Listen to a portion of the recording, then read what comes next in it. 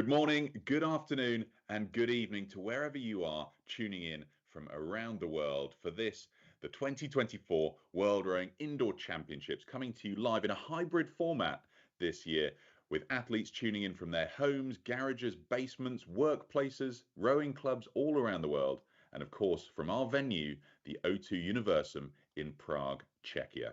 Loads to look forward to, 2,000 athletes competing from around 50 nations in 62 races across the course of today and tomorrow. My name is Peter O'Hanlon, and joining me today is our all-star commentary team for this first batch of 13 races today, where you can see here on my left we have Camilla Hadland-Horrocks, one of World Rowing's famous commentators, and of course Shane Farmer, founder of Dark Horse Rowing, one of the leading online educators in indoor rowing training. Guys, great to have you here with us today. So much to look forward to today. Now, Camilla, tell us a little bit about what you're looking forward to in today's session of racing. Thanks, Pete. I mean, it's great to be back in the hybrid format. This is something that we tried last year and it was a great success. So amazing we can connect all these people from around the world into our venue in Prague so they can race against one another, no matter where they are in the world. But for me, particularly today, I think we've got some exciting races. First up in the para rowing categories, we've got some people that will be competing at Paris 2024 this year, notably the Polish PR2 mixed double, Jolanta Mikhail Godowski. Really looking forward to seeing them take to the stage, but also really looking forward to the Versa Challenge, because that was a real treat last year, and now we've got a little bit of expectation on what that looks like, and the competitors now know what they're facing this year. I think that'll be really interesting to watch later on today. Yeah, I love the varied formats we can enjoy in indoor rowing. And Shane, how about you? It must be tricky to set yourself up for something like the Versa or prepare for an indoor championships of this scale. Yeah, Pete, absolutely. It's been, we started this thing in person. We went online. We went back to in person. Now we've gone to hybrid. We've created this experience where no matter what kind of training scenario you're able to be in, you can find a way to engage with and be at this competition, whether it's in person or online. And so what we're finding throughout the year is that the training format is changing depending on what kind of athlete you are and the way that you engage in this. And we're seeing a lot of athletes come back multiple times. We're seeing names as cream rising to the top here, and we're starting to see them jump categories now. Camilla was talking about the Versa category. We're starting to see athletes make the jump now from having been previously in the 500, the 2K into the Versa Challenge. It's getting exciting. I'm really excited to get things rowing this year. I love that about the indoor championships, and particularly with our hybrid format, which we've been rolling into for a couple of years now. And that means that we get people coming in from all around the world, as well as in our venue site in Prague, Czechia, the O2 Universum. So we're going to watch a little bit of a video that explains how this hybrid format of indoor rowing works. The World Rowing Indoor Championships are coming to Prague. It's time to spin the wheels.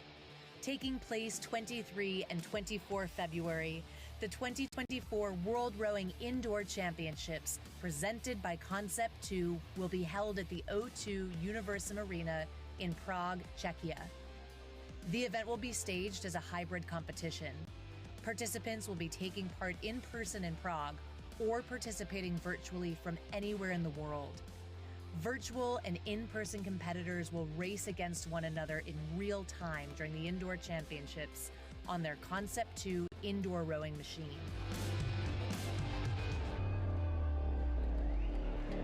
Using Time Team's home race software, the competitors will be all virtually connected.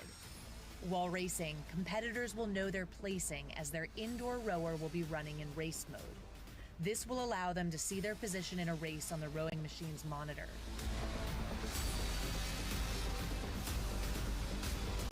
Officials, lane judges, will monitor every race to ensure races are run fair, safely, and on time. There are 3 types of races competitors can enter. Individual distance races, either in person or virtual, over 500 meters or 2,000 meters. The relay races, also in person or virtual, where teams of 4 race over 2,000 meters. And finally, there is the World Rowing Versa Challenge, returning after a successful first edition in 2023. The competitors in this category will complete 5 challenges on the indoor rowing machine over 2 days to crown the most versatile indoor rower in the world. Competitors from 60 nations are registered to take part in the championships, with ages ranging from under 17 to over 80. The World Rowing Indoor Championships is an event where athletes can show their raw speed. Olympic rowers and fitness enthusiasts alike will be there on 23 and 24 February to compete and spectate on some intense racing, all hoping to claim the title of World Rowing Indoor Champion.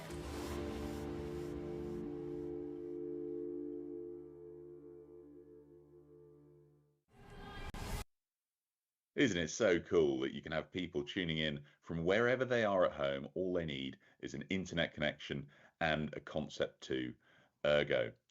Now, we're only a couple of minutes before the start of the first race. We've got 13 races lining up through the course of this morning's programme. We start with the PR1 and PR2 men's category, racing over 2,000 metres. That's our first race up, and shortly we'll be able to go down and see how things are looking in the O2 Universum in Prague, Czechia. But let's start with you, Camilla. So this first race, it kicks us off in the 2024 batch of this indoor rowing championships. What are you looking forward to?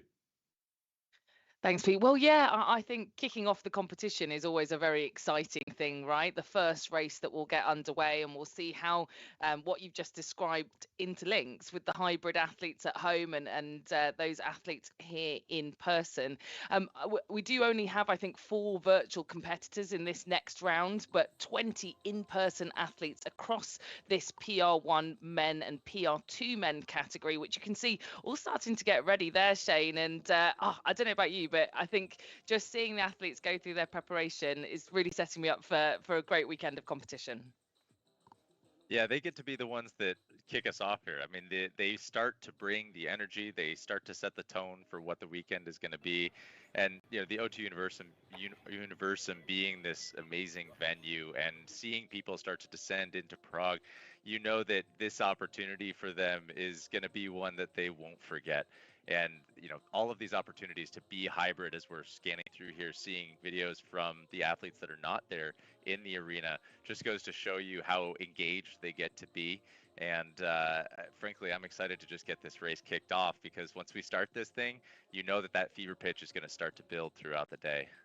It is, and great to see those pictures there coming all the way from Egypt. So just one of the many countries that we'll see kind of dialing in from across the globe. And in person there, we've got so many athletes competing here across the weekend from Czechia, from their home nation at home games. And Shane, I think that we've seen that over the last few years, that sort of fever pitch and high excitement, actually even more so for those who are competing on home ground, as it were, in front of the crowds.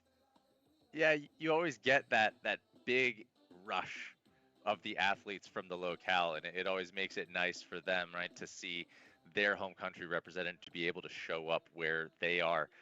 You always see those athletes show up in mass. Looks like we've been given the stop rowing this first race, about ready to get kicked off here.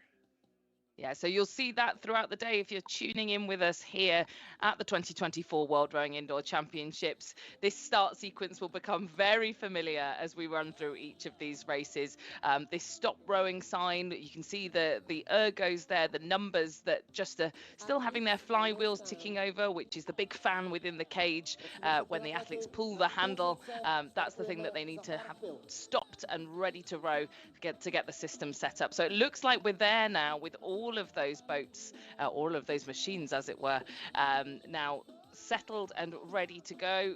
Great there to see Carlo, Fabio, Marcelo, Casalni in home, ready to get going at the same time as all these athletes. Now, attention, here comes the start sequence, and off we go with the first race here at the 2024 World Rowing Indoor Championships. And actually, Shane, we've got 2 races going on concurrently here.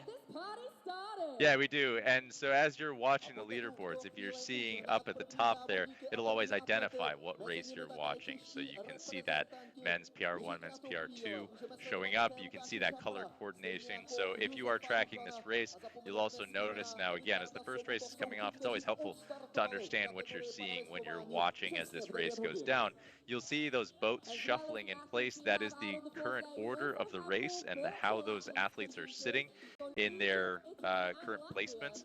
And as the race goes on, those boats will continue to shuffle. I feel like we should come up with maybe a way of representing the ergo as a small picture now. Now that we know that indoor is its own sport now, maybe next time we'll start to see little ergos floating along the screen as we show this competition. What do you think about it? Well, look, I know there's a whole load of different kind of virtual technologies that are being introduced into the world of indoor rowing, and maybe that's the next one as well that we need to think of, Shane. I think that was a great idea. But for now, I think, you know, boats fairly representative of rowing, I suppose. And look, we've got all of these athletes filtering down. We had an early lead there from Jake Woods of Great Britain, the Scottish athlete, pitching here for a time of 7:40 is his predicted time. So we'll have to keep an eye to see if he secures that. But currently running in silver medal position behind Ala Ibrahim of Egypt. In third place at the moment, it's the Netherlands' David Zelenberg in that PR1 men's category as they come up to that 500 meters to go marker. And 500 meters gone, Shane, that's kind of a bit of a switch in pace, maybe a little bit of a switch in mindset as they prepare for the final 3/4 of the race.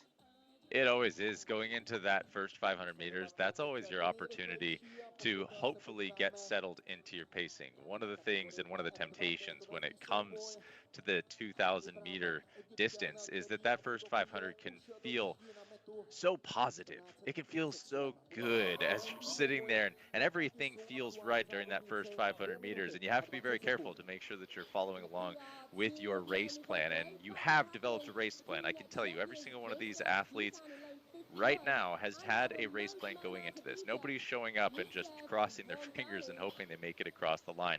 And one of the temptations when it comes to a race like this is that you get the energy of the athletes being next to you or seeing the leaderboard standings, and you want to push just 1 second or 2 seconds faster outside of that comfort zone because, hey, the energy's high and it feels good to go there. The problem is when that first 500 hits, now as they're getting into the 1250, you always have to think about that middle 500 portion, 1250 to 750. I often think that's where a racer's won or lost. Well, look, great to see Peto Zsolt there, Zsolt Peto on the screen from Hungary. He was contesting at the World Rowing on Water Championships last year in Belgrade, but here once again representing at the World Rowing Indoor Championships. And yet another athlete we just saw there from Poland, Michał Godowski. We mentioned him before. He picked up a bronze medal at last year's World Rowing Championships. So some great talent here competing in these PR1 and PR2 categories. But look at this race that's developing here for the sort of medals in the PR2 category. It was really close running into 500 meters gone, starting to string out a bit here, Shane. And actually, maybe this is exactly what you've described, right? Is maybe that pacing not quite hanging on, not quite transferring into that middle part of this race. Yeah, I was watching that PR2 and it was tight there. Now that we've crossed right over this 1,000 meters, it's starting to look like there's some splintering beginning to happen there. But if we look at both PR1, PR2 right now, it looks like our top athletes are holding that lead and starting to gently put a little bit of space between them. So Ala Ibrahim in that PR1 and in the PR2, Josef Dukin looking like they are starting to take that stance, starting to push away, starting to see a little bit of a meterage gap there. It looks like Jake Woods there sitting in second in the PR1 is unwilling to give much more than that. So we'll see. I was seeing an 18-meter gap there, but we'll just walk back to 17, now 16. I think there may be a race starting to happen here, perhaps 1-2 in both of those positions, something that's worth watching.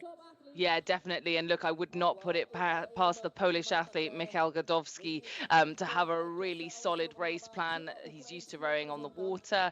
We'll see his mixed double partner racing on later on in the women's PR2 category. But hey, look, you've got to be a pretty experienced athlete to be picking up a bronze medal at the World Championships and be heading to Paris later on this year. These are one of the faces that we'll see contesting at the Paralympic Games later on in August and September of this year. So yeah, we'll keep eyes on him, sort of closing that gap down to the local favourite, Josef Dukan, in the gold medal spot at the moment in the PR2s for the for Czechia, and that would be a great hometown story. Now, jumping back to the PR1 category, look at the support here for Ala Ibrahim, the leader, the gold medalist, currently into the final 500 metres of this PR1 category. But Jake Woods really making strides here for Great Britain, Shane.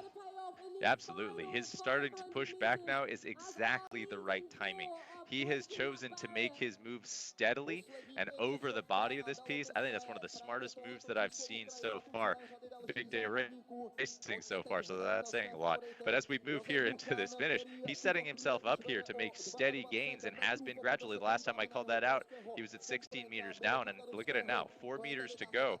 I'm sure that Ibrahim is feeling that heat pressing on his shoulders right now, knowing that Woods is unrelenting, and we can see those splits starting to change. We're going to see an immediate change of hands here as I'm talking this through. And if we look back down to PR2, we're seeing Joseph sitting in first, 22 meters back now. Godowski, I don't think there's going to be enough space to make that move if we're looking at those splits sitting nice and even as they push on. Those third place positions, now let's not forget about the third, fourth positions. PR2 looking like we're going to have a bit of a competition perhaps between Wardani and Boskert there as they push through to the finish. But looking now like Woods has taken that lead. Yeah, wow, what a sprint here from Jake Woods of Great Britain. He's not been rowing for too long, but got the chance to represent Scotland at the Home International Regatta last year on water, and now looking at potentially clinching himself a gold medal here at the World Rowing Indoor Championships. What a story that would be. He's up at 42 strokes a minute. We've got Joel Petto on screen. Back now to Jake Woods, our leader, and look at that stroke rate, Shane. He's only got a matter of, 25 strokes to try and continue that push past the Egyptian. Yeah, he is unwilling to give up, and all he wants to do is clinch that gold. The sooner he gets there, the more pain he puts himself in, the sooner he's going to be able to rest. I think he knows what's coming for him, and he is going to be able to stand with that gold. Getting excited there after this race is over. Looks like our PR2 is finished up. Joseph Dukin and Michael Godowski sitting there crossing the line, 149.7, 150.9 respectively, 1-2 determined there. And here comes Woods coming in for that finish. Wow, there what a great finish. And he wanted 7:40. We saw that on his projected time, 7:41.2 to take the gold medal in that PR1 category. And a great example of how two athletes can be racing each other from two completely different geographical locations, but still doesn't sort of preclude from making a great sprint there for that gold and silver medal. David Zelenberg of the Netherlands was the bronze medalist in that PR1 category. But you can just see what that takes there. That final sprint at the end where Ala Ibrahim was going head-to-head with Jake Woods, that's really taken it out of him, Shane. That's that pose you love to see. It's that laying on the floor, that moment after the race, that, oh my, what have I done feeling as they sit there, knowing that they had a great race behind them. And for Ibrahim especially, you have to imagine, right, he clearly poured everything into that. And I think he was trying to make a statement early on. I think Woods played a really smart race there. Ibrahim, hopefully he was happy with his performance coming out of that. I mean, it's tough to be upset when you've got a silver, right? I mean, I think that's pretty good finishing. Yeah, pretty good finishing and a great race, which is all you can hope for. Look, there's our bronze medalist, David Zelenberg, on screen from the Netherlands on that PR1 category. Still some athletes moving through the rankings now, moving through their 2,000 meter piece. And on screen, another athlete from Poland just making their way through the final sprint. That must be Jan Folger Leszek, or Ardejs Skipinski, I think it is Ardejs Skipinski there, who's taking the final 3 strokes of his race. And great to have a team here. Look, we've got lots of athletes that have travelled all the way to Prague, right? He'll have travelled here, presumably with Michał Godowski and a few of the other Polish athletes that have made a real trip of coming across to Czechia for this championships. And that really, I think, must be quite a motivating experience to be joined by your teammates. Yeah, you find that that in these events, a lot of the athletes will travel together. They will make sure that they're arriving together. They may row in virtual teams around the year, and they have these really tight-knit bonds with the athletes, whether from their own country or whether represented under perhaps a team flag that they row with. And so coming together in person, this is their opportunity to see each other. Recently saw a post by Gilmore, who's in the Versa Challenge, that was saying that, you know, we all typically row in our garages, our basements, our spare bedrooms, but the best training situation we have is when we all get to come together and create a training environment in one place. And I think since COVID and since the pandemic, you know, that's become even more crucial and even more motivating for people, right? Is to get together, to train together, to race together, as people spent so long without it. And indoor rowing was one of the big connectors, one of the big networks that we created worldwide when we hosted this championships fully virtually. And look at this, what a great effort here from the local athletes from Czechia racing at a home games. Absolutely incredible stuff. Athletes here from all over the world, from Team Iran there, and the atmosphere in the stadium building as we've got a number of races still to come. We've still got at least one more athlete out on course, as it were. That's the French athlete Damien Meyer, who is still pressing on. The last few 100 meters to go. They've just crossed through 400 meters, 450 meters left to row. And I'm sure, you know, having seen everyone else around them, they'll be really inspired to sort of push on. They're up at rate 47, Meyer, here to try and conclude this race. And there you go. Lots of support coming from the volunteer behind to try and get him through the line. We've got Kalkanyi on the screen as well, about to cross over that 500 meters. I believe we saw him as that race was about to get started. We were checking in with him. So we may or may not get another look at him as he crosses that 500-meter mark and comes in 3/4 of the way done with this piece. Hopefully he's just cruising along, knowing what he's got to do, and can smell that finish line.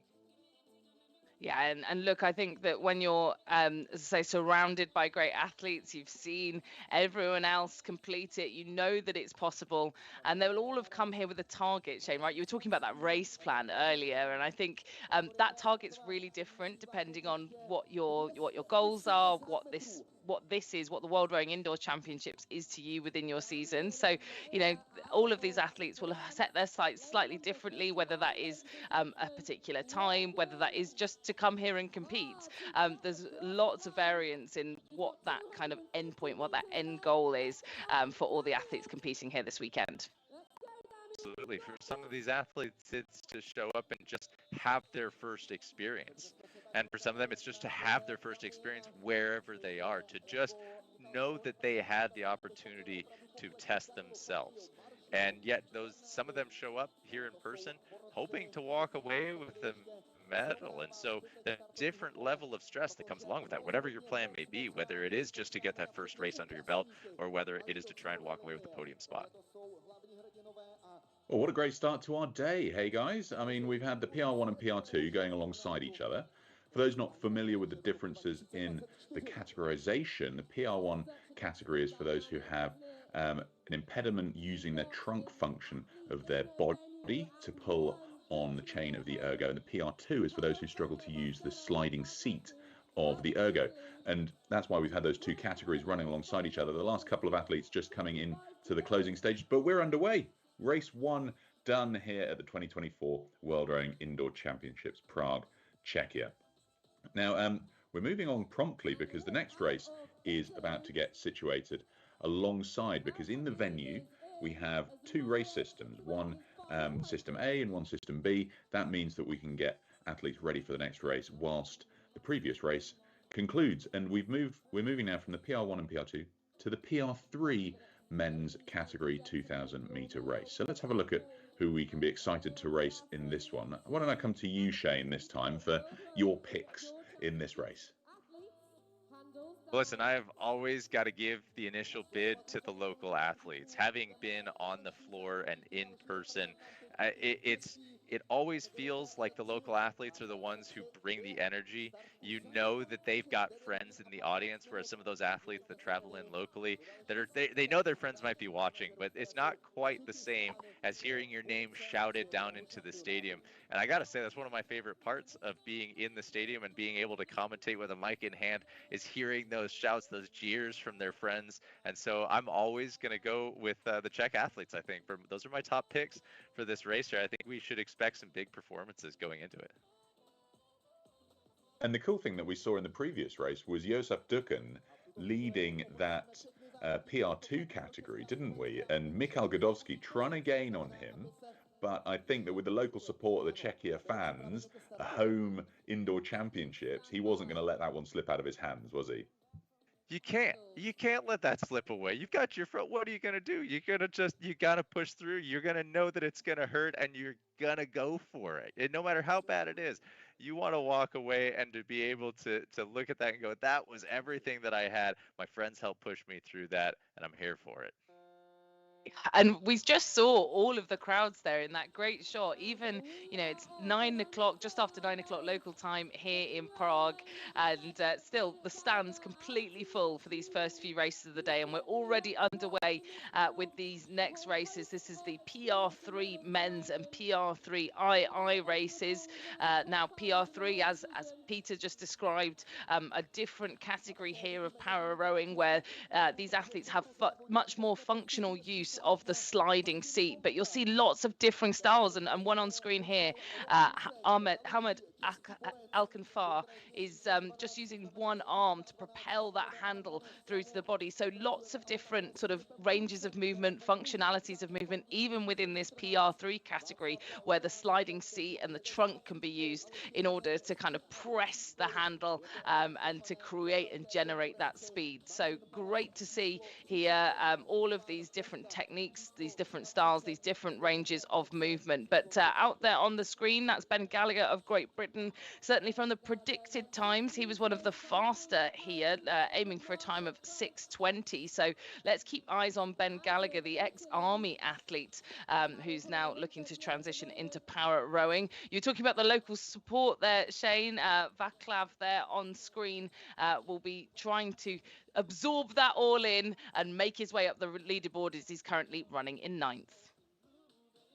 And as you pointed out, as we're watching the different styles here, and one of the things that is important to call out is that in our PR categories, you will see different styles of rowing. There is no uniform categorization of injury or that has led you into your PR category. So it's important to note that you will see different rowing styles within each category. But I think that's also a testament to the ways in which this machine can be used. And I'll always bring that flavor to this, but it's really what makes this such a usable machine and allows it to be such a great environment for testing, is that no matter your use case, you can find a way to this, even in competition.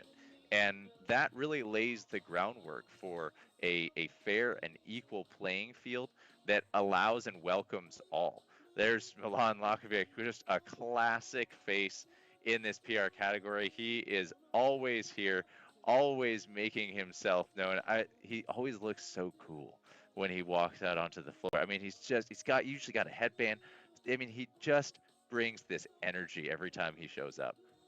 And currently running in a medal position, Shane. So hopefully we'll get to see that energy transferred all the way to the podium. But it's early days yet in this PR3 category, which is the race you can see developing here on the board. And look at this, just 1 meter separating Ben Gallagher and Marco Frank, the British athlete and the Italian athlete.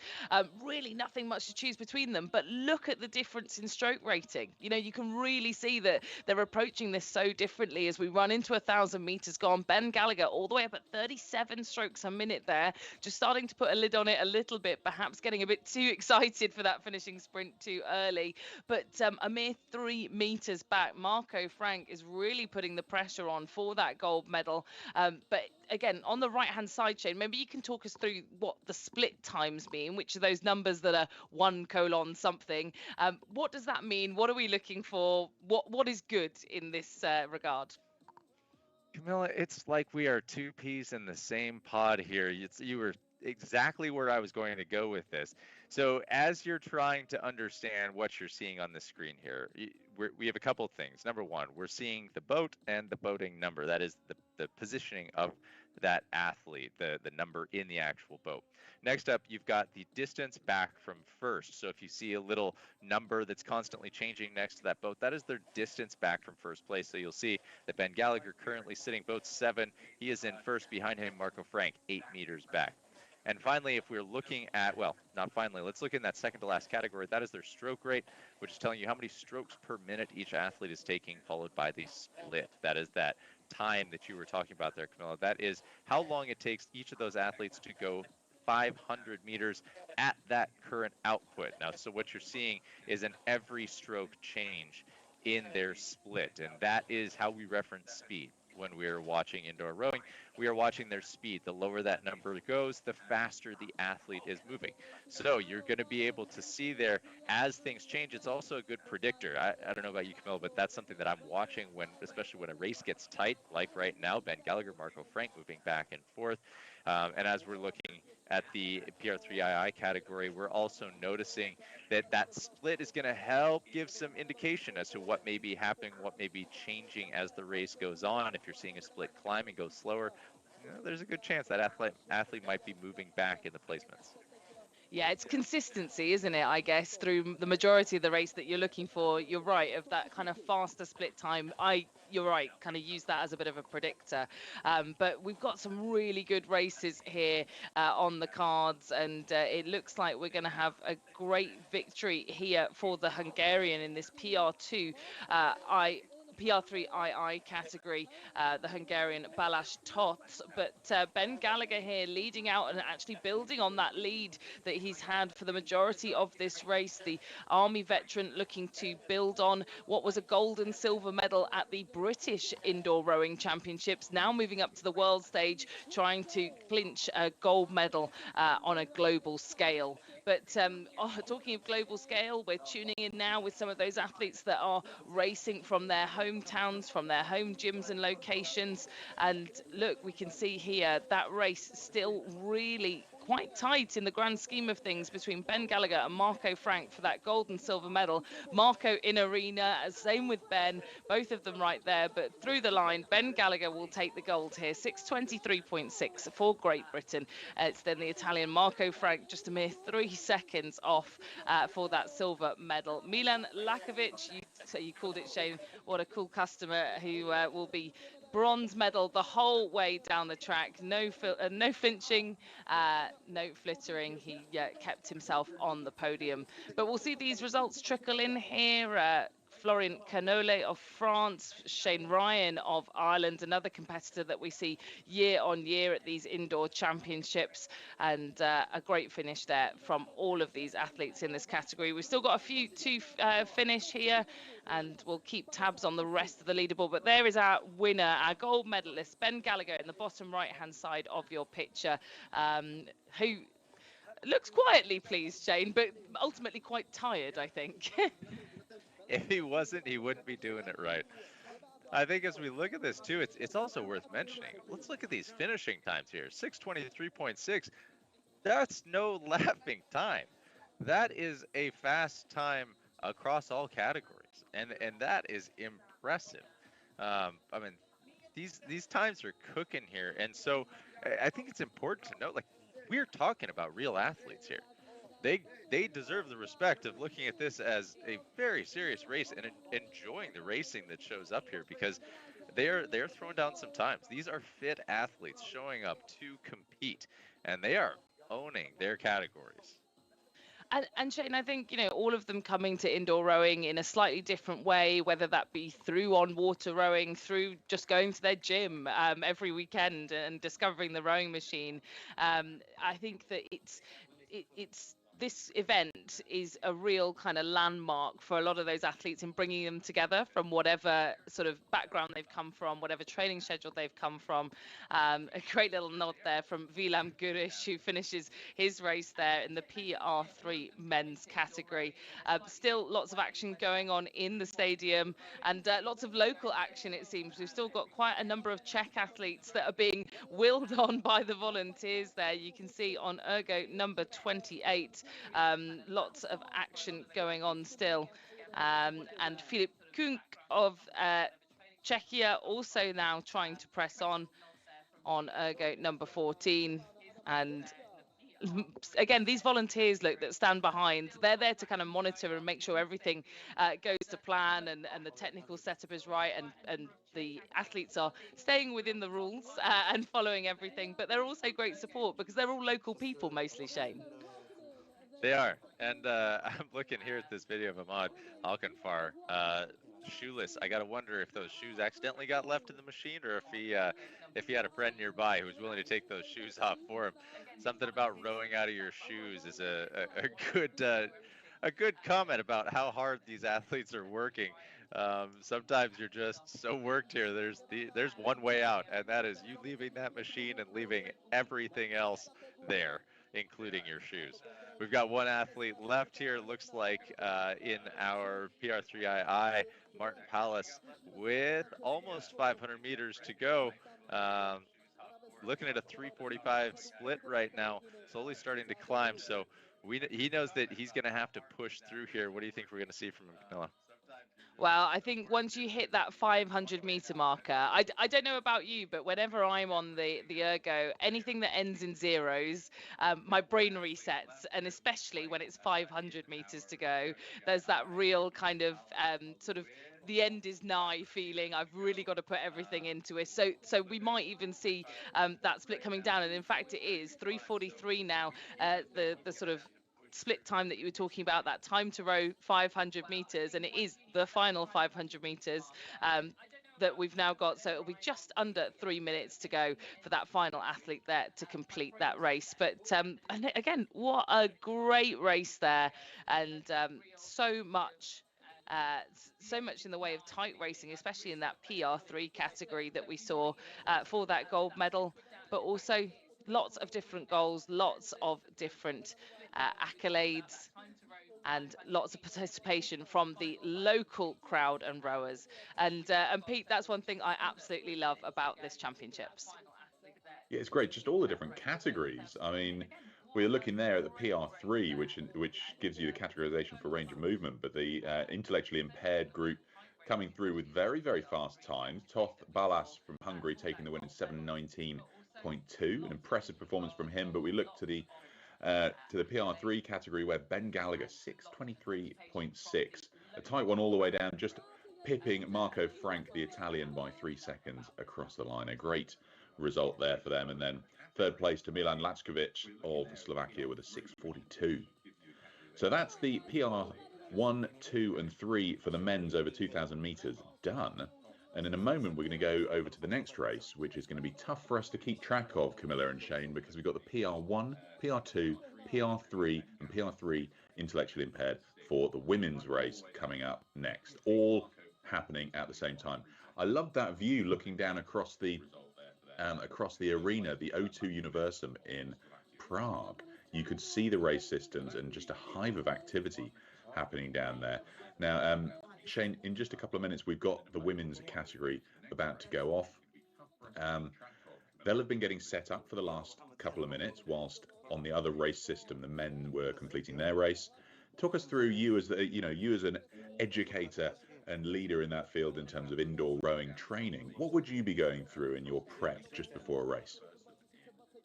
Yeah, as you're sitting there and you're getting ready to race, you got to think about a couple things. You're going to have backstage access to start getting warm. You're going to have the ability to get onto a machine.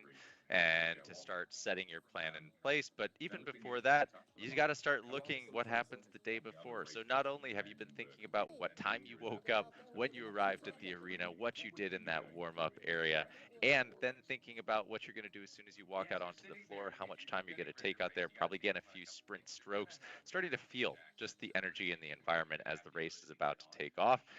It's a whole plan that gets laid out there. So there's a lot that happens, and the best of the best make sure that they don't leave anything left unattended. Yeah, well, it's got to be tricky going through those final nerves because we're less than 30 seconds away now until the start of that race. So why don't I come to you now, Camilla? Um, we've been through the three men's para categories into the women's now. Who are your picks? Well, there's a couple of really good names across these categories. You mentioned plenty of them. We've got Sylvia Piele-Steppart of Germany, someone that we see again both on the indoor machine and on the water. We've also got Jolanta Majka, the other half of that Polish pairing we talked about earlier that got the bronze medal at the World Championships. So let's see if she can replicate the performance of her doubles partner and get herself onto the podium. But again, we've got PR1, PR2, PR3 and PR3II across all of the different boat colours, and we'll keep you up to date with that throughout this race. But currently, Sylvia Piele-Steppart just on screen there, Sarah Al Mansour of Saudi Arabia here in the PR3 women's race, and presumably coming to us all the way from Saudi Arabia, Shane.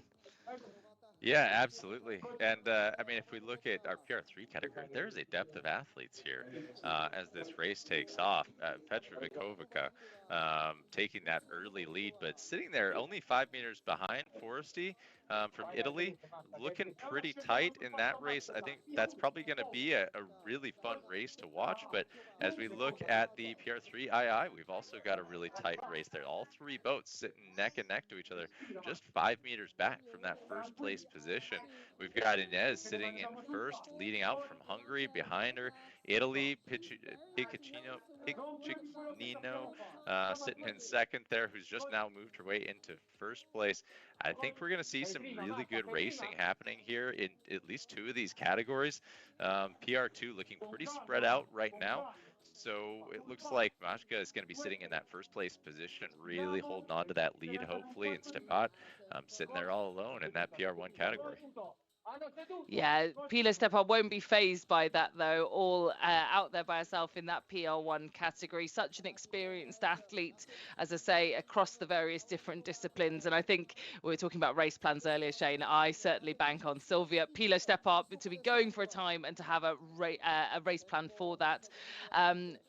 Petra Kvikova of the leader there in this category of the PR3 women's race, and out there in gold medal position with a buffer of about 8 meters at the moment. Very similar 500-meter split times to the silver medalist runner at the moment, Carolina Foresti, and Germany's Jasmina Beer in bronze medal position as it stands, a little bit further back from those leading two athletes. But we will continue to keep an eye on each of these four different categories. It's the PR3 category in the pink there, and on the screen our silver medal runner at the moment, Carolina Foresti, right, a little side eye there in the arena, Shane. I wonder whether she sat right alongside, well, indeed she is, the bronze medalist Jasmina Beer of Germany.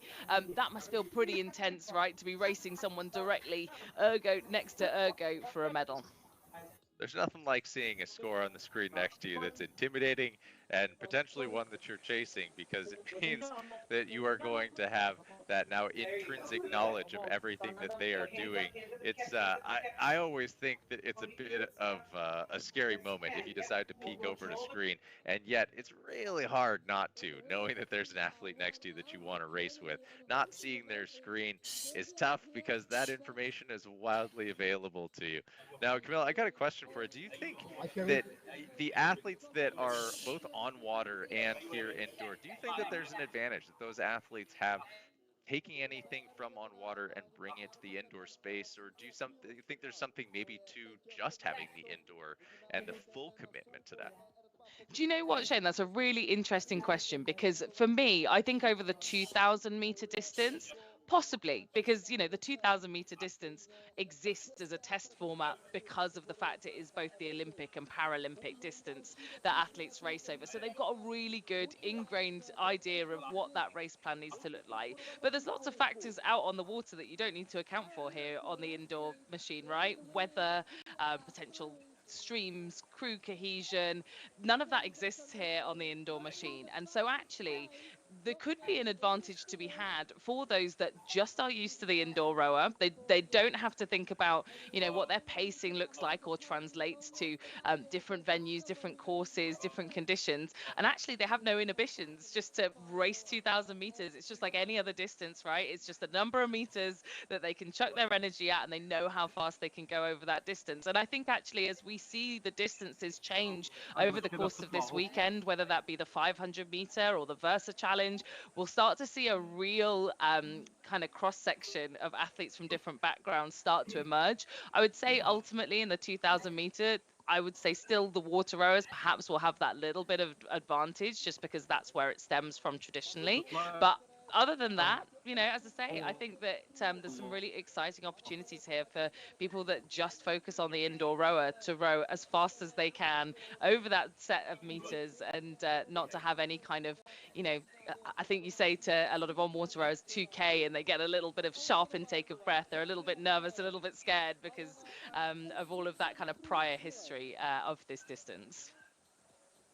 I think you may be onto something there. You may be onto something of just the straight on focus on this distance being something that you can perhaps maybe keep a little bit more enjoyment for, rather than having a little bit of that what do we call it, type 2 fun that happens from the rowing world, right? Perhaps that you get to have a little bit more singular focus on that. Now I'm enjoying the shots back to Pila Stepat there, keeping that 46-47 rate. She is flying. Her splits are smooth, and every time I see her, we are looking at just these light, crisp movements. She is so strong on that stroke. You can tell that she is dialed in and executing on that race plan that she wants right now. But let's not forget about that PR3 category I mentioned. That's our deepest category as we come into that 250 meters. We've got Petra Kovikova there and Foresty right behind her, 11 meters back. Splits are even right now, 154, 154. Let's see if there's a move that Foresty can make here. Beer sitting back 52 meters behind, sitting at a 157. Looks like she may lock that in. But let's see if Foresty's got an opportunity. 10 meters now. If she can start dropping that split, 250 meters to go, maybe there's something she can do. Yeah, and she's looked really strong. We have been kind of flitting camera shots to Foresti in the arena, and there she is. She looks so stable, Shane, and I think that's a really good, efficient stroke. She's not wasting any energy at the front end or the back end of the stroke. She looks really composed, really upright, and when you need a sharp intake of breath for this final 100 meters that we've got now, she's closing down those meters. She's 7 meters off the lead of Petra Kovikova, and this is going to be a real nail biter for this gold medal in the final few strokes here. Absolutely. Wow. That was a finish. 0.2 of a second off. She moved just a little bit too late. If she could have had that drop maybe 50 meters sooner, that maybe there was a chance that she was looking at either a tie or a win there. But I'm sure she's going to be happy with that silver medal position either way. Yeah, and these are the top 3 finishes we've now got in that PR3 category. But let's focus now on what looks like our gold medalist from the PR3 II category, that intellectual impairment category that Pete was describing. We had our gold medalist up on screen a minute ago, Marta Pechino, and she is now through the line in a time of 8:13.5. Sylvia Pila Steppart here, the legend that continues to make waves in this sport, and she really has been out there and pushing past a number of athletes in other categories. It mustn't be easy to be out there in your home environment, right? And it looks like she's solo. I couldn't see any supporters. They may be behind the camera, Shane, but all she's got is that data on the screen in front of her, and she's made a really impressive performance there. Time of 8:32.1, even ahead of some of the athletes that are there in the stadium in other categories. Yeah, there's Piccanino there, having crossed that finish line, knowing she took that first place position. That's got to be a good feeling. You can see that hand come in from whoever that supporter was in that space. And as you said, I'm going to keep my fingers crossed for Pilla Chapat that she's got some friends in that room. I'm sure that's going to make that environment so much more fun, rather than just sitting in a room by yourself racing. Yeah, and we must make a note here. I'm not sure we mentioned our gold medalist in the PR2 category, Yolanta Maika.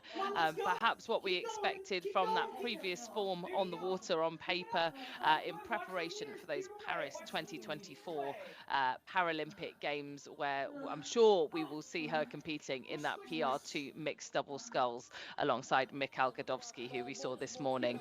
Still a few more athletes to finish off here, and more local athletes looking for their time to shine. We just saw Lucy Horokova on that ergo there, number 45, with 30 meters still left to row. But I think we will see some smiles from these athletes soon when they realise the gravity of what they've done and where they've competed at the World Rowing Indoor Championships. But I guess that initial feeling of putting the handle down, Shane, is just exhaustion, really. They're smiling on the inside when that race finishes. I think that's the thing we could take away from this. You know that they're happy. We talk about type 2 and fun. You know that they're having a good time. They wouldn't have showed up if they weren't excited for this. And yet at the end of the day, you still have to put it all out there. I mean, that's the name of the game in this sport, is just making sure that you can empty the tanks when it's time to go.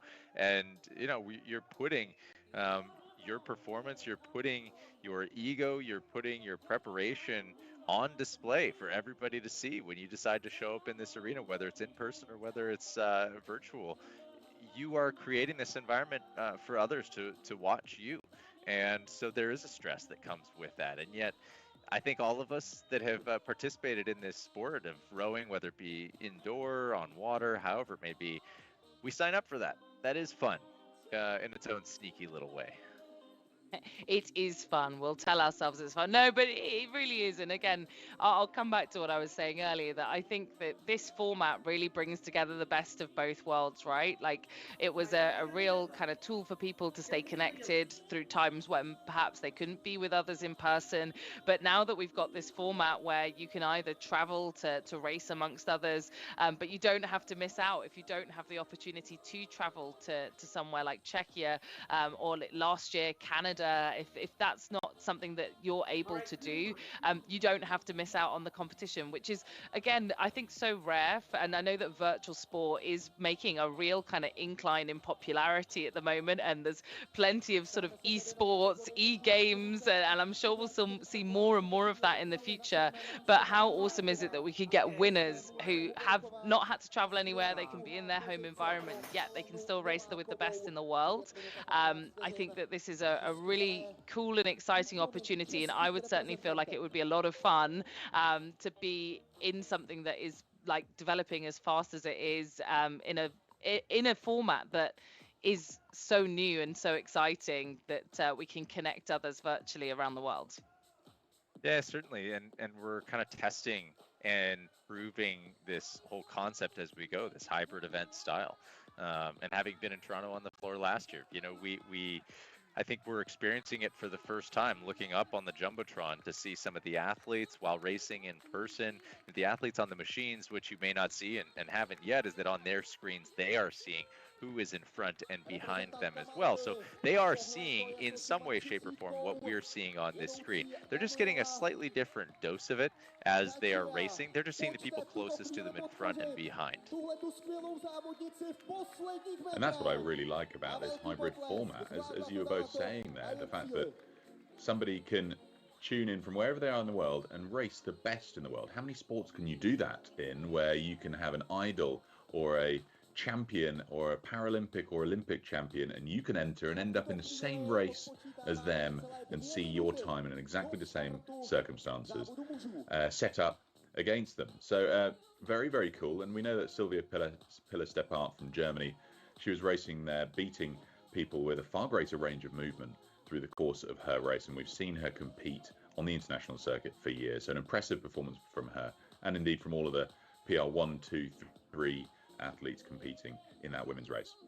Lots still to look forward to. That's all of the para races done for the course of this morning, and a great intro to our 2024 World Rowing Indoor Championships presented by Concept 2. We're going to move on shortly to the first of the age group categories for the 2,000 meter distance, where next up we've got the 40 to 44 men's category due off in just under a minute's time. So this is a big field. It's going to be a fast race in this one, isn't it, Camilla? So I wonder, what do we look for in a race that's going to be as quick as we expect this one to be? I think looking for good pacing, looking for people that are disciplined to stick to their race plan. And we've got a couple of athletes here who have been really successful in other age group categories. So I'm keeping my eyes on people like James Wade, who has just moved up from the 30 to 39 category up to this new category, 40 to 44. Let's see if he can replicate his kind of success in this new category versus that gold medal that he managed to secure last year. So I think those are the kind of things we need to watch out for, but also a really big projected time here, Shane. I can see a 5:59 from one of the local athletes here on the predictions for Vaclav Zita. Wow, the Czechia fans, you can see them there in the foreground, must be getting excited, because anything that starts with a 5, like Pete said, some big times coming up here now. If you know Vaclav Zita, he is a monster of a human, and he is, I mean, the man is gigantic. I think seeing those kind of times out of him, not entirely unexpected. Frankly, I'd be disappointed if he didn't.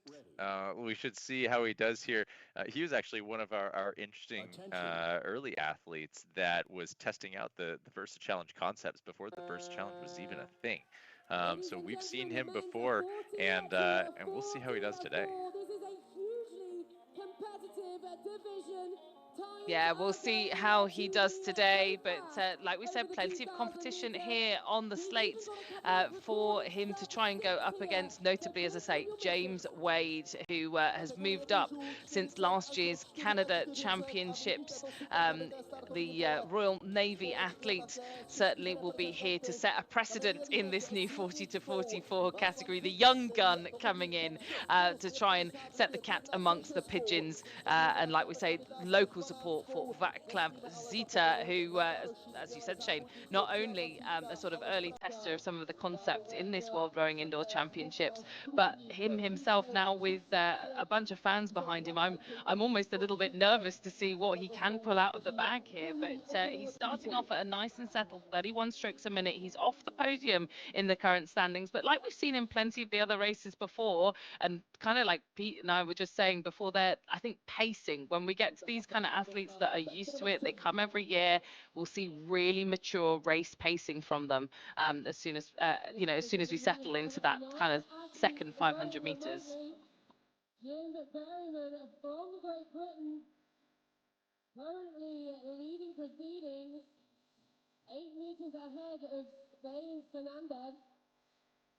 And James Wade of Great Britain closing the gap. Lane number 5, ladies and gentlemen, representing the Royal Navy. He's only 11 meters behind Berryman. Well, we can hear all of the atmosphere in the studio. We can hear all of the atmosphere happening there in the arena in Prague. That was a little snippet into what they must be feeling there. But all around the world, lots of different environments that people are tackling this indoor championships from. And Henry Vihalainen there of Finland in this 40 to 44 categories. He's slightly down the pecking order here, not currently in with a chance of a medal, but looking very strong and very efficient there. We're already motoring towards almost halfway, and I think the next sort of checkpoint for a lot of these athletes will be that 1,250 meters. And Shane, I don't know about you, but for me, when I was doing 2Ks, 1,250 meters, I used to count 30 strokes, and that would get me over the halfway marker and watch my meters tick down from 4 digits to 3. Yeah, I always took that to me. I went 1250 to 750, and I saw that as its own 500 meters. It was something that I tried to take as almost a fifth 500 within the piece, where normally we look at it as 4 quarters, first 500, second, third, and fourth. I like to look at it as a bit of a fifth 500 that I used that would get me mentally over that hump. And when I came out of it, I knew that I only had a 250 that I had to worry about to get to the final 500 meters. And then once I got into that position, I always felt great. So that's where I always try to dig in and give my best effort mentally and physically, looking at that 1250 meter mark. You can see we've passed over that 1,000 meter marks. Jim Berryman here sitting in first place, holding a 131 split. Back from him, 22 meters back, James Wade behind him, Alberto Fernandez. Looking at the rate on Wade right now at 35, definitely holding that high rate compared to everybody around him. We'll see what he's able to do, if maybe that's going to pay off in the long run, or if that perhaps might burn him from running a little too close to the sun. Yeah, and I think that's the real key here, right? Is you've got to be right on that red line of going too close to the sun, as you describe it, Shane, but also trying to produce the best time possible. And I think 2 kilometers are a really difficult distance to do that, right? Like it almost kind of sits in its own category. It's not quite a sprint. It's not quite long distance. It's I think the nearest thing it's akin to is being a bit of a middle distance runner, right? Is that trying to execute that perfect performance where you've not completely moved into the red and use that anaerobic kind of system, but also not leaving too much in the tank is so difficult. And these athletes will have practiced that time and time again. But a great performance here in this 40 to 44 category. The gold medalist now well clear with 500 meters to go. Jim Berryman of Great Britain currently walking all over his fellow country compatriot James Wade of Great Britain. 2 Brits atop the podium going into the final 500 meters and closing in on 250. But the bronze medal fight here, Shane, separated by merely 3 meters between the Frenchman Jonathan Matisse and Alberto Fernandez of Spain. Yeah, you got France and Spain competing for that 3rd place position, but I think there's going to be a bit of a point of pride here as they come into that finish, sitting with that just very thinnest of margins between them with 250 meters to go. Anything could still happen there. Berryman looking like he is going to walk his way into that finish in 1st place. Wade sitting behind him, 35 meters back. But again, as you called out, Madison Fernandez sitting with 250 meters to go, just 5 meters between them. Splits looking even. If that stays the way it is, I think we're going to see our leaderboard sorted out already, unless Fernandez has got something left in the tank. Yeah, and I don't know whether Fernandez will now. I think that was the opportunity to do it. That's where the door was open a minute ago, and that slipped out of his fingers. Look at all of these different stroke rates here in the arena. I can barely keep up with what's going on. So many athletes here competing in person in Prague. We've got 35 of them out there on the floor, just 8 tuning in from around the world to contest. But look at this, so strong, so long here for these athletes. And the final few hundred meters now, but a winning time of 5:58.2, even faster than that projected time of Vaclav Zita. He's slipped off, not quite managed to achieve that 5:59 that he predicted, but someone swooped in here, Jim Berryman, to clinch that off him. That's a really impressive time, Shane, to see here in this 40 to 49 category. It is. Berryman laying down the first sub-6 2K of the day. Hopefully a lot more to come after that. You know, every category has its kind of gold standard mark for that 2K. And it's always fun to see those athletes start to dip below those. And you know that when you start to dip below them, you're getting into those really tight margins for the athletes. Looking now at Mirko Peluso with 115 meters to go. What a beautiful setting there. Loving that just stone white arch behind him. What a great place to be able to put in your 2K as he brings his way into the finish now. 54 meters to go. He's going to be our final athlete crossing the line. Yeah, and all those different settings. I think you kind of need those stone white walls, don't you, in Italy in the summer?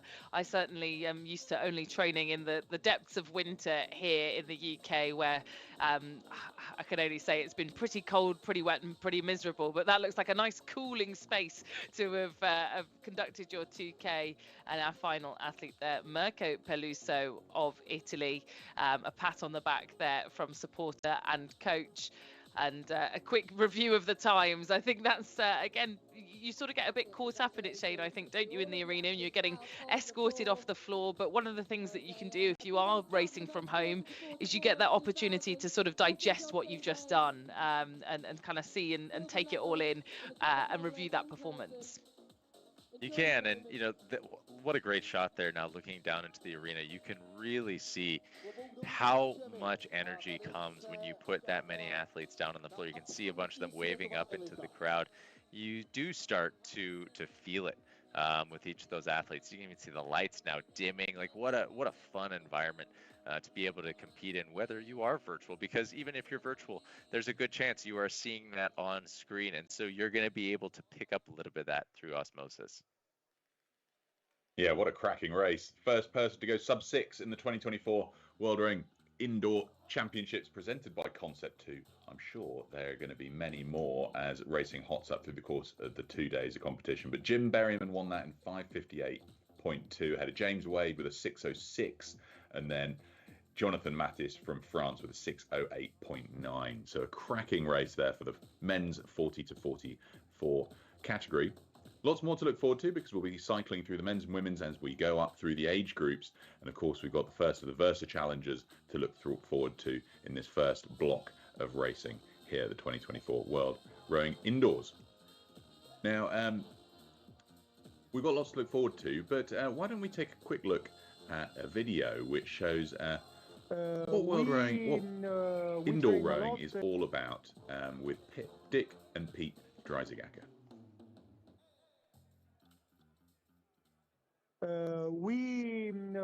We train a lot and we have good feelings about the winning, and now we have set a new world record, so we expected to set a new world record, but not so to go so fast.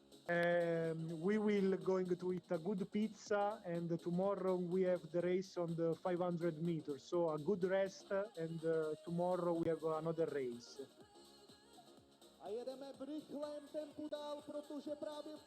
Marta Piccinino there, who set the record in the PR women's event just a few moments ago. Good to hear from her and her friends over in Italy. But now we will take a look at that video of Dick and Pete Dreisegacke and indoor rowing.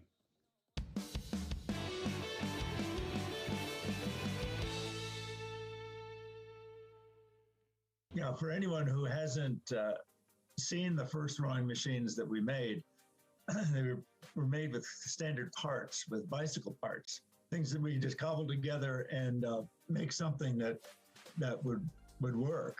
The rowing community was so ready for something that was a training machine that was really affordable, that they could get on, that they could get enough of these machines together to have a competition. I mean, the rowing community is what made it work. I guess in the back of our minds, we always felt that indoor rowing could someday take its rightful place along with indoor, stationary bikes and treadmills as sort of the mainstay of indoor cardiovascular fitness. It's something we've been trying to promote to as many people as possible, trying to build that base of people who embrace rowing, and we felt like we were the only ones out there trying to push it. And now there's some real momentum, and we're seeing the numbers of people who embrace rowing as an activity just skyrocketing. It's really full body. You get full movement of all your limbs and whatnot, and it just makes you feel good after you row.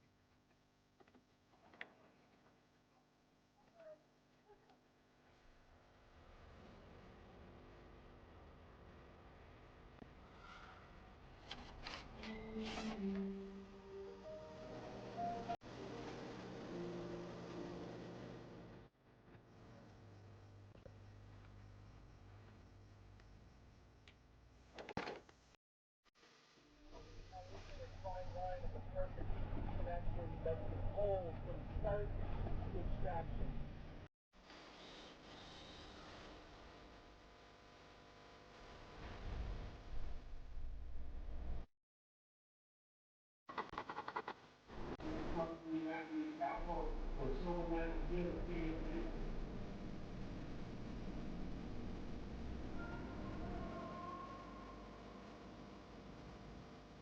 them across the line. It's an emphatic victory.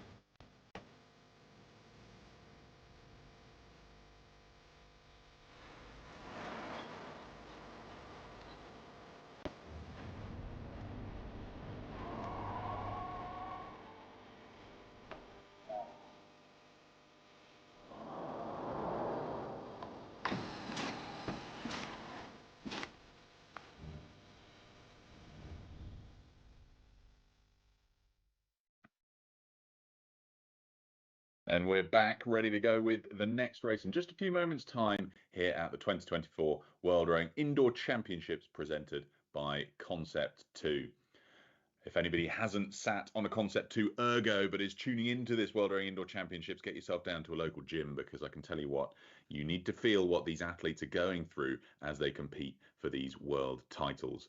Loads to look forward to, because we've been through the power rowing event of the morning and we started into the able-bodied categories with the men's 40 to 44 age group, and next up we've got the women's 40 to 44 age category. So loads going on here now.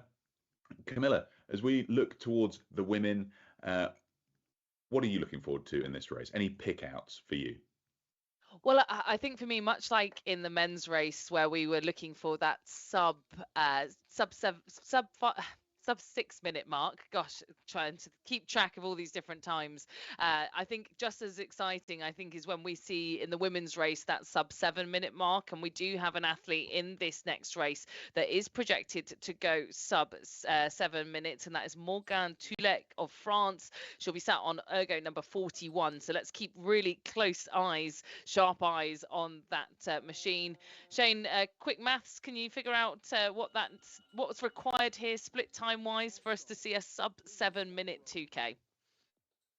I can absolutely do that math for you. Give me just 2 seconds. That would be a 145 split in order to get us below that 7 minute time.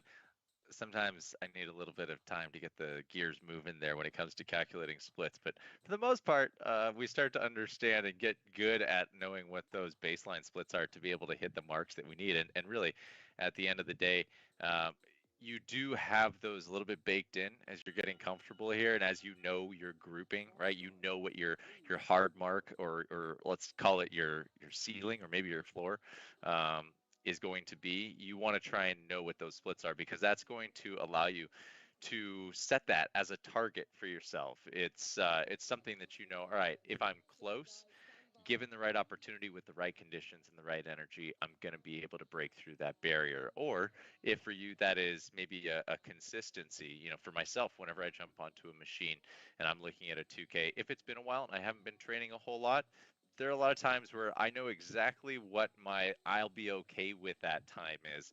And I know that is my, like, hey, as long as I'm doing that, I feel fit enough, right? And I think a lot of athletes probably have that time baked in as well.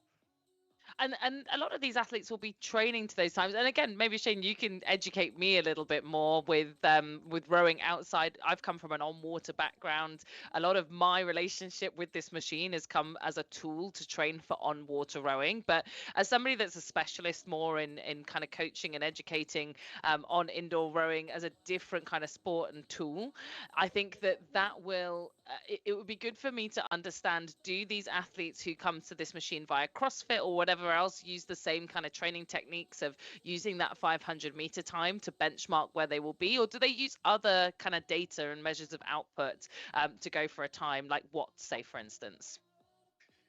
I think there are different ways that you can skin a cat with this one, right? You can come to this from different backgrounds. If you come from cycling and use FTP as your foundation for how you understand and train, you can use watts and understand that functional threshold power. A lot of athletes will come at this from a heart rate training perspective. You know, some of our Finnish athletes have stated that they use HRV for their training, and that's how they decide when it's a good day to go. And so there, 2000 meters is 2000 meters. You can really only slice that so many different ways, but the way that you approach that, you could really take any training methodology that you want. I think for us, coming from a rowing background, having been a rower myself and then moved exclusively into the indoor side of things, it definitely took some eye-opening for me to understand how people used different methodologies to approach their training here and what they used, rather than just sitting there with a 2K benchmark, basing all of their training off of 2K plus or minus whatever the distance or the time that you're going to program in for that day. Well, that was really helpful. I think for all of our listeners who maybe aren't quite used to, they may have not even be athletes or be training in any sport whatsoever, just to hear some of the different types of data and tools that can be used on the indoor rowing machine to measure performance and to benchmark training. Now, as expected, we've got Morgane Tulek of France out in front, hitting those 144s. Shane, you called it. That's the split that we need to see from her to go sub 7 minutes. And at the moment, 34 strokes a minute. It's fluctuating ever so slightly, that stroke rate, between 32 and 34. I think she'll probably want to kind of settle down into something a little bit more consistent, but let's keep an eye on that 40 to 44 category. Jordan Falcone, another really consistent athlete when it comes to competing at the World Rowing Indoor Championships, and currently sat in silver medal position, opting for that slightly lower stroke rate, 29 strokes per minute. And now we're hopping now onto the lightweight category. This is the 40 to 44 lightweight women's category. Tanya Venables there, being linked in all the way from Australia. Wow, amazing stuff from down under. I wonder what time it is now. I guess it depends on where she is in Australia, but certainly it won't be 10 o'clock in the morning like it is in Prague. On your screen here, Stephanie Corcoran of Ireland, and we've got Sevtun Algan Sofyali of Turkey, who is also competing in this lightweight category, and just a fingernails width off the podium for her there. She's running in fourth at the moment, trying to pull herself up into that third place position. But we're back now to this 40 to 44 women, 32 strokes a minute from Morgane Tulek from France, and a quite comfortable lead here, 16 meters. We go into 1200, but she's slipped on the stroke rate on the split time here slightly, Shane. She went down there to 146, 147. What impact is that going to have on our French leader here in this 40 to 44 women on that target time? Well, listen, she's holding a 17-meter lead. I don't think that is a big enough lead to feel comfortable and to feel like you've got this thing in the bag. And having watched Jordan Falcone for years, I do know that she's got a big hammer in her bag. And so she is always ready to make a move, and she can sit quietly, and she can be pretty damaging in her racing. So, I would definitely not count her out. One of the things that I'm surprised by now, honestly, is looking in both categories, is the rates feel very low to me here. Seeing the stroke rates in the high 20s, 32 being kind of the highest rate that I'm seeing, I'm surprised by that. I would think that a lot of these athletes would be holding higher rates and cooking along here a little bit lighter, a little bit quicker through the strokes, but they all seem to be sitting fairly low right now. And so I think we've got kind of if I were to equate this to a boxing match, we just kind of have big left hooks just right after another from each of these athletes coming here trying to deliver the power here. So I think this is coming down to a bit of a power race amongst a lot of these athletes. But let's look at that lightweight race.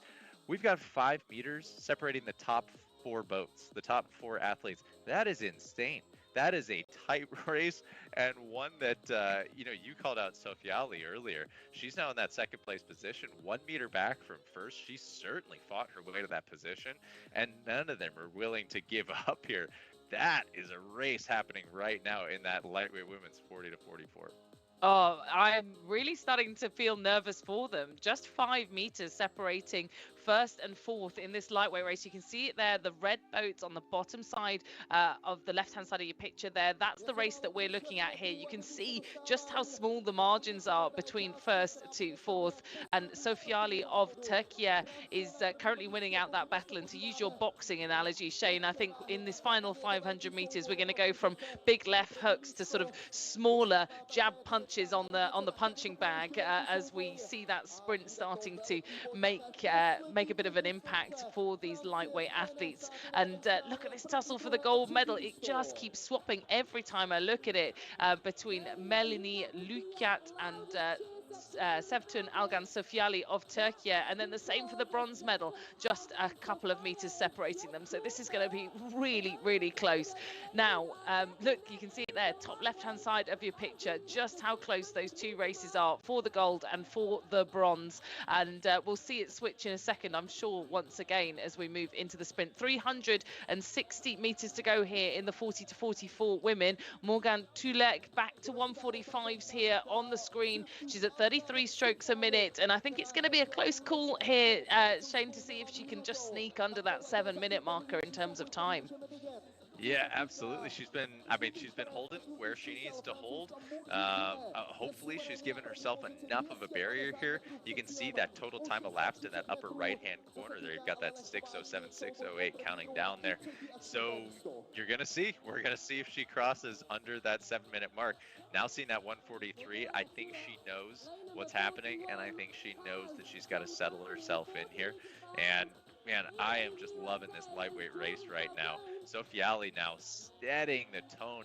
Every time the video cuts to her, you can just see the grit and determination on her face. She is relentless on that handle, and she looks strong too. I'm not seeing an ounce of weakness in that stroke at the moment. I think she is going to lock this thing in. Lucat, having moved into second, is now, I think, in her eyes, holding on for dear life, hoping that she can fend off Varma or Girodo, who are both sitting there wanting that second place position, and they're going to probably leave the scraps for that third place, and it's going to be a real battle for that position. Yeah, it really will be. Well, look, talking of battle for position, look at this. Gold medalist in the 40 to 44 category, now clearly a win for Morgan Tulek of France, 6:55.6, right on the nose, executed to perfection, Shane. Amazing stuff. And Jordan Falcone, like you say, is that's no mean feat to overturn the athlete from the USA, a real stalwart of this competition, who will have to settle for silver. And Jacqueline Rees of Australia, 7:13 to bring home the bronze. We're now looking at the sort of later finishers in this event. Stephanie Corcoran of Ireland looks to come in 6th position in a time of 7:44.3. But back to that lightweight race, let's see how it turned out. Sofiali, it looks like second place for her. Oh my word. And it looks like we even had a final sprint there from Margit Varma of Estonia, who came all the way back from bronze into the lead, Shane. We weren't even talking about her in contention for gold. And she's taken the lead ahead of Anna Girotto and Sofiali. Amazing stuff. What a push at the finish there. That snuck under both our noses as she came up and took that finish position. I mean, that is some impressive racing there. When you can sneak it under the commentators' noses, because we are watching this thing like a hawk, and you're able to make that kind of a push, that's an impressive move.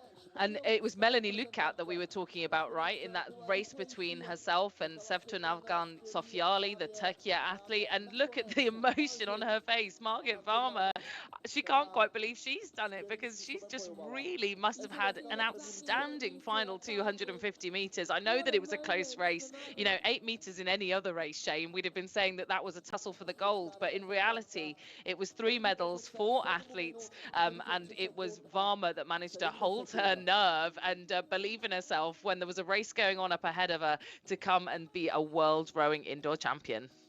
Just the amount of pressure that is going into that final 500 meters there. I mean, I guarantee you each of them right now is reliving every single stroke that they took in those final 500 meters and what they could have done differently if they are not sitting in that top position, if they are not Varma sitting there looking at a gold medal right now. They're wondering what they could have done differently. Well, look at this. I love the bit of debrief that we get afterwards here. We're seeing the crowd now sort of applauding and congratulating those athletes. But it was great. We saw some selfies. We saw some debrief there from Morgan Tulek. I saw her kind of explaining to the person next to her maybe what had happened in her race. I mean, all good things, Pete, it seemed had happened in her race, because she is now the world rowing indoor champion in this 40 to 44 category.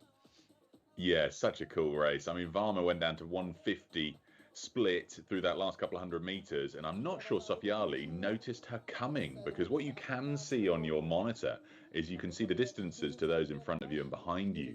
But if you're focused, particularly in the last couple of 100 meters of a 2K race, you might not notice that final burn coming in. That's what allowed Varma to just creep through the field. Impressive race from her, taking the win for Estonia in that women's lightweight category for 40 to 44 age group. We're going to move promptly on though, because the next race is just getting itself situated. We're moving up an age level now, up to the men's 45 to 49 category. So lots to look forward here. Still going to be very, very fast in this category. Typically though, Shane, when we move up through the age categories, we see the times get slightly slower, as you'd sort of expect. But this 40 to 49, when you bring those two age group categories together, they're not too dissimilar. No, you got to imagine, right? This is a stage of life in which you are just transitioning. I mean, 1 year difference can move you from one category to the next. And one of the things I feel like as I watch leaderboards throughout the year, right, we're looking at world records as they drop in age categories, because there are so many age categories. You'll see athletes when they make that first jump into the next age category, they come in and they just barnstorm for that whole first year, because they've got that mentality of that lower age group. And then as they step up, they think, oh, well, I'm basically still in that age category. I may just be a few days older now, but I'm now classified differently. And so I think, you know, we're going to see some athletes come out here and put out some times that are very competitive and pretty parallel to what we saw in 40 to 44. Yeah, and there's a real opportunity, right? Like it's funny that sometimes getting older by 1 year in these categories actually benefits you in the next category up, right? Because you get the opportunity to be the youngest athlete in that category again for 1 year, and that's where the records come, right? That's well, not necessarily all the time, but I think often it's one of those things where being the youngest person in your category sometimes can give you that little bit of advantage, so that people jump on it when they sort of are right at the top of one category. They get that year older, and that presents them with a whole new opportunity to maybe set some world records or set a fast time in that new category, Shane. So yeah, getting older sometimes a good thing when it comes to the World Rowing Indoor Championships. But we're back live now with this 45 to 49 category, and a great start here for Ivan Milan of Slovakia, but hot on his heels, breathing down his neck, the great Anton Grassel, another Slovakian here. They dominate this category, Shane. They absolutely do. Grassel's name is just always up on that leaderboard. You can never commentate this race without that name slipping out at some point. Milan coming out hot and heavy, holding that 130 or sub early on in that. Often, you know, we haven't talked about this yet, but as you're looking at race strategy, I feel as if this tends to lean a little bit more to the rowers who come to this from on water, but you'll find that a sprint start is a part of their race plan. They come out of the gates. Sometimes we can think about that as free speed. You execute on this early short stroke, hard push, drop the splits low, set the tone, tell the machine, hey, I am here, I'm in business, set my split where I want it down in the, you know, in a race like this, somewhere in the 120s, maybe even the teens, depending on what kind of gas you got in the tank. At a certain point, though, you step off of that and you settle into the race plan, right? The body of the piece. So we're not sitting there grinding away at this impossible pace, but you've done and set that pace so that now you've got a little bit of wiggle room. And so we'll see if Milan, having come out hot and heavy, set the tone that he wanted, 4 meters back. Grassel, Sam Blythe sitting in third place, 19 meters back. But holding a split right now that's looking like it could pull him into second, potentially putting him into contention at the top of the board. Yeah, and Shane, it's such a fine balance, right? You know, again, we've touched on it through the morning, but if you're just joining us here for this race, we talk about how difficult 2 kilometers is as a piece, in that it's not a sprint, it's not a long distance piece, and actually getting that step down onto the pace piece, not to get too technical and too sports scientific, but that can really make an impact, because if you somewhat go even just 2 strokes into that sort of anaerobic capacity and you start producing lactic acid, you then spend the entire race, your body is trying to, draw in oxygen to try and get rid of it, and it puts you on the back foot. So you really need to time that kind of step down onto pace to stop that your body going into that anaerobic production of lactic acid, so that you don't spend the whole time, as I say, sort of pushing through it and pushing through that pain and building that lactic acid. And that can be the difference of 1 or 2 strokes, right? Taking 20 strokes as your starting sequence versus taking 30. Yeah, absolutely. It's a finely tuned engine, right? You overtune that thing, you tweak it one screw turn too tight, and you run those RPMs just a little too high for just a little too long, you can blow that engine up. And I think that's exactly what you're talking about here, right?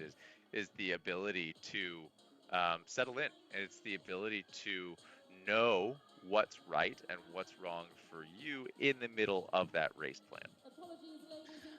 And it looks like good middle bit of the race plan here for Michael Marsh of Australia, who sits just off the podium here, 4th position, and it's quite a mountain to climb ahead of him to Sam Blythe of Great Britain, who holds that bronze medal position as it stands at the moment. And it goes in the blink of an eye. We're already at 500 meters to go. These times are just getting quicker and quicker throughout the day, Shane, and we're going to have to be prepared for it. But can Anton Grassel respond here to Ivan Milan's incredible performance? You know, really superb here to be leading at this point in the race, when Grassel came away with multiple medals at last year's championships in Canada. Yeah, well, and stated times coming into this, Grassel was stating a time 10 seconds faster than Blythe. So you got to wonder if Blythe was maybe putting in a little bit of a slower time than he was anticipating, and perhaps Grassel was putting in something a little bit faster than what he could hold, because we're seeing a much closer race, at least in my eyes, than a 10-second difference on a reported 2K coming into this. So a little bit of gamesmanship perhaps, although it looks like Grassel might be turning up the heat now. He is walking back, dropping that split down into the 120s. Milan sitting there at 132. That's a tough place to be with 250 to go. If he can't drop that split down, he is not going to be able to respond, and it looks like he's starting to burn up a little bit. Even seeing a 135 there on the split, that could open a door even for Blythe to step into second place if Milan isn't careful. 25 meters back now from that. Oh, and there was that switch. Grassel takes that first place position. Milan sitting back by 6 meters. Blythe might have an opportunity on his hands if he can make a push, but it looks like he might be fading just like Milan is. Well, we never should have doubted the great Anton Grassel. I know that there's still a few strokes to go here, but in gold medal position, 35 strokes a minute, no response from Ivan Milan, and it's a 2-kilometer race, right? It's not who's leading at 500, it's who's leading at that last stroke across the line, and much like in previous years, it is the Slovakian Anton Grassel that takes home that gold medal. A great performance from Ivan Milan nonetheless, a time of 6:07.9, extremely impressive, and Sam Blythe really emptying the tank. We just saw him on screen there, just shy of that second place in a time of 6:10.9, but he'll still take home that bronze medal. A virtual competitor in 4th, Michael Marsh, who we see on screen now. Great to be so close to the podium, even from hundreds of thousands of miles away. And wow, what a different setup we've got here for Michael Marsh versus those top 3 competitors that were in the stadium, Shane. Not quite as glamorous, I'd say. Not quite as glamorous, and yet, also the perfect setting. And I think so many people can relate to that is their setting, and that's what makes this such a fun race. Again, we keep saying this is what makes it such a great race, but it truly is. You're seeing all these different environments. We're sitting next to a bookshelf right now. Prior, we were in a garage with a big paint cloth draped over whatever was on the wall there. And that's what makes this so relatable for everybody. It's just that you can do this from anywhere, and you can still engage in however it works best for you. Yeah, definitely. And I think that, again, we've got children supporting here. This is such a nice little sort of peek through the keyhole into all of these individual athletes' lives. We've got Ludovic Aventin of France that we just saw on screen, and back to the venue where we've still got plenty of athletes yet to conclude. It looks like, or warming down at least, to keep company with Alexander Millis, who is 250 meters away from completing this 2,000 meter race. And there he is on ergo number 15, the Greek, who I think still being supported. It looks like from the ergo next to him. I wonder who that is that sat just to his left there, who's keeping him company, keeping supporting. And no matter whether you've met before, whether you're part of the indoor rowing community, the crowd keeps on cheering, and the lights keep flashing. And I'm sure the DJ keeps playing, Shane. I think that must be a real booster if you're out there in Prague. It certainly is. And as well, if you're looking in the stadium, whenever we cut to that stadium shot, I think it's important to note you're seeing one side of the stadium filled, the other side of the stadium is still pretty calm. And that's because all of these spectators are moving to the side of the stadium so that they can look at the athlete's face on. If you're at the other side of the stadium, you're looking at the backs of all the athletes. I can tell you this from last year being there in person, there's just not much happening when you're looking at the back of everybody. You don't get to see the expressions on their faces, the intensity of the moment when it happens. So those stands packed right now, sitting in front of the athletes. So everything the athletes are seeing when they look up is a packed stadium. I think I keep thinking I would love to just have a little bit of audio insight into what's happening into the stadium there. So what a great race for the 45 to 49 men. And I think we've got some recap of what a great race that was, Pete. Yeah, well, what a great race it was. Anton Grassel took the win in 6:04.8. Ivan Milan with a 6:07.9, and Sam Blythe in third with a 6:10.9. As I said earlier, though, the really interesting thing is how close the times would be, as Shane and I were talking about earlier. Anton Grassel, had he been in the 40 to 44 age category, would have been second, and Ivan Milan with a 6:07 would have been third. So it's really, really tight between those two age categories, and good to see the two Slovakians topping the podium for that 45 to 49 age category. So I think we've got a few recaps here, or replays, from that men's 45 to 49 age category. We've got a lot still to look forward to in the programme, because we're moving on next to the 45 to 49 women's and lightweight women's category, due off in just a couple of minutes' time. But it's so great to see, Shane and Camilla, as we looked at that race, the breadth of times there. I mean, absolutely anybody can enter these competitions. And one thing, while I've got you for a moment, is that you could win a free trip to the 2025 edition of the Pinnacle, the annual Pinnacle of indoor rowing. To enter that, for that potential free trip, you just need to post yourself with your ergo at home or in the gym with the hashtag #MyErgRoom, and make sure you tag at World Rowing Official on Instagram. And you could be in with a trip yourself, and who knows, you might fancy entering and racing in the competition too. But it is so great to see people enter, regardless of what their expected time might be. I mean, we saw a full range of times in that race, from people who are looking to get under sub-6, that sort of holy grail of times when it comes to the 2,000 meter distance for men. But there are people there just looking to beat their own times, and perhaps show the best from their training programs. But I mean, Shane, that's what you do for a living.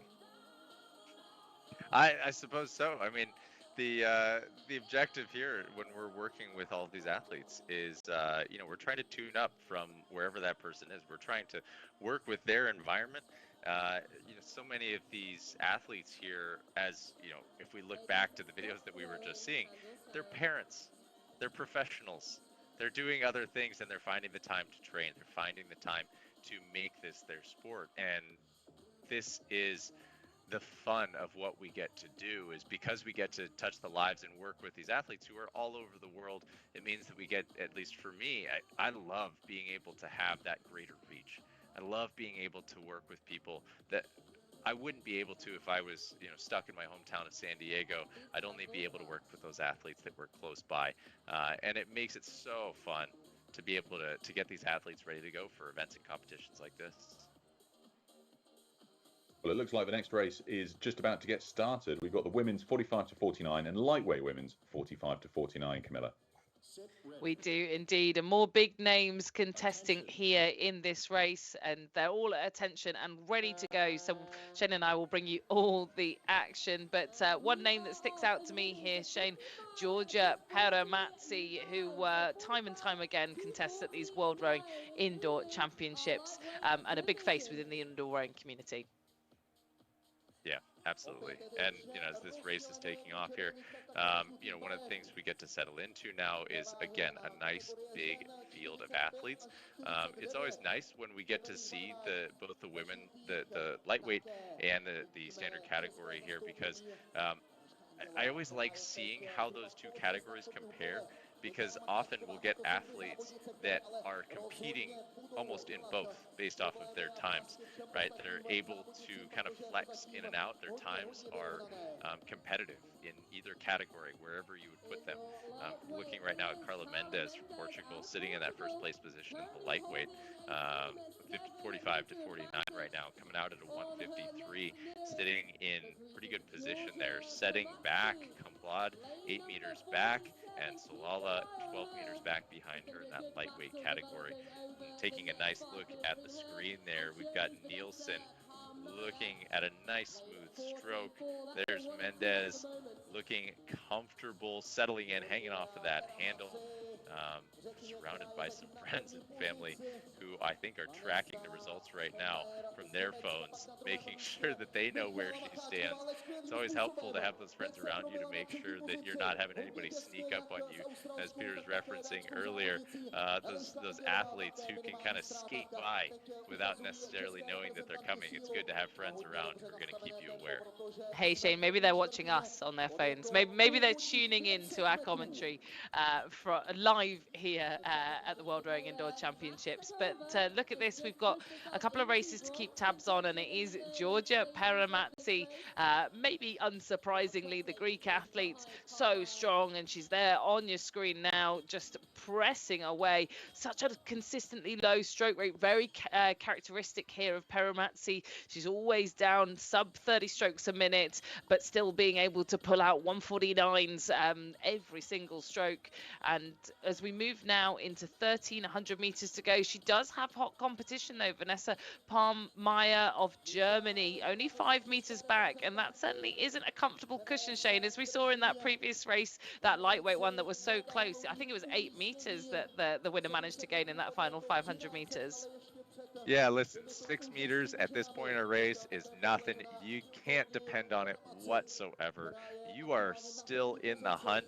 And it's almost a worse position. I don't know about you. If I'm sitting in the lead right now, somebody's 7 meters behind me, that's not where I want to be. I almost want to drop back 7 meters just to hand it to them, and then I could be sitting behind, chasing them down. That's almost the way that I would rather play it. Because it's nice. It's nice to have a rabbit in front of you, somebody to chase who is having to fend off that position. And yet there are those athletes who love to take a stand, put themselves out front and say, not a chance. I'm not letting anybody come and touch this, and I'm just going to slowly push my way away from you, and I'm going to make you earn it if you have any desire to come compete with me. Yeah, no, definitely. I think that it's a bit psychological as well, right? We've touched on it, those psychological games, especially when you can see the meters on the screen. If you're a virtual athlete as well, you don't have that pleasure of being able to look the athlete in the eye next to you. You've got to try and do as best as you can to manage expectation, to manage your race plan, but also be competitive and sprint when the time is right. And a lot of that is psychological and in the mind of these athletes. So as we take a look now, it's still close at the top of the 45 to 49 women's category between Peramazzi and Palmeier, the Greek and the German. It's holding at 8 meters, and a little bit more kind of sprightly rating here from Vanessa Palmeier of Germany in silver medal position.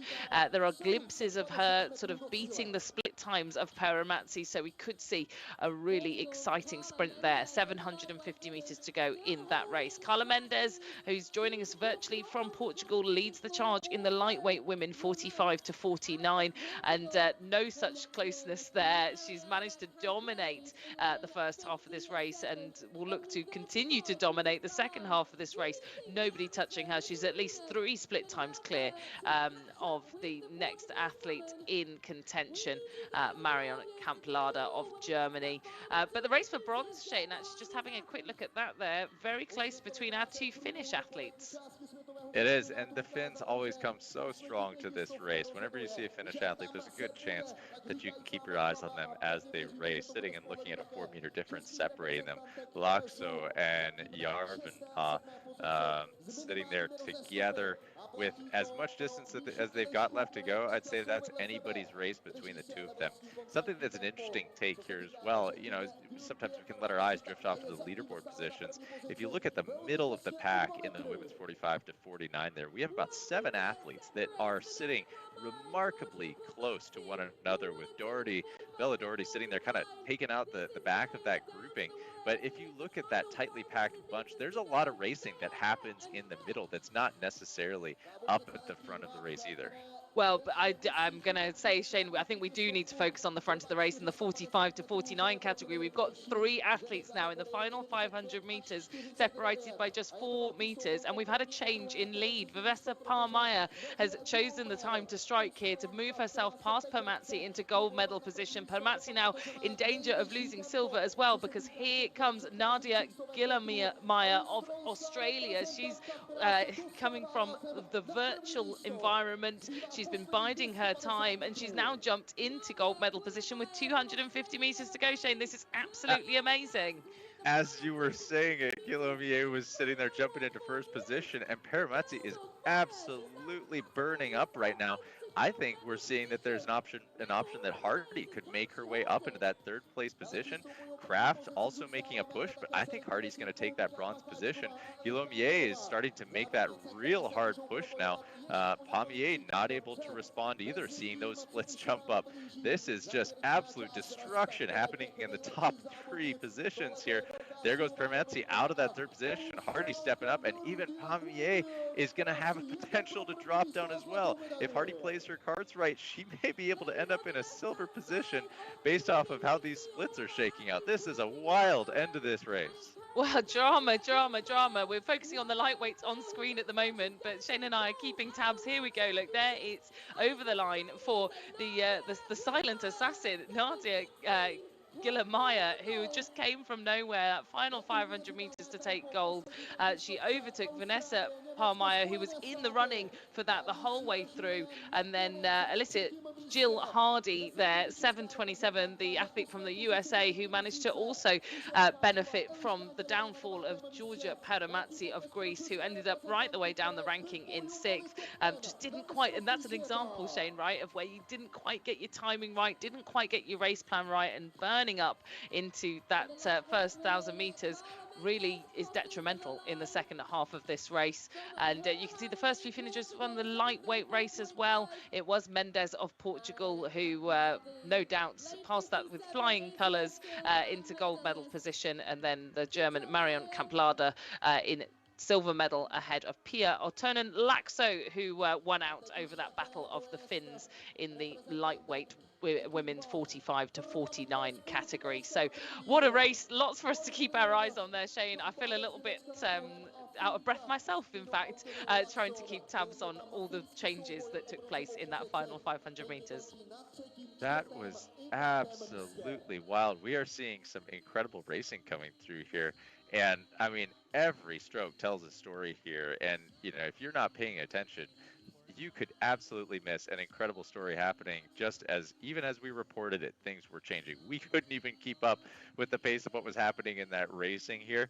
That was stunning racing by the women 45 to 49.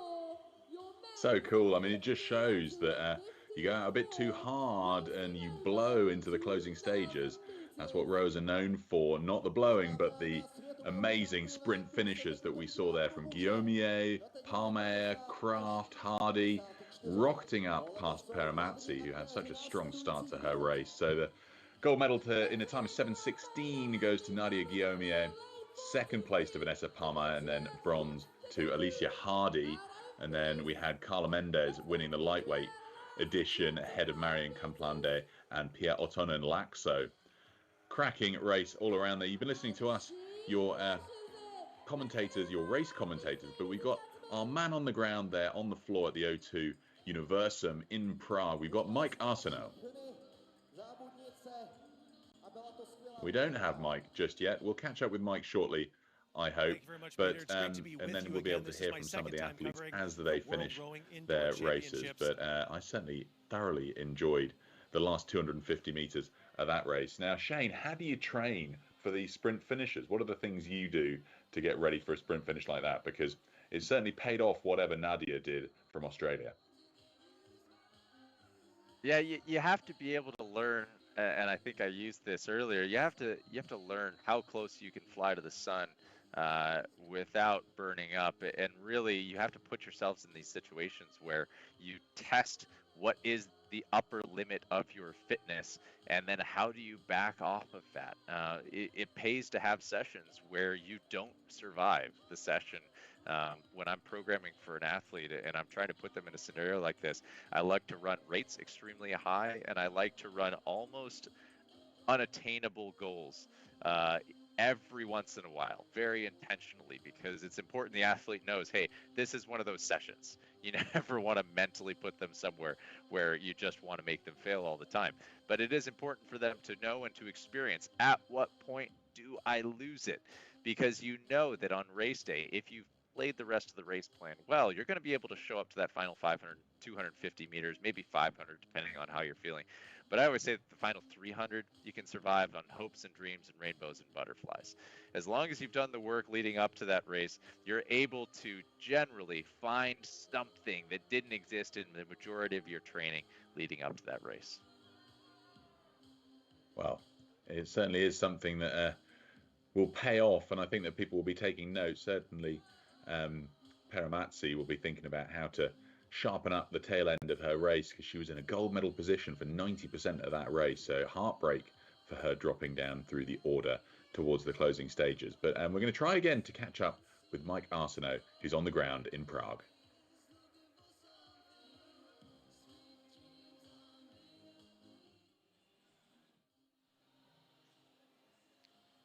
Thank you very much, Peter. It's a cool February morning outdoors in Prague, but the competition is heating up here on the floor of the O2 Universum.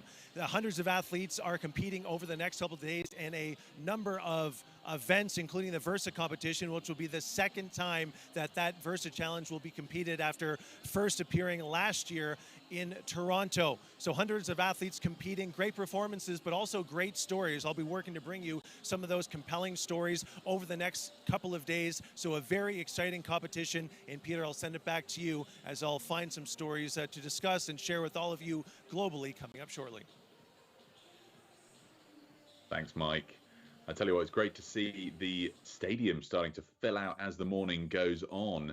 And there's going to be an absolute hive of activity and a good wall of noise to support these athletes as they go through what is, for some, the hardest sporting event you can possibly do. I think there are a few people in the rowing world who have left it and thought, do you know what, I'd like to go back and push myself through that pain of an erg test.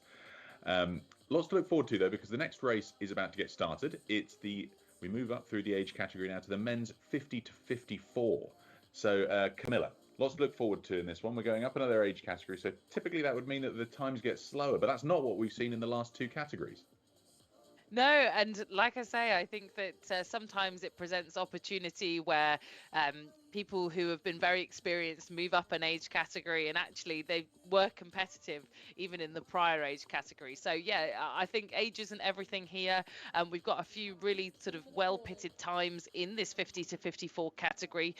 Most notably, I would say Luke Wallenschlager of South Africa going for a 6:03.4. So we'll keep an eye on him, and I think that is the fastest time we've got scheduled and predicted for this. He'll be on ergo number 5. 5. So look out for that number 5 in this 50 to 54 men's category. But lots of virtual athletes, I think, in this one. 11 virtual athletes being broadcast to us here in the virtual studio. 34 taking part in Prague in person, and all coming together in this hybrid event. And great to see Ukrainian athlete there. Konstantin Popovenko is being able to contest in this 50 to 54 men's category, and here we're panning out now to what seems like a crescendoing room, Shane. Like Pete said earlier, the noise building, and we've even got a few people sat behind the athletes now. I reckon all those seats are taken right in front of them, eh? Yeah, absolutely, and that's exactly what you want. You want an absolutely packed house stadium. Now, you had mentioned earlier, Wunschlager, if we watch his split, his stated time here, his goal time is a 6:03.4, which is a blistering fast time to go for. That would be a 1:30.8 split. So to keep your eyes on his split as he goes through this race, if indeed we see things pan out the way that their stated goal times are going to go, then hey, keep an eye out for that 1:30.8 to see if he'll be able to hold that. Now, something I don't know that we've called out so far, but as you're watching the race, as you're watching the live leaderboard, when you see a number that starts in the hundreds, that is a virtual athlete. So if you're wondering, why am I not seeing that person on the floor? Why am I not seeing any athletes with the hundreds numbers on the front of their machine? That's because those athletes are competing virtually. So any of the numbers that are under 100, they're going to be in the stadium there. Any number over is going to be a virtual athlete. Attention. Shane, that's a great pick out. Do you know what? I hadn't even thought to look at that. It's because we're all combined, right? That we're all one and the same here in this virtual studio, this virtual format. But a great call out. Now look, we've had a false start, the first of our competition. Now this isn't irregular, I would say. You know, we have at least, I would say, one false start a day here at the World Rowing Indoor Championships on Prior Form, and it's just people getting maybe a little bit too excited to get racing, Shane. Yeah, it's also, I think it's, that was by Popovenko that you can see on camera there. That was the false start, 112, giving a little wave. Sorry, everybody, don't mind me. But I think it's worth as well calling out that the race software works so well that you are able to find a false start from somebody who is competing virtually. I think that is worth noting, and it builds on the trust of the sport, right? Because if we can't trust that athletes are competing virtually, we can't really trust at having a hybrid event. And so when we see moments like that, while yes, it does set everybody back, and while we do have to reset the race and get everybody going again, those are the times as well where we can look at this and go, hey, this is a fair and valid testing system. Yeah, absolutely, Shane. And I think, you know, one thing to tell everyone who is tuning in is that there's a pretty stringent verification process, right, for those athletes that are contending virtually in order to get their times and their competition validated to be in with a chance of winning a medal against those that are in person, and much easier, as I say, to validate. We've seen those volunteers that sit behind the ergos and make sure that everything is going to plan, but they have to record their attempts. They have to ensure that they have submitted their times, that the environment meets the requirements of the world rowing sort of stipulation, and also that internet connection that you talked about, right? It's important. I know that there are sort of protocols for if the internet connection goes down, which is why the athletes film their attempt, but it is there's lots of things that are put in place to allow this event to happen, and I don't know whether everyone would be aware of that, right? It's we have to make it fair for everyone in competition. But look at this, Zheng Wenzhou of China coming to us from what seems like his bedroom, which again, even more sort of, we should have a little bingo card, shouldn't we? People coming to us from gyms, from bedrooms, from libraries. I don't know what else we've seen this morning, but I'm sure there's more to add. But it just goes to show, if you've got a rowing machine, you can plug in from anywhere in the world. It absolutely is, and I love seeing us. I think you could also create a bingo card of countries that we see represented. I believe we have 60 countries represented this year here at the competition, and that is again just a testament to how deep and broad this sport is becoming in the indoor space. It is absolutely a sport that you are going to take note of now. This is not just the sport of rowing on water. This creates an opportunity, an open door, if you will, to bring in somebody who may come from another sport. Just as many rowers are found in college by being a tall, lanky person walking around campus, and you get grabbed by somebody who says, "Hey, have you thought about rowing?" We can find this now even later in life by perhaps athletes that come from other sports or injured athletes that can no longer compete in their sport. And here they find this whole new welcome opportunity to compete and to be a part of something bigger. Now, as the racing has started, we're crossing over that famed 1250 mark that Camilla, you and I keep talking about. Wollenschlager sitting in first place, but not by much, sitting at a 136. Definitely not on target pace with what he had set as the goal tone here, but holding the lead nonetheless. Toby Clay from GBR sitting back in second, and Thorstensen sitting in third, 21 meters back. But listen, if you ask me, let's look at the top 5 right now, because I think there's a lot of shakeup that can still happen. There's a lot of racing yet to go. I think we have 5 potential candidates for this top spot, but man, if you look all the way down this list, there is not much separating first and, I don't know, 15th position right now. There's a lot of competition happening in this race. Yeah, there really is. It's so rare that we see all the boats in that kind of vertical alignment, barely separated by too many meters at all. I think this will grow. We're through the halfway mark. We've obviously got a lot of boats on screen, and in this chunk, just 88 meters separating the top of the leaderboard from the bottom. But Luke Wollenschlager looking to make true that prediction of the fastest time pitted. 6:03.4, as I say, was the time that he'd put in that he was looking to make.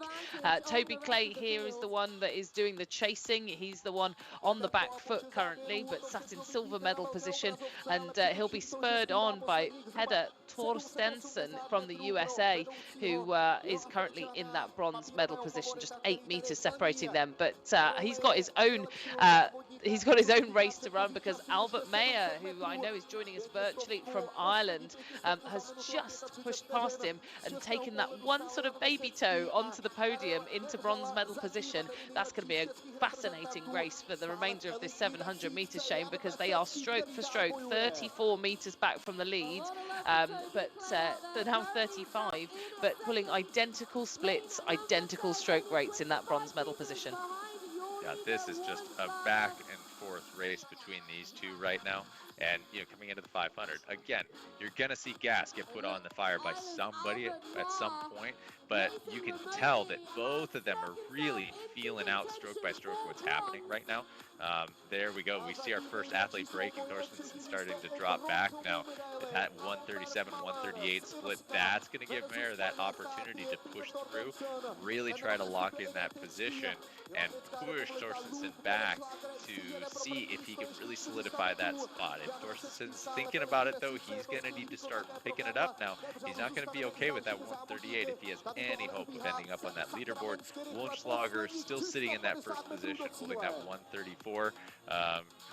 Coming to us from South Africa, he's sitting there and holding that leader position. Clay still sitting in second, 30 meters back.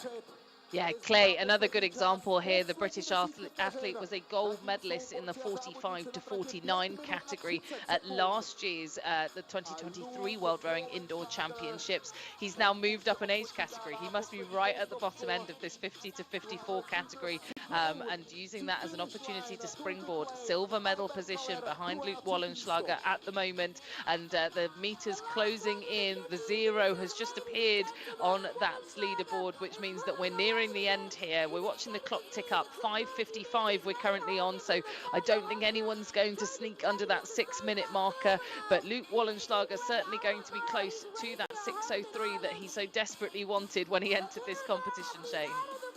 Absolutely, and I think he's got exactly what he came for, regardless of time, close to stated or not. He got exactly what he wanted, which is a gold medal around his neck. Clay now finishing up in second, sitting about 7 seconds back from Wollenschlager. Behind him, Mayer taking that third spot.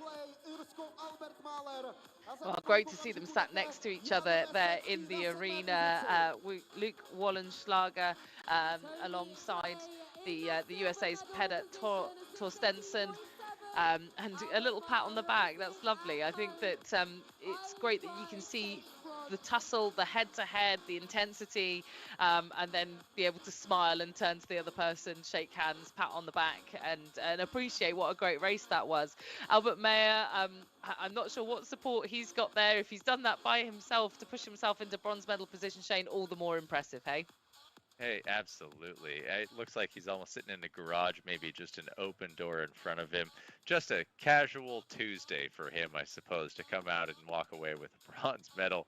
Just an impressive performance.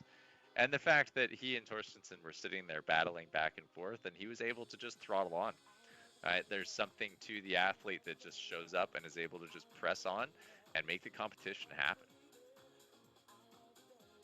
Yeah, definitely. And here we've got the sort of finalized numbers coming in from all of the athletes. I'm not sure, we've still got a couple of people still on the board, and Matthias Kruger, the final of those athletes, on ergo number 23, alongside Ibrahim Hayati Selvi, who I think missed the PR3 men's earlier. But we've got an interview now with with our winner, Luke Wollenschlager. Over to you, Mike.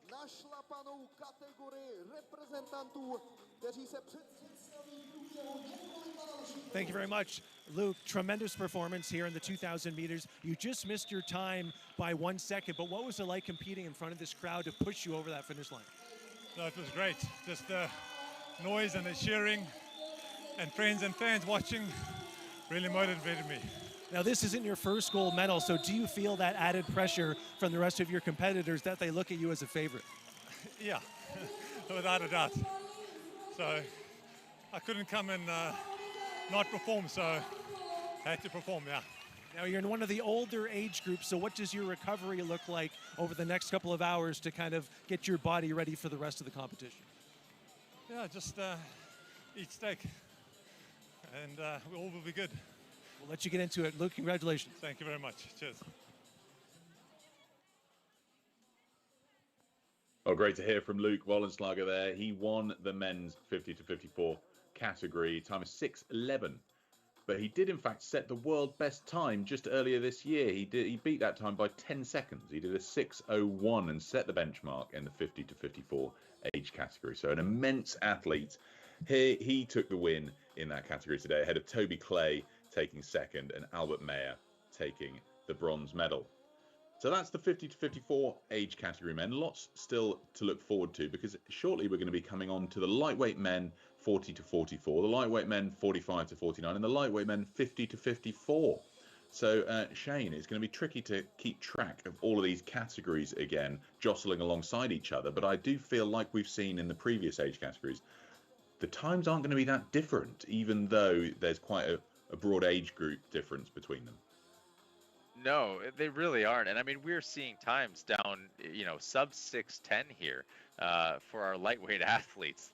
Regardless of what age category they're in, we're going to be seeing some times that are still going to make your jaw drop, regardless of the age classification that they are in. Now, all being lightweight across all the categories here, and seeing as many races as you're going to see, it's definitely going to be exciting, because you're going to have the opportunity to scroll up and down that leaderboard to see what's happening within each race. And I think we're going to see a lot of shakeup happening, but at the same time, we talk about athletes being able to make that jump from one category to another, and both, heavyweight, lightweight, or standard, then lightweight, whatever it may be. These athletes are going to bring it. They're going to bring it. Lots to look forward to, because we're just moments away from the start of this race. They'll be getting themselves situated on their ergos. It's a relatively even number of competitors we've got in each of the three categories across the lightweights for the 40 to 44, 45 to 49, and the 50 to 54 age category. But Camilla, any standout picks from your perspective looking across the fields? Well, I think, Pete, one of your favourites, Miroslav Brastil, is here competing at this championships. I know that you have a great admiration for this multi-talented athlete, not just a rower, but very talented in other sporting fields as well. And he's actually going for the Czech best time here for a lightweight rower ever. So we're going to have to keep really close eyes on that. A home venue, a stadium for him to perform in. I think it is the best environment and opportunity he has got to try and set that best time, and also going for that world record. So we'll keep really firmly peeled eyes on that. He was World Rowing's Rower of the Month for the month of February. Very timely, Shane, I feel, that coincides with this championships in Prague. Yeah, I certainly hope we're going to be able to get some in-camera scenes here where we get to see Brastil and what's happening there as he sits on the floor. But as we're rolling through now, seeing all of these different settings, I think that maybe the first boathouse that I've seen from the scenes so far. Fun to see. Lots of bedrooms, lots of living rooms here. That looks like even office even as we sit there. I'm really hoping that we're going to see this racing happen. I mean, it's going to be fun to watch Brastil here as we get in, and especially with that stated goal for today's race, it should be a fun one to see what happens. Yeah, it really will be a fun one to see what happens, and we'll wait with bated breath and almost too soon that these guys are getting off the gun, because it's a false start here, just too keen.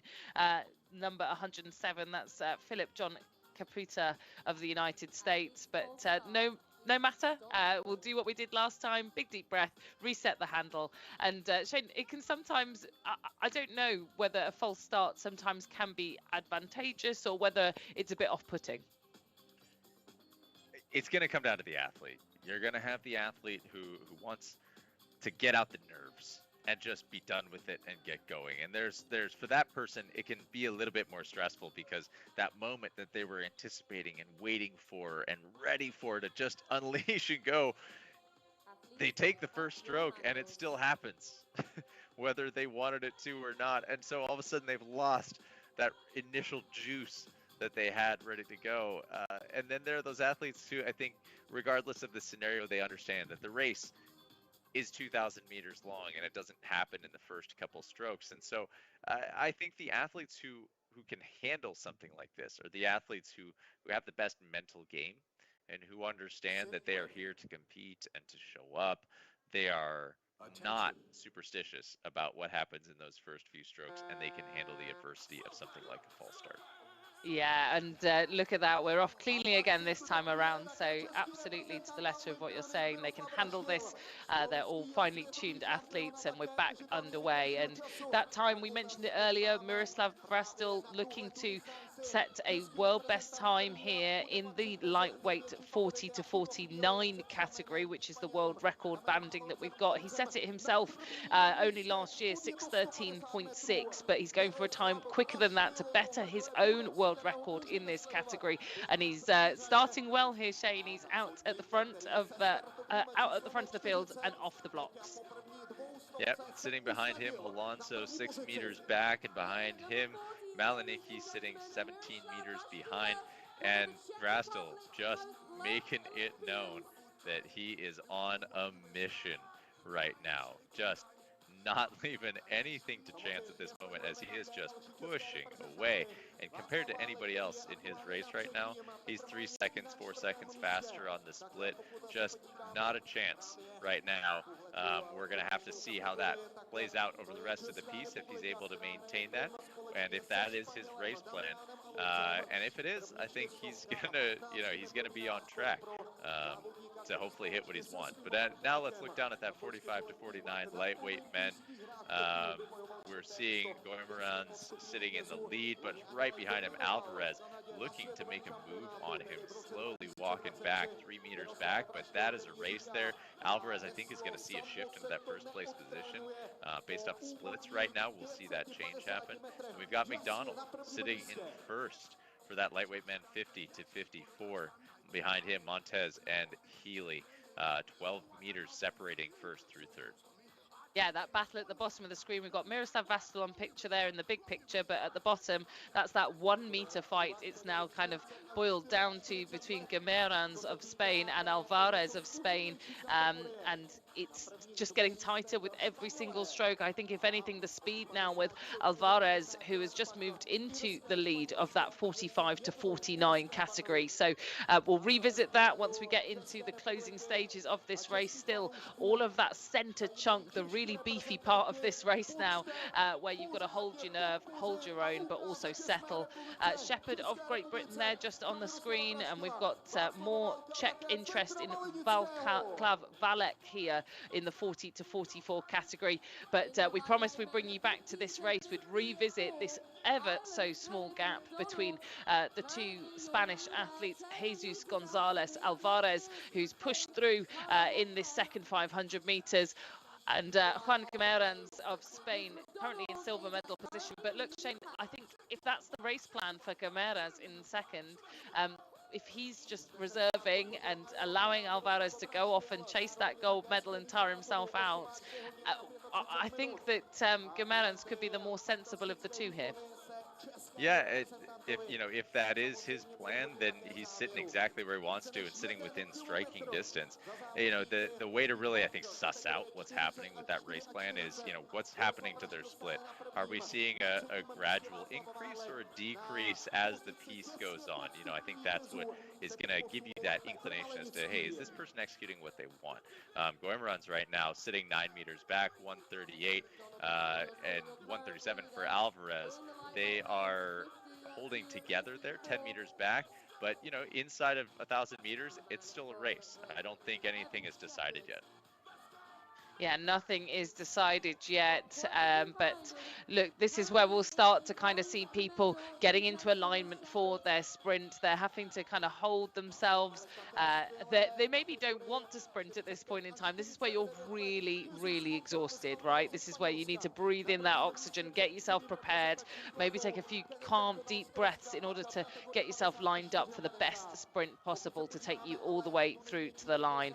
Ben Bohm there on screen, who is in the midst of this competition and looking very rhythmical indeed in this particular category. Jean-Marc Morel tuning in all the way from South Africa in this 50 to 54 lightweight men's category. He's in the middle of the pack of those green boats. More from that 50 to 54 men's category, Massimiliano Guidi of Italy. And again, some great pace being set, but a change in lead in this category that Guidi's up in that Kenneth MacDonald is currently slipping behind the Carlos Rodriguez Montes charge that's happening into this final 500 meters, and that could be enough to clinch him a gold medal in that 50 to 54 category, Shane. Yeah, it could be the opportunity that he needs to be able to make that move. I mean, a 3 meter difference, though. It looks like McDonald not going to be okay with that change by Montes, and he's going to be doing what he's got to do to claw that back. And there it goes, 3 meters back, 2 meters back. They're starting to battle now. 140s on the splits, but it looks like McDonald right now, with 250 meters to go, is the one who's got a little bit more on it. We'll see what happens too. If Montes holds where he is, Healy has an opportunity here to move up as well. So let's not lose track of what's happening there. Meanwhile, final 250 meters, Rastel holding that lead, 134 split. He is well in the lead. The question is going to be if he is able to take that world record that he was gunning for. What do you think? Yeah, we'll have to wait and see. Final few strokes there, and we'll wait with bated breath. But 6:13.1, it is 0.5 of a second, knocked off his own world record from 2023. We'll wait for that to be confirmed, but I think he's done it in front of the home crowd. That is sensational from the Czechia athlete, and we'll wait to hear that that's completely confirmed. Sometimes, we just need to double check these things. Valek will finish in second in a time of 6:28.0, and then Damian Alonso, he comes in third for Spain. But finishing in the 45 to 49 category, it was Alvarez that won out over Gemerans that was very tight in the first half, but sort of split out in the second half, splintered out, and that very, very nail-biting race that was happening in the green boats, the 50 to 54 category. It was indeed Kenneth MacDonald that managed to eke out 3 seconds ahead of Carlos Rodriguez Montes, and Philip Healy will come home in bronze. But wow, that was one of those ones, Shane, where I couldn't choose where I wanted to watch. Was it a world record attempt? Was it 1 meter in between the 50 to 54 boats? I wanted to be everywhere, and that's the beauty of being a commentator, right? Is you kind of can be. The joy of multi races is that you get to jump around. You get to see everything that's happening at the same time. It's there's just a lot happening when you get 3 races happening simultaneously. And like you said, you're watching for a world record on one. On another, you're trying to keep track of the top 3 athletes and what they're doing and how they're jockeying back and forth. And then you don't want to lose track of the other races as well. I mean, it's something else to try and keep track of 3 simultaneous. Imagine watching 3 horse races happening at once, and you're trying to figure out which one is most important to you, and everyone has something different to offer. But that is the fun of the ability to have these races. And with these smaller groupings, we get to put them together, and we get to see how some of these athletes perform against one another. Yeah, definitely. And look, we'll have even more sort of race formats throughout the weekend. This is not just the 2,000 meters. We've got the Versa coming up soon, which we'll have to walk you through. And we've got some great content to talk to you more about what that format looks like. But right here, right now, it's all about Miroslav Vrastel, a new world best time, I think, for him in this event on home ground. That must be an absolutely electric feeling to have had that goal, to have that one opportunity, because I'm sure the World Indoor Championships won't be returning to Prague anytime soon, Shane, and he's taken it, he's snatched it with both hands, and he's performed it.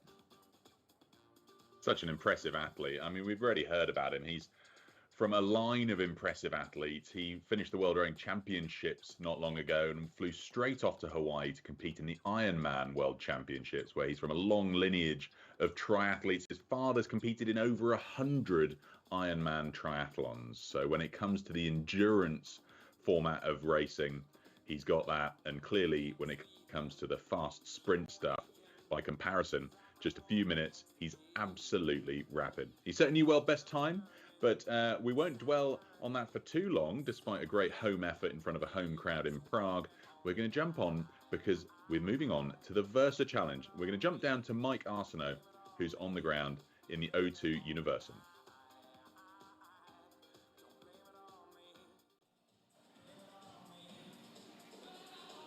Thank you very much, Peter. This is the second time the Versa Challenge has been competed at the World Rowing Indoor Championships. I was lucky enough to be a part of the maiden voyage last year, and Toronto was a big hit, not just among the fans, but also the athletes as well. And case in point, we have some athletes that competed last year in Toronto, have decided to compete again in the Versa Challenge, as well as some new athletes. 10 men and 10 women qualified for the competition, with 2 wild cards, 2 men, 2 women entering the competition as well. 12 men, 12 women will be taking on 5 events. For a little bit more on the Versa Challenge, take a look. The World Rowing Versa Challenge is returning for a second year at the 2024 World Rowing Indoor Championships, presented by Concept 2. Over 2 days, 12 men and 12 women will race in 5 completely different indoor rowing challenges. This is a far cry from your classic 2,000-meter race. Versa athletes will have to race in formats that they might never have tested before, and they need to be prepared to take on any indoor rowing challenge. The Versa will test all the skills and strengths required of indoor rowers. How is your endurance, your stamina, your strength? How well can you control your stroke rate, your splits, and your power output? Do you know how to strategize for any type of workout, as well as you can react to any type of situation in the heat of the moment? Most athletes at an indoor rowing competition only compete once or twice in a weekend. The Versa athletes will take on 5 challenges for only 1 trophy opportunity. Fans can expect to see more than just different distances in the Versa. Athletes will be competing in challenges that they can't even recreate on their rowing machines at home. Only 12 men and 12 women have qualified for the Versa, but only 1 man and 1 woman will be crowned the world's best indoor rower.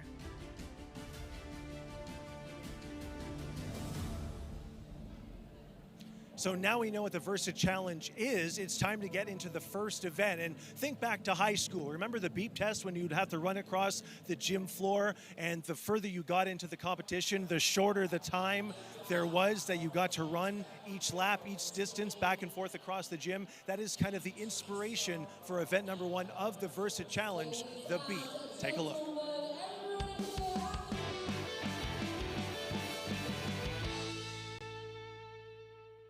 The first event in the World Rowing Versa Challenge is called Beep. In Beep, competitors will row 8 rounds of a set distance, but will have less and less time to complete the distance. The goal of the challenge is to complete each round as quickly as possible, while saving some energy for the final rounds, which have less rest. After the competitor finishes the distance in each block, they can rest for the remaining time. If a competitor does not complete the distance in the block, they can still continue on to the next block, but this will affect their score for this challenge. Competitors will be ranked from the fastest to the slowest to complete all 8 rounds.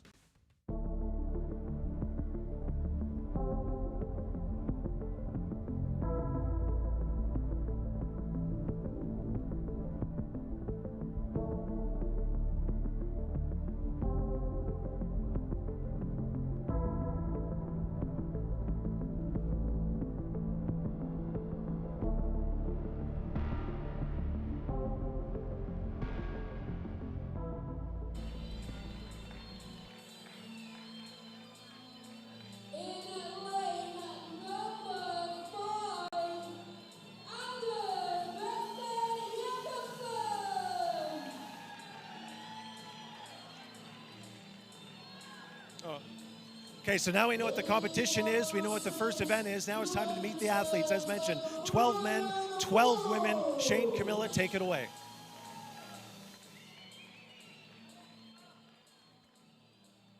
Well, it looks like they're preparing the walk-in at the moment. So in just a few seconds, we're going to go back down to Mike as we see the athletes walking in for the Versus Challenge to introduce the 12 athletes taking part in the men's Beep Challenge. Thanks very much. A připravte se také na číslo 8, protože přichází za Českou republiku Luboš Novák. Thanks very much, Pete. Lubos Novak there coming into the arena for the Versa Challenge. We've already had a few athletes get themselves in and get themselves ready for this first challenge, the Beep, Shane, and what an electric atmosphere here. The lights are going, the announcements are coming, and we've got our next athlete here. I think this is Dylan Dragsvik, is athlete number 9 of 12 here that will be taking on the Versa.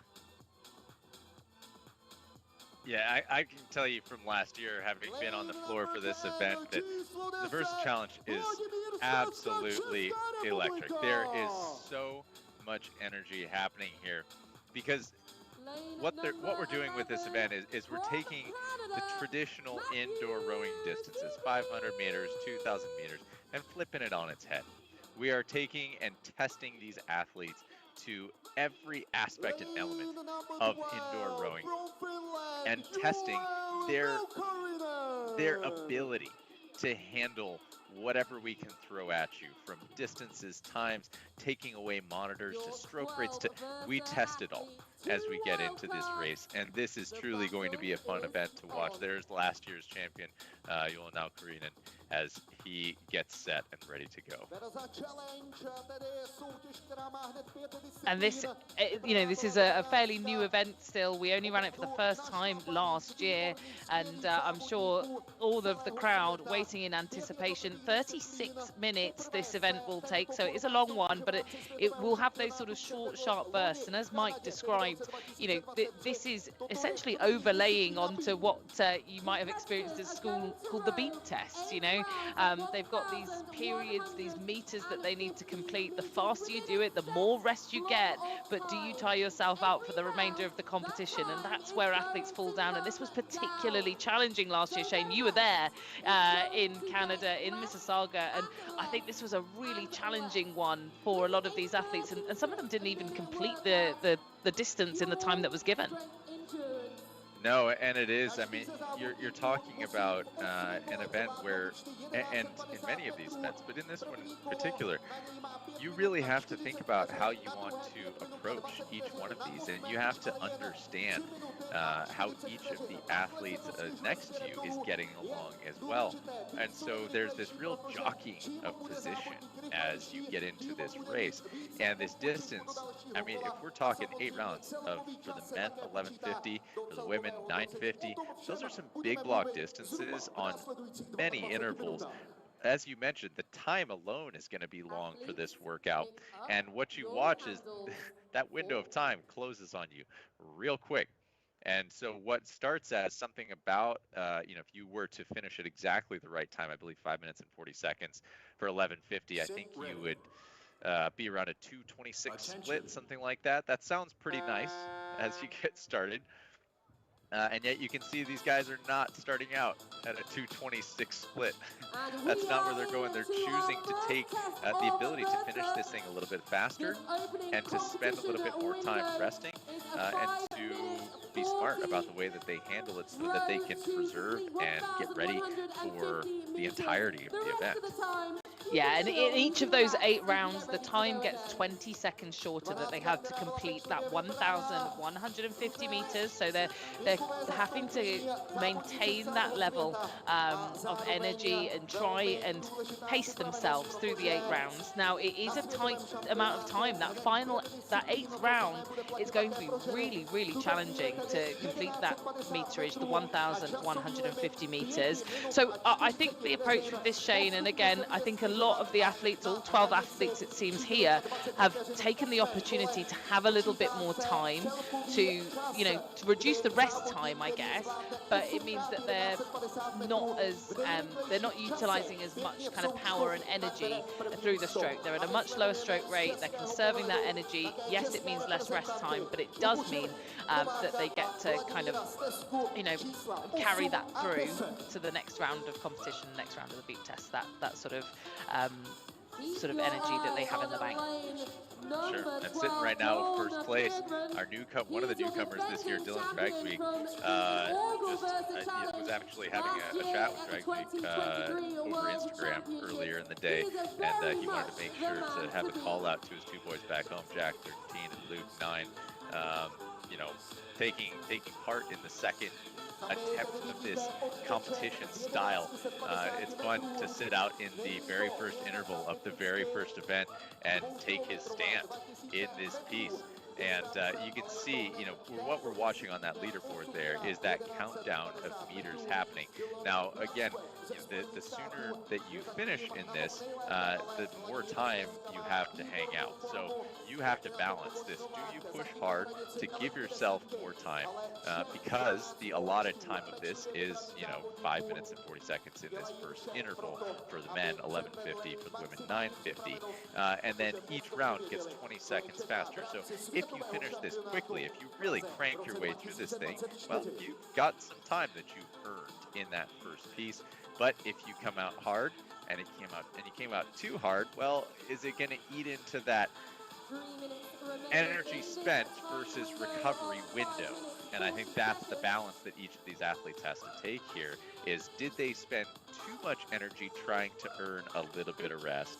Or did they balance it perfectly so that the amount of energy that they put out is going to give them the amount of rest that they're looking for, that's going to allow them to really recuperate and be ready for the next interval?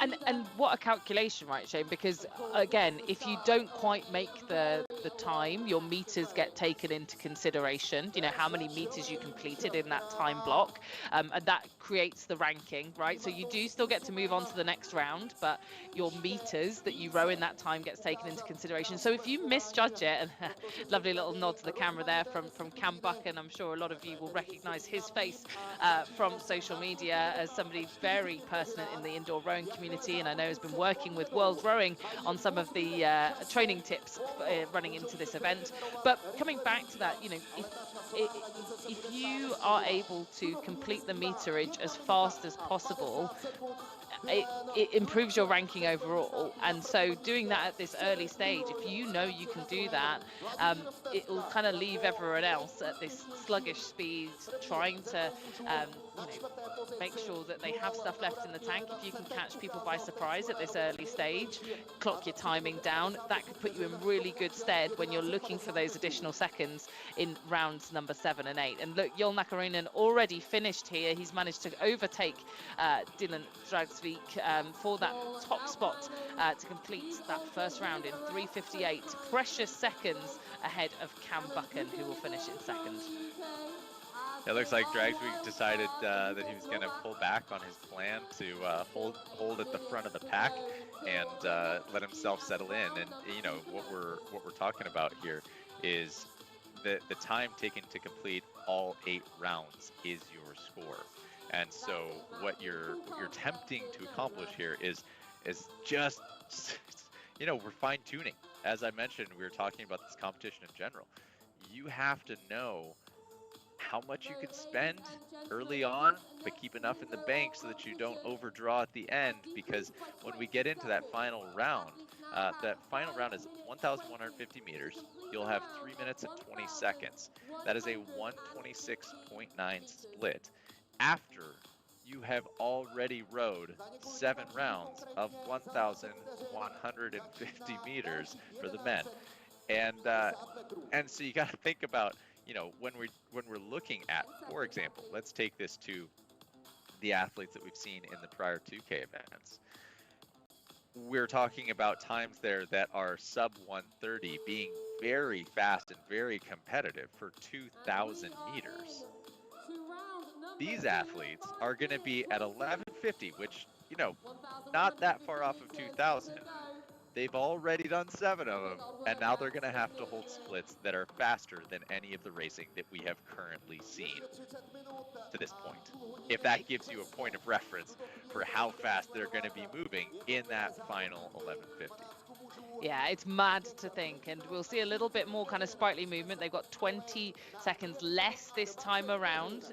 The next beep is, you can see the time ticking down in the top right hand side of your screen. That signifies when that next beep will come in. That's when the next piece will have to start. And the later through this that we get, those beeps are going to be, one after the other. They'll be putting that handle down, or maybe they won't even have time to put the handle down before they're moving on to that next 1,150 meters. So Jol Nakarinen still up in the front of this field, and we'll see the meters that they're clocking down versus the time that they've in total taken to complete each of the rounds. And again, going back to that beep test analogy, they've done that first jog. A few of them have got back, had a time to stand and rest before the next beep goes. And that rest time and that time standing will get shorter and shorter. We're now on to a bit more of a canter, I would say, Shane. We're not on that sort of slow jog. We're now starting to ratchet up in this second round. You can see the stroke rating much more lively here. Nakarinen still looking composed, and he's done this event before, Shane, right? He has been he's been in this position. He's done the beep test before, so it's almost like he's got a bit of a blueprint, right, of what he knows he can achieve. I know the timings have changed ever so slightly versus the meters that are being conducted. That is the change from last year's event.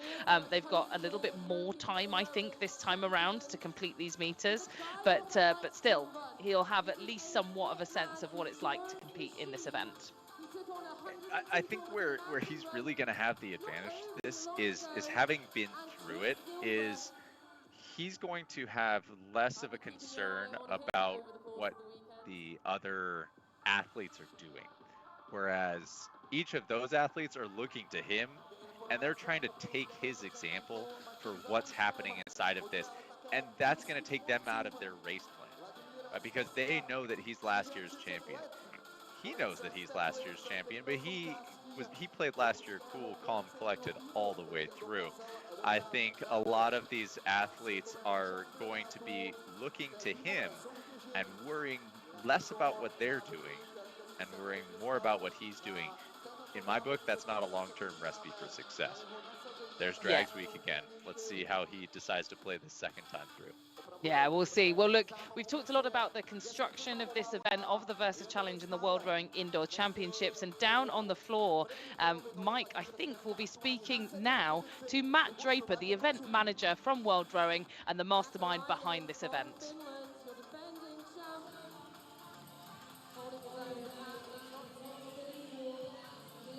Thank you very much. I'm here as the men continue to chip away on event number 1, the Beep, with Matt Draper, Special Events Director at World Rowing and the Director of the Versa Challenge. Matt, a lot of excitement around this challenge. What was the catalyst for creating this and incorporating in the World Rowing Indoor Championships last year in Toronto? We want to use the Versa Challenge as the vehicle to really bring indoor rowing to the world. It's exciting.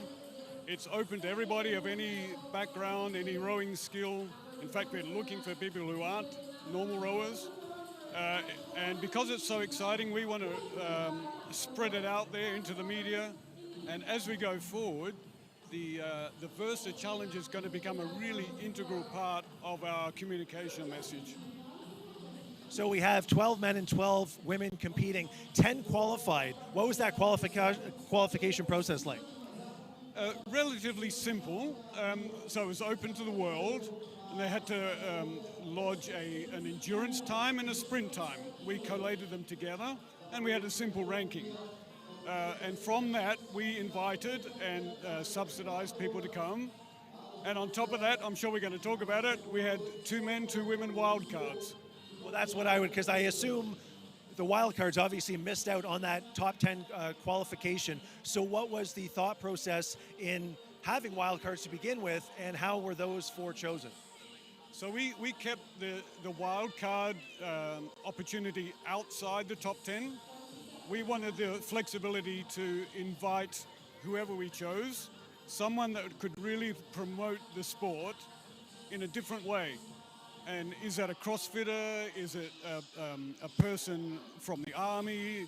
Is it a mum or someone with a great story to tell? And we are really lucky.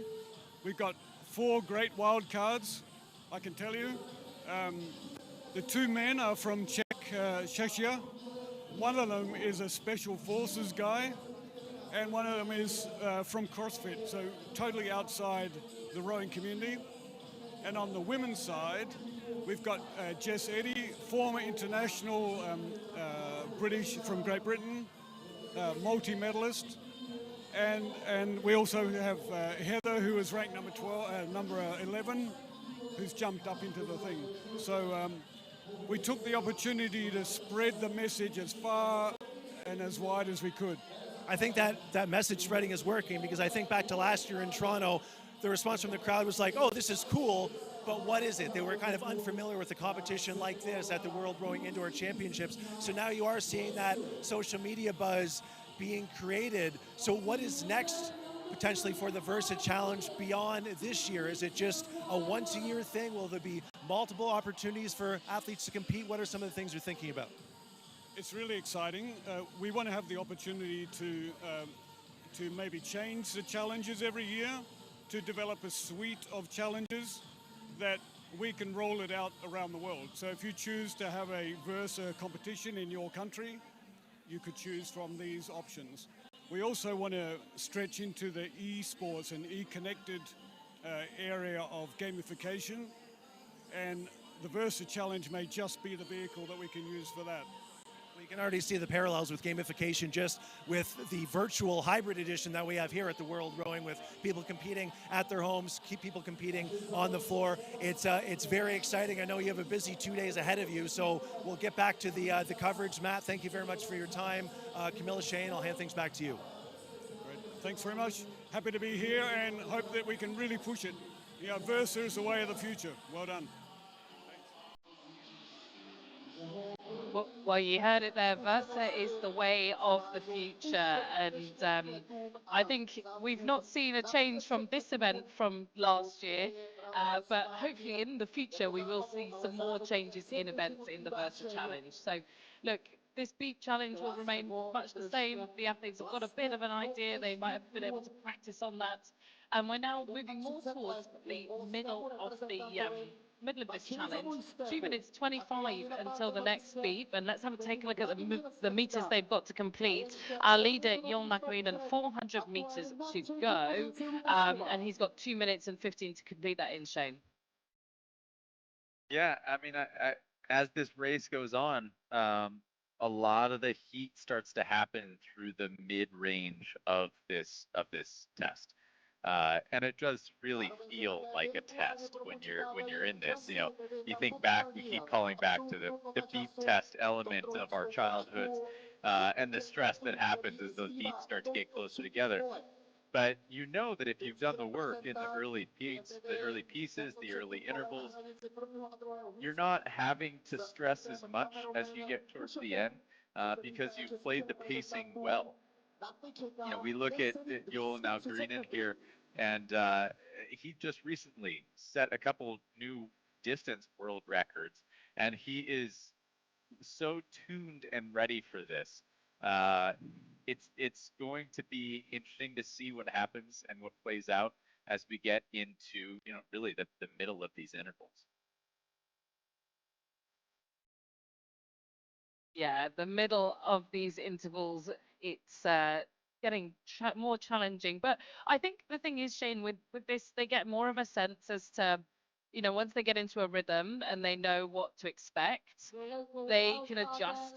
You know, they can adjust each segment on each segment, and know that they could have pushed a little bit harder, or could have let their foot off the gas a little bit more. So I think they're gathering data, right, through each and every one. They're gathering data. Now, as we look down the leaderboard, it looks like everyone, I think, will just about complete this next set of meters.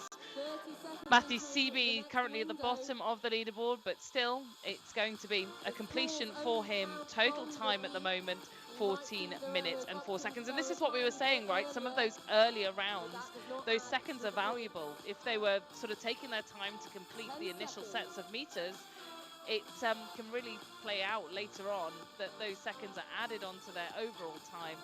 And it's tricky that they might have been too relaxed through those opening rounds. But here we go again. There's the next beat. That felt very short, that break, didn't it, Shane? It certainly did. You know, unless you were sitting at the front end of that and you took your time there, you're feeling the heat now. It's starting to pour on. You know, maybe worth it at this point to take a little bit heavier of a pass at this next one to give yourself a chance to breathe. But you know, when we look at the world of programming, I think it's probably an important discussion, because what we're testing here is the endurance of these athletes, their consistency, their ability to drill down on power when they need it. And all that comes down to programming, which is the workouts that you use throughout the year and who's writing those workouts and how you're planning them. Now, one of the things that's important when we're getting into this is understanding, you know, when do I know that it's time for me to give it a little extra, because I know that I'm going to earn that back in the next round? Have I tested a scenario in which I have to drill down, but then I'm going to walk myself back on the next one? All of that, and then considering, have you spent time walking your intensity down on consistent intervals, having to negative split pieces in times where you are in a duress situation, in times where you are having to choose whether to take the rest or whether to spread out the effort across the entirety of the piece? It all comes down to what you've been doing throughout the year. Yeah, definitely. And we'll talk throughout the challenges, I think, to some of the training methods that these guys have been preparing with, and a lot of them have told us what their favorite workouts have been throughout the year. You know, we're looking at Joel Nakarinen on the screen here, and for him, I know that his particular favorite workout is a marathon distance. He's used to going long distances and pacing himself.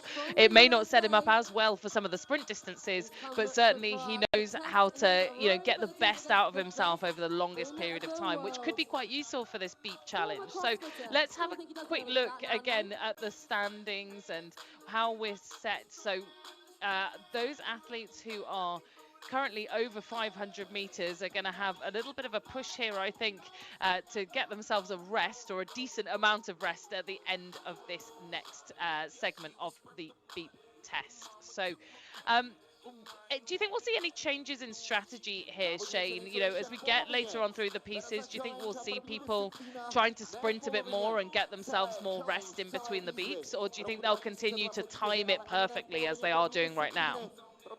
Yeah, you know, if we look at the standings right now, Joel sitting in first place, and again, the scoring that you're getting out of this, it's the total accrued time from each round for each athlete. And so what you're seeing is that for you know, Joel Naukarinen, currently he's at 15 minutes 25 seconds. Sitting in last, Matthew Seavey right now, 17 minutes 22 seconds. There's almost 2 minutes separating those two. So the real question is, you know, hey, when do I think that some people are going to bail on being able to complete the rounds in the assessed time? When do I want to make my move to potentially move ahead of them and take a gamble there? And that's what, you know, really gets hard about some of this is you're making these jockeying decisions. So, you know, your question, Camilla, what are people going to do about pacing? Are we going to see pacing changes as we go through here? I think at this stage of the game, I don't know you start to see pacing changes happen just yet, because it feels as if a lot of them are still going to be in survival mode. And that's not a bad thing. It just is when you throw a totally new event. Now, if people studied last year's Versa Challenge coming into this, you would hope that they had tested all of last year's Versa events to have at least gotten a taste of what they could be expecting this year. And if they had done that, then hey, this event should be a surprise, and you should have a decent level of understanding of how to execute this. But if you didn't, or if you're in the moment and questioning how you decided to handle it, then, you know, maybe you are in that bit of an emergency situation.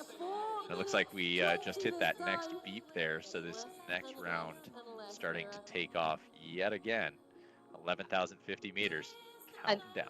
Yeah, and do you know what, Shane? I think this is going to be the one where we cross over into it being quite challenging, because some of those athletes there at the bottom of the field were almost to the stroke, right? They were almost putting the handles down and then having to pick them right back up again to get going. They timed that beep precisely to the amount of time that they had, so they got no rest whatsoever, whereas I feel those in the top half of the leaderboard all did still have an opportunity to put the handle down, take a breath, take on some oxygen, rest the legs for 10 seconds or so before then having to go straight into the next piece. And that's a luxury that Zach Fowles, Anders Jakobsen, Andrew Tomlinson, Matty Seavey, they didn't get that luxury afforded. And again, goes right back to that initial, you know, opening segment, where if they'd have just maybe pushed a tiny bit harder, they'd have afforded themselves a few more seconds in the overall standings. Now, that doesn't buy them rest per se in each of the different beeps, but it does improve their rankings overall. So, you know, choices to be made by each of these athletes on the spot, and quite a lot of response, right? You can see Cam Buchan there leaning over and trying to take a look at the screen of the athlete next to him, Andrew Tomlinson. I don't know if they're chatting about strategy. I don't know whether he was just trying to take an eye on what sort of splits he was pulling, but certainly there's that little bit of on edge sort of atmosphere between each of these athletes as the intensity ramps up.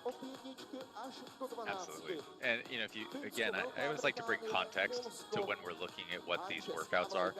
The total meterage for the men in this is 9,200 meters. And so when you are attempting to decide what your race plan is going to be for this, would you rather take 9,200 meters and just negative split that? And a negative split, if you aren't familiar with the term, is going faster each interval, if you will. So every 1,150 meters, are you going to move incrementally faster without stopping?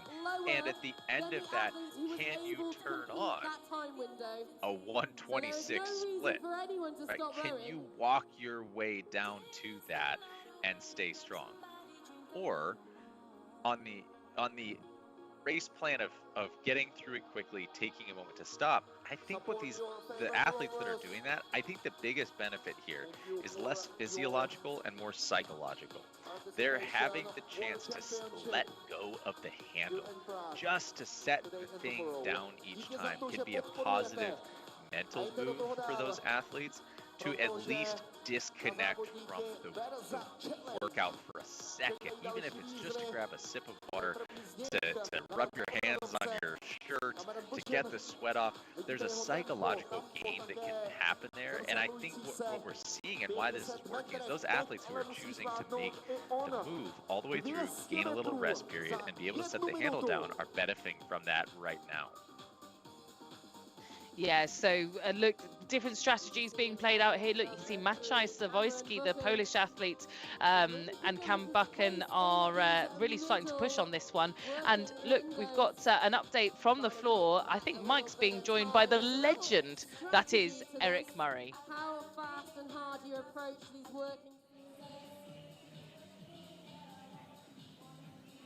Thank you very much. Yes, the legend, Eric Murray. Now, Eric, now you're a member of the World Rowing Indoor Commission, but I'm curious, for people who aren't familiar with your background, if you can just give me the first 3 sentences of your Wikipedia entry for your rowing accolades. Wikipedia, well, 2-time Olympic gold medalist, 8-time world champion, Thomas Callum medal winner from World Rowing, and yeah, probably world record holder at the same time. So yeah, those days are behind me, and now it's all about indoor. That's why we're here. So now a very impressive rowing resume. I'm curious, in your career, did you have training sessions that kind of mimicked what we're seeing from the Versa Challenge, or was it the same training pieces all the time? When you're in a training environment, you have a whole mixture of things that you're doing, right? And classical rowers are always going to have a test, 2K. They sit on the rowing machine for hours on end because there's no better way of being good at rowing than row. So it's always historically been there, but what we've seen with sports all around the world is the way that it's changing, and people are time poor. They want to find new things. When you look at different sports that have adapted, like cricket, you can take rugby, for example. There's different elements of it, and I think with rowing, we need to make sure that we encompass all the disciplines of rowing. And that's why indoor rowing's now it's growing as a sport, because there was no real structure around it. It was sort of just done because people did it. Whereas now we've got a lot more events that are in place, a lot of different things that we can do. So it's not just your classical 2,000 metre 500. We've started to create stories like the Versa Challenge, where we can find out new names in the sport of rowing and our stars, so people can be like, I want to be like Joel or Andy or Cameron, you know. And I think that's the cool part about what we can do with indoor rowing. Now, taking a look at your competitive talents in rowing, if we took Eric 15, 20 years ago, how do you think you would have competed in a Versa Challenge?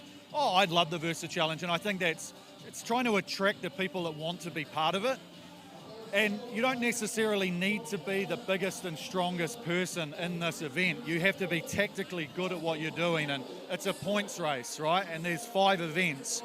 So do you need to be leading when you go into the last event, or are you confident that whatever the last event might be, that you've got the ability to come from behind and win? And that's what it's about, is diversifying what we're doing with indoor rowing, and we've really taken a step forward with the Versa Challenge. Eric, thank you very much for your time. We're going to be speaking a lot over the next couple of days. Appreciate your insight, and yeah, looking forward to speaking with you further. No worries. Thanks, Mike.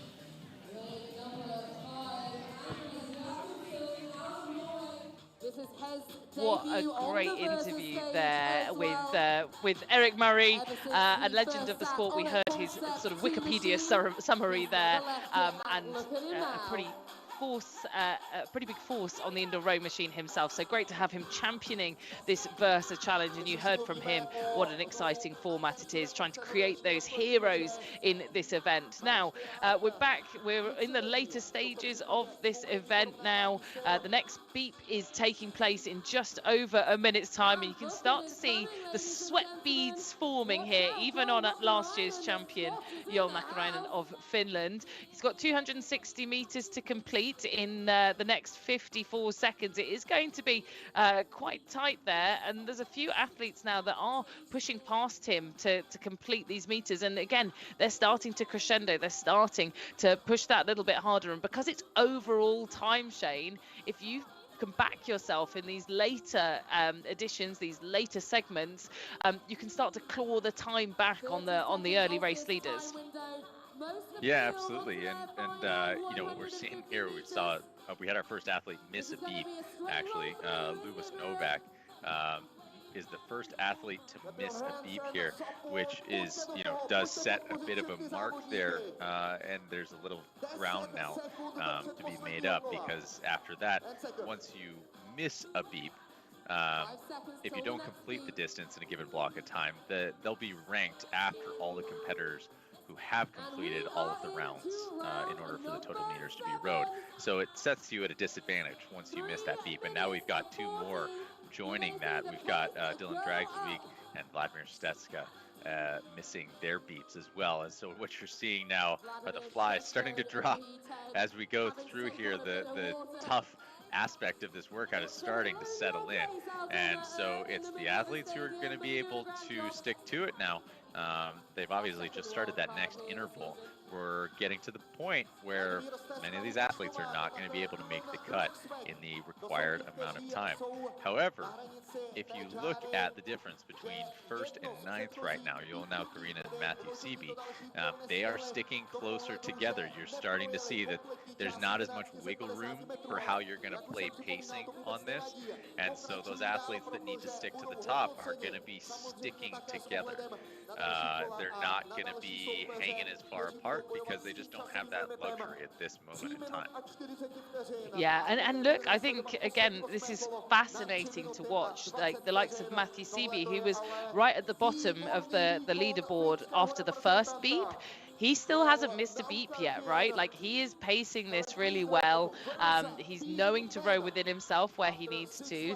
And those that are needing to close the gaps back, where maybe they took their foot off the gas in the earlier rounds, are now starting to really put pressure and move up the rankings. Cam Buchan being one of them, who has really pushed on and closed that gap to Yoel Nakarainen through the middle, through the middle editions of the beeps. So it's going to be still down to that final sprint, and you can still gain all that time in the final sprint when you can leave it all out there on the ergo, and that will be that final opportunity to gain some time. So let's keep eyes on here. I think in terms of the person due to finish first, looks to me like Zach Fowle, who's in the middle of the leaderboard. That could really help him with securing some of that well-deserved rest time, Shane, if he can complete this in the next 1 minute and 26 seconds.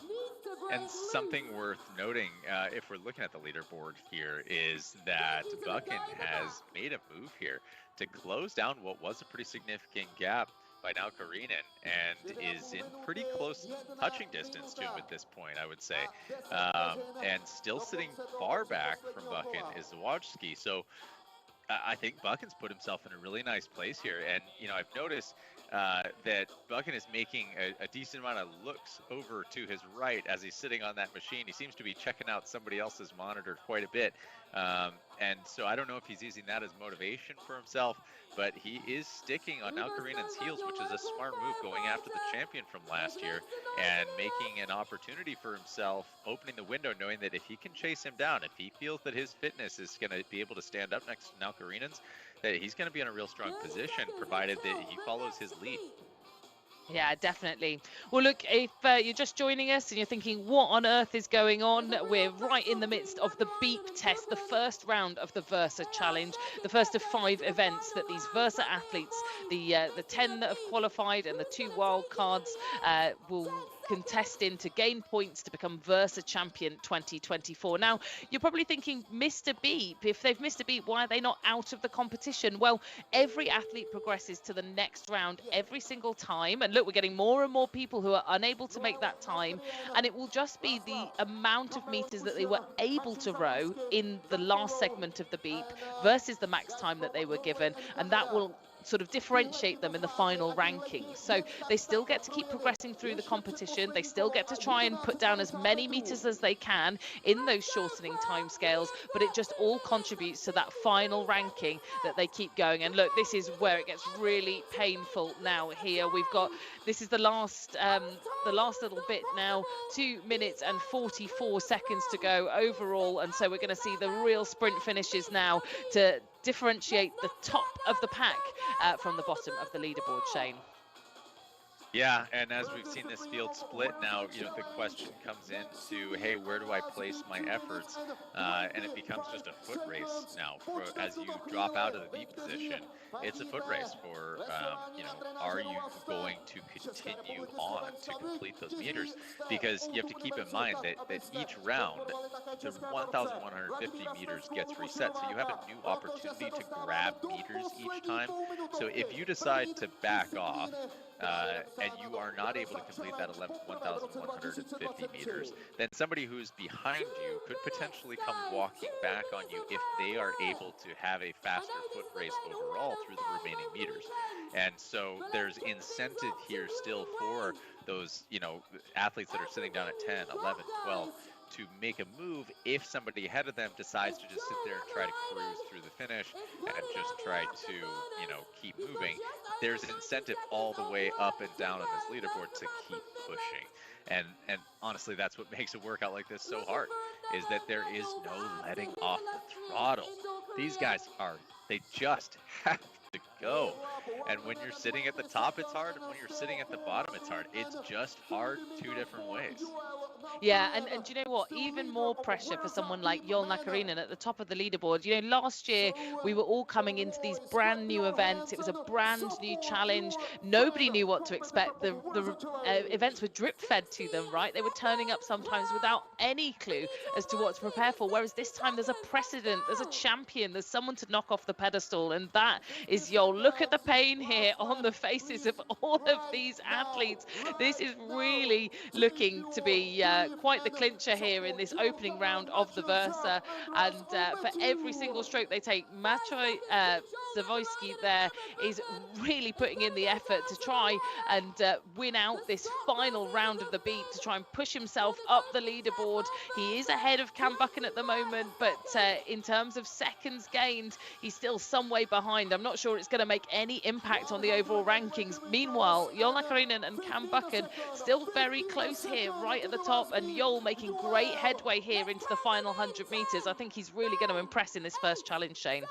Yeah, he certainly is. And Buchan, while he tried to stay on his heels, is going to start to see that connection start to slip away. Jol Nakarinen just has what it takes. He has such an engine that to be able to get through that. I mean, look at these athletes now, getting done, smile on his face, pumping his fists. He knows how he landed himself there. Back in first place again, not an unfamiliar place for Nakarinen. Happy to be setting the tone again in event 1. Meanwhile, behind him, Buchan making a statement coming out of the gates. We have plenty of return athletes from last year, and so for Buchan to take his stand and kind of push his way in, force his way into these athletes and saying, hey guys, I'm here to be paid attention to. Take note of my name.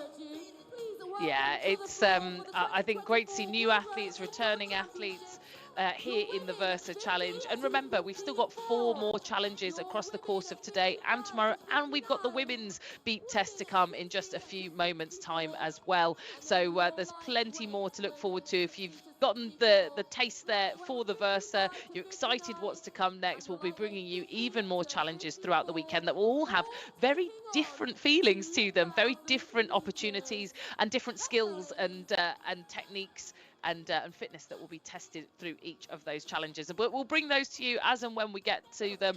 But there is your first round champion who will secure the maximum amount of points after round 1, Jol Nakarinen on the men's side, starting off as he means to go on. What an excellent race, but only 7 seconds separating himself and Cam Buchan, the newcomer. I know not a lot of people would call Cam Buchan a newcomer to rowing, Shane, but in this instance, new to the Versa Challenge. I still recall seeing Buchan walk out in Paris, my very first time commentating the World Rowing Indoor Championships, and getting to see each other in person for the first time. So yeah, he's been around it forever. It's fun to see him take take his chance here in the Versa Challenge.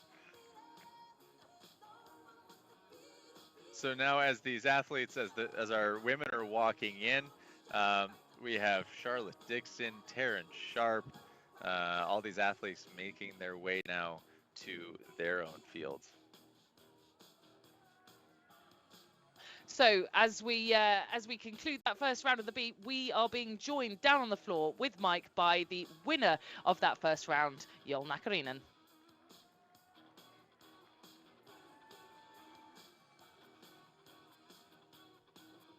Well, thank you very much. I'm here with Joel. And Joel, I think your name might have to be called Mr. Versa. You won the first edition of the Versa Challenge last year in Toronto, and you start your defense of the title with a first place here in the Beep. What is it about the Versa Challenge that makes you so strong and effective? I have a good variety between different distances from 100 meters to 100 kilometers. I'm quite strong in both ends. And I really love this challenge. It's so interesting with all the small details and tactics. I think this is coolest indoor rowing race what I know, and that motivates me even further. So you had 12 months to reflect on your title from 2023 in Toronto. How did that impact your training, that experience? How did that impact your training coming here into 2024?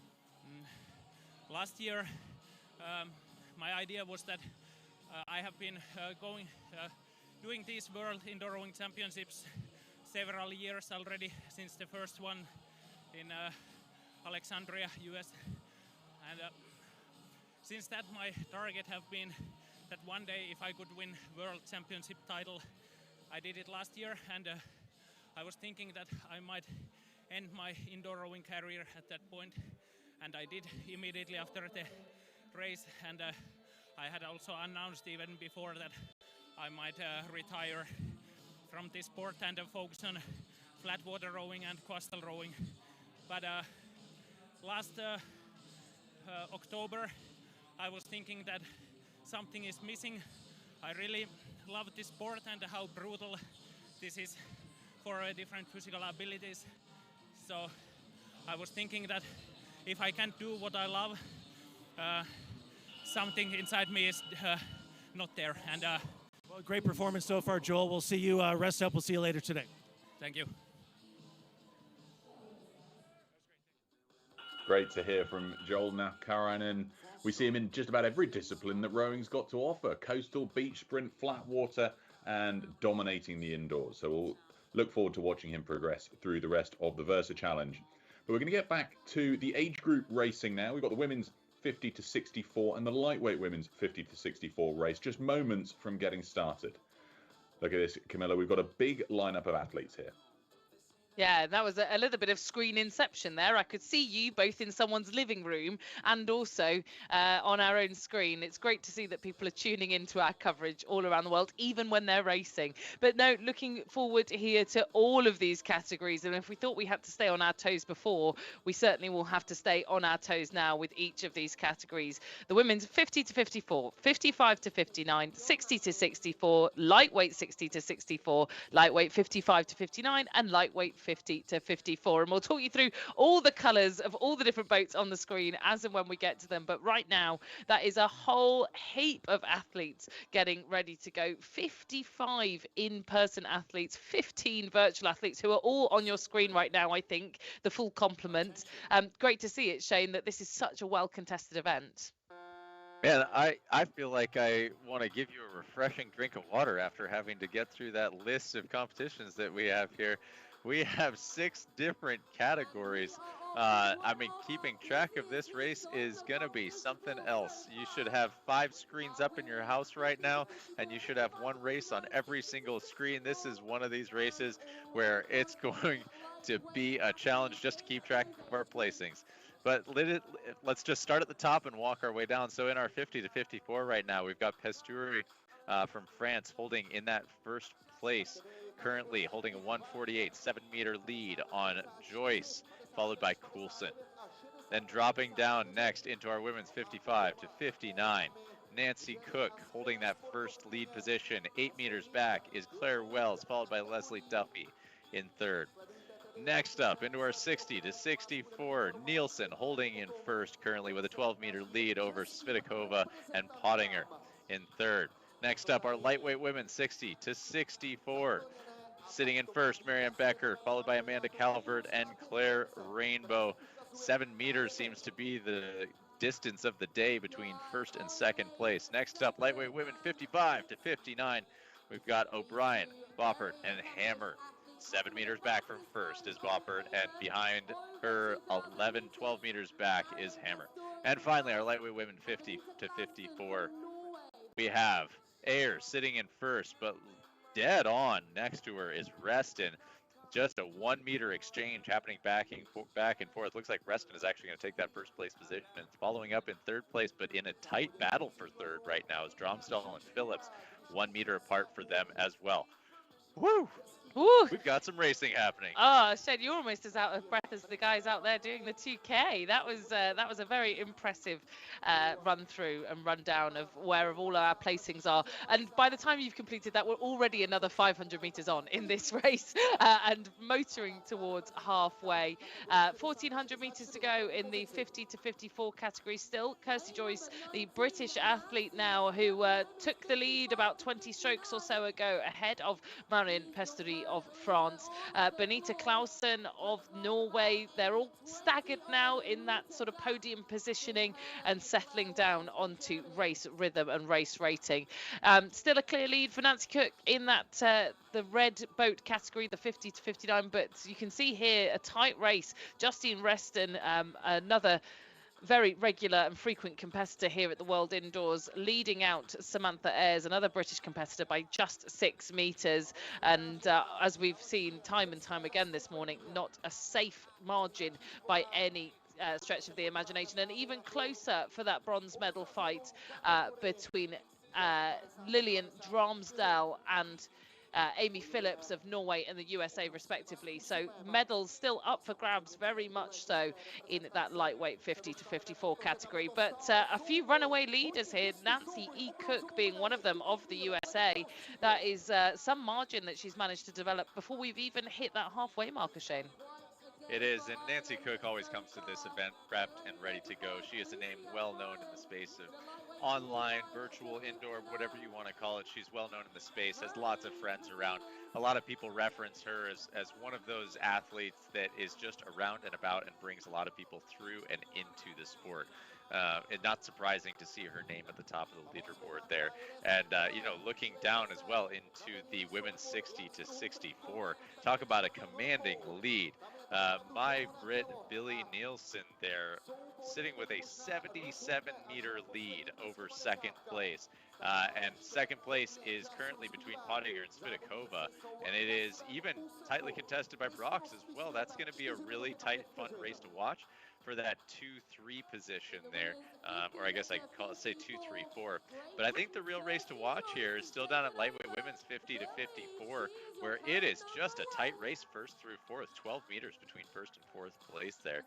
Splits are kind of exchanging back and forth, so I still feel a lot could happen in that race. Crossing over now into 750, our very first athlete crossing that line is going to be Kirsty Joyce, who is crossing just now with an 18-meter lead, sitting in first place. Behind her, Pesturi and Clausen, 18 meters and 24 meters back, respectively. That's going to be a pretty hard-fought race, but also, I think at this point, seeing 750 meters in, splits sitting where they are, I think we might be looking at some of the final finishings that we're going to see. But things do and can keep changing anywhere on the leaderboard. Yeah, they do and can. And as you said that, it was almost as if it was cued. There was a switch in position there in the 60 to 64 women between Pavla of the Czech Republic, Pavla Stakova, Svitakova and Kerry Pottinger, and also right in there Anita Brox of Norway. This is certainly the closest race across all the categories at the moment on this field. The Czechia athlete, the British athlete and the Norwegian athlete respectively, all just 1 or so meters separated between one another, so all very close. But again, we'll just keep panning across to each of the different races, there's a great silver medal fight going on in the 50 to 54 women between Marion Pasturi and Benita Clausen, both 25 meters off the leader Kirsty Joyce, and both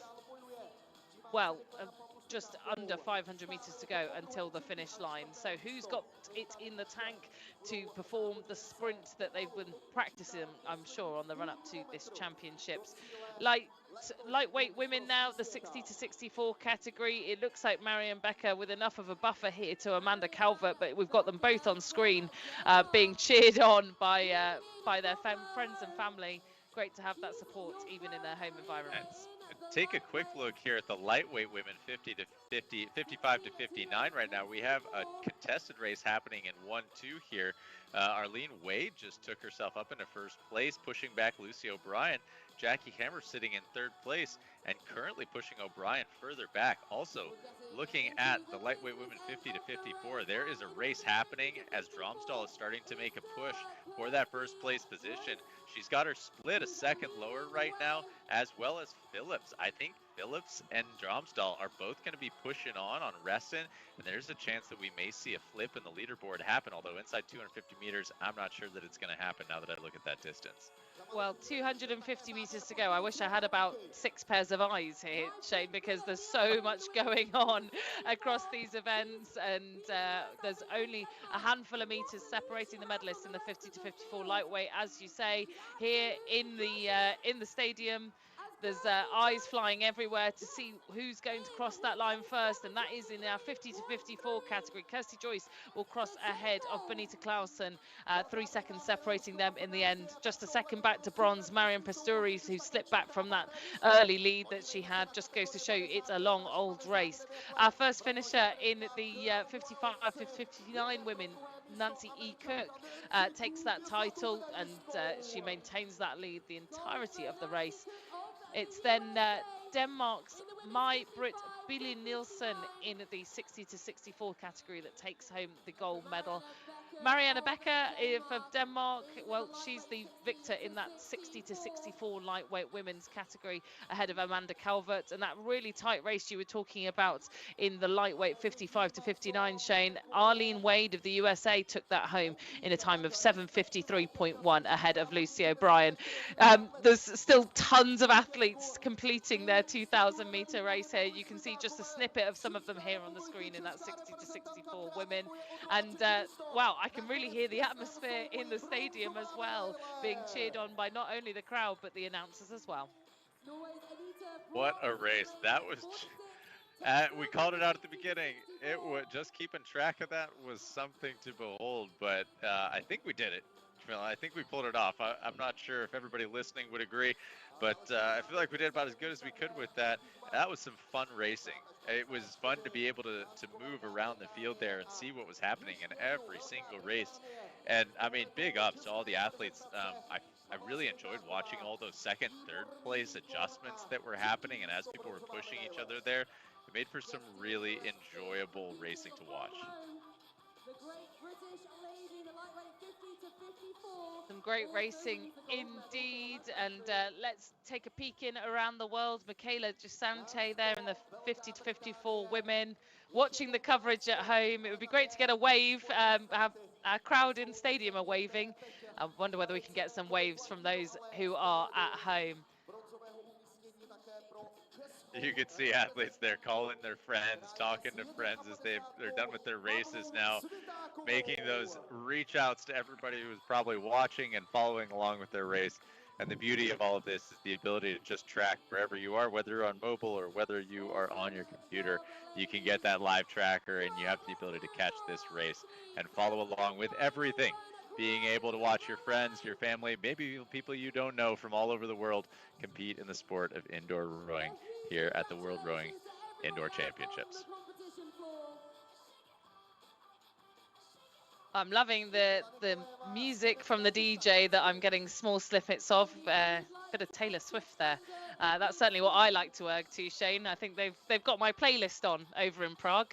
But look, it's just even more athletes. I think that's maybe one of the most hotly contended events that we've had, the most athletes on ergs across all the different locations and in stadium as well.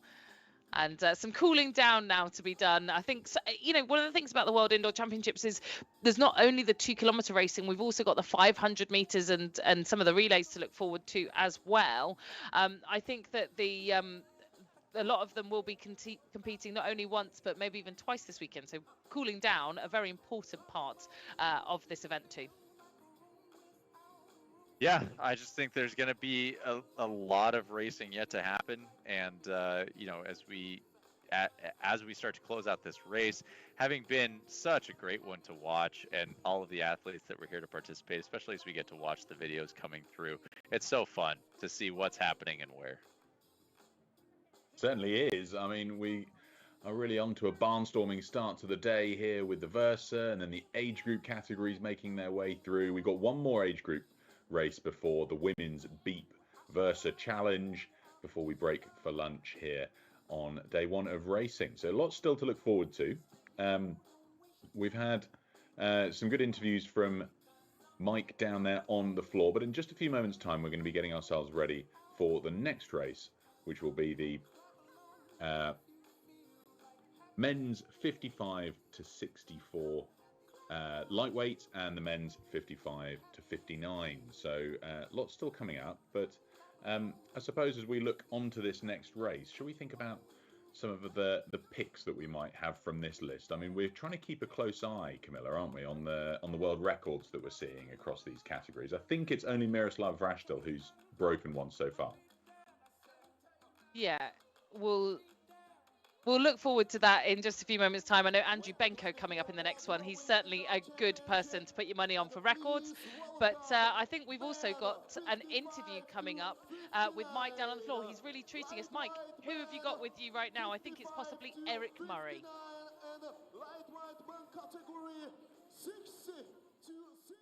So, Mike, who have you got on the floor with us now? Okay, thank you very much. It's, the atmosphere is getting a lot more intense here, Eric, as the competition continues to heat up.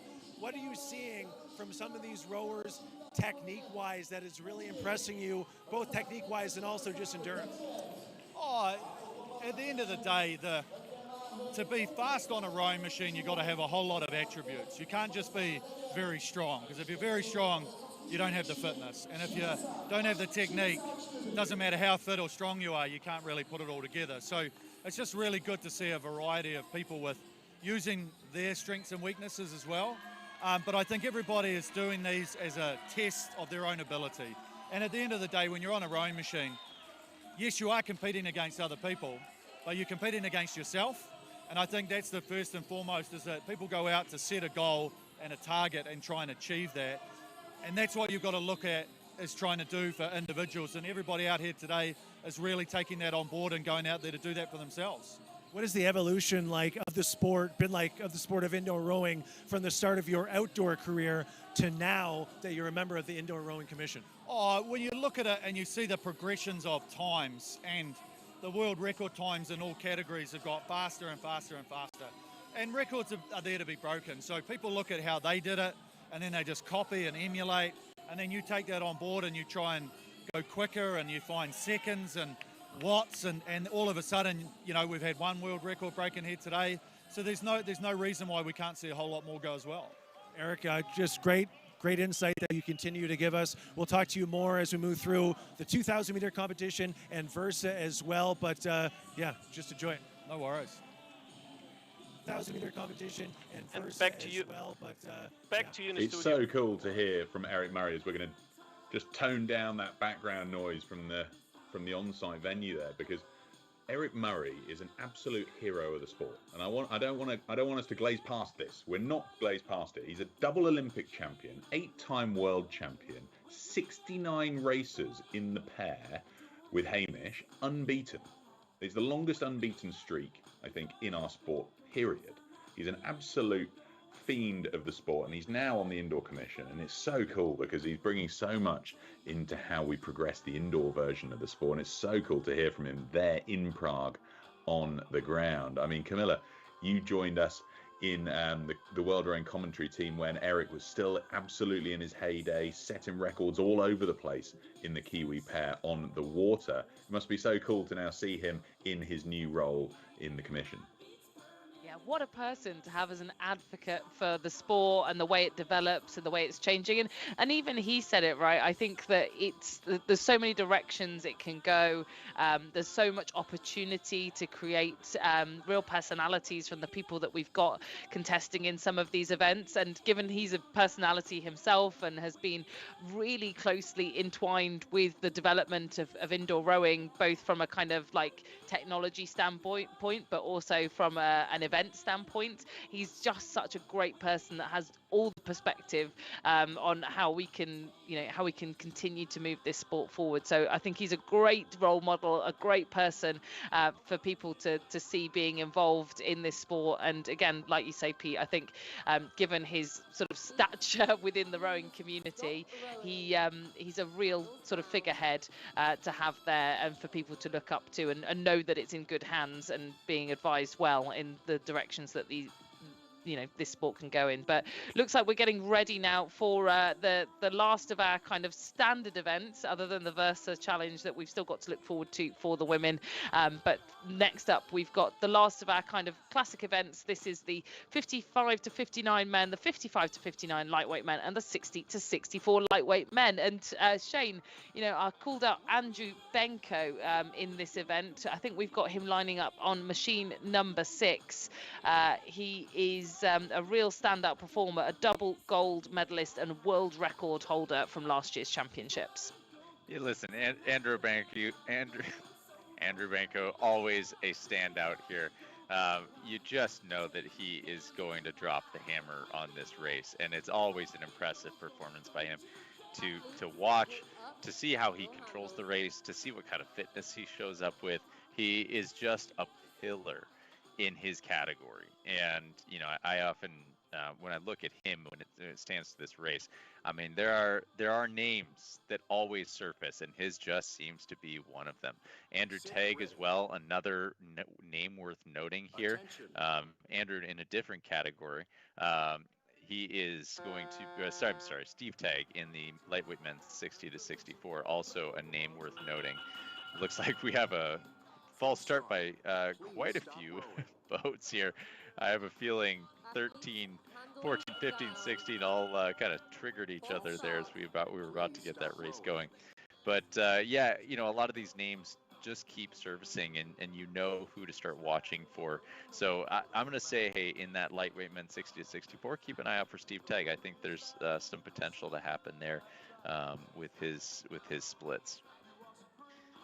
Well, we've got a false start, so we've got even more time to wait to keep an eye on his splits as well. The anticipation builds for that head-to-head between Tagg and Benko. But look, we'll reset like we have done multiple times this morning. The show must go on, and we've reset pretty quickly off the bounce of all of these false starts that we've had.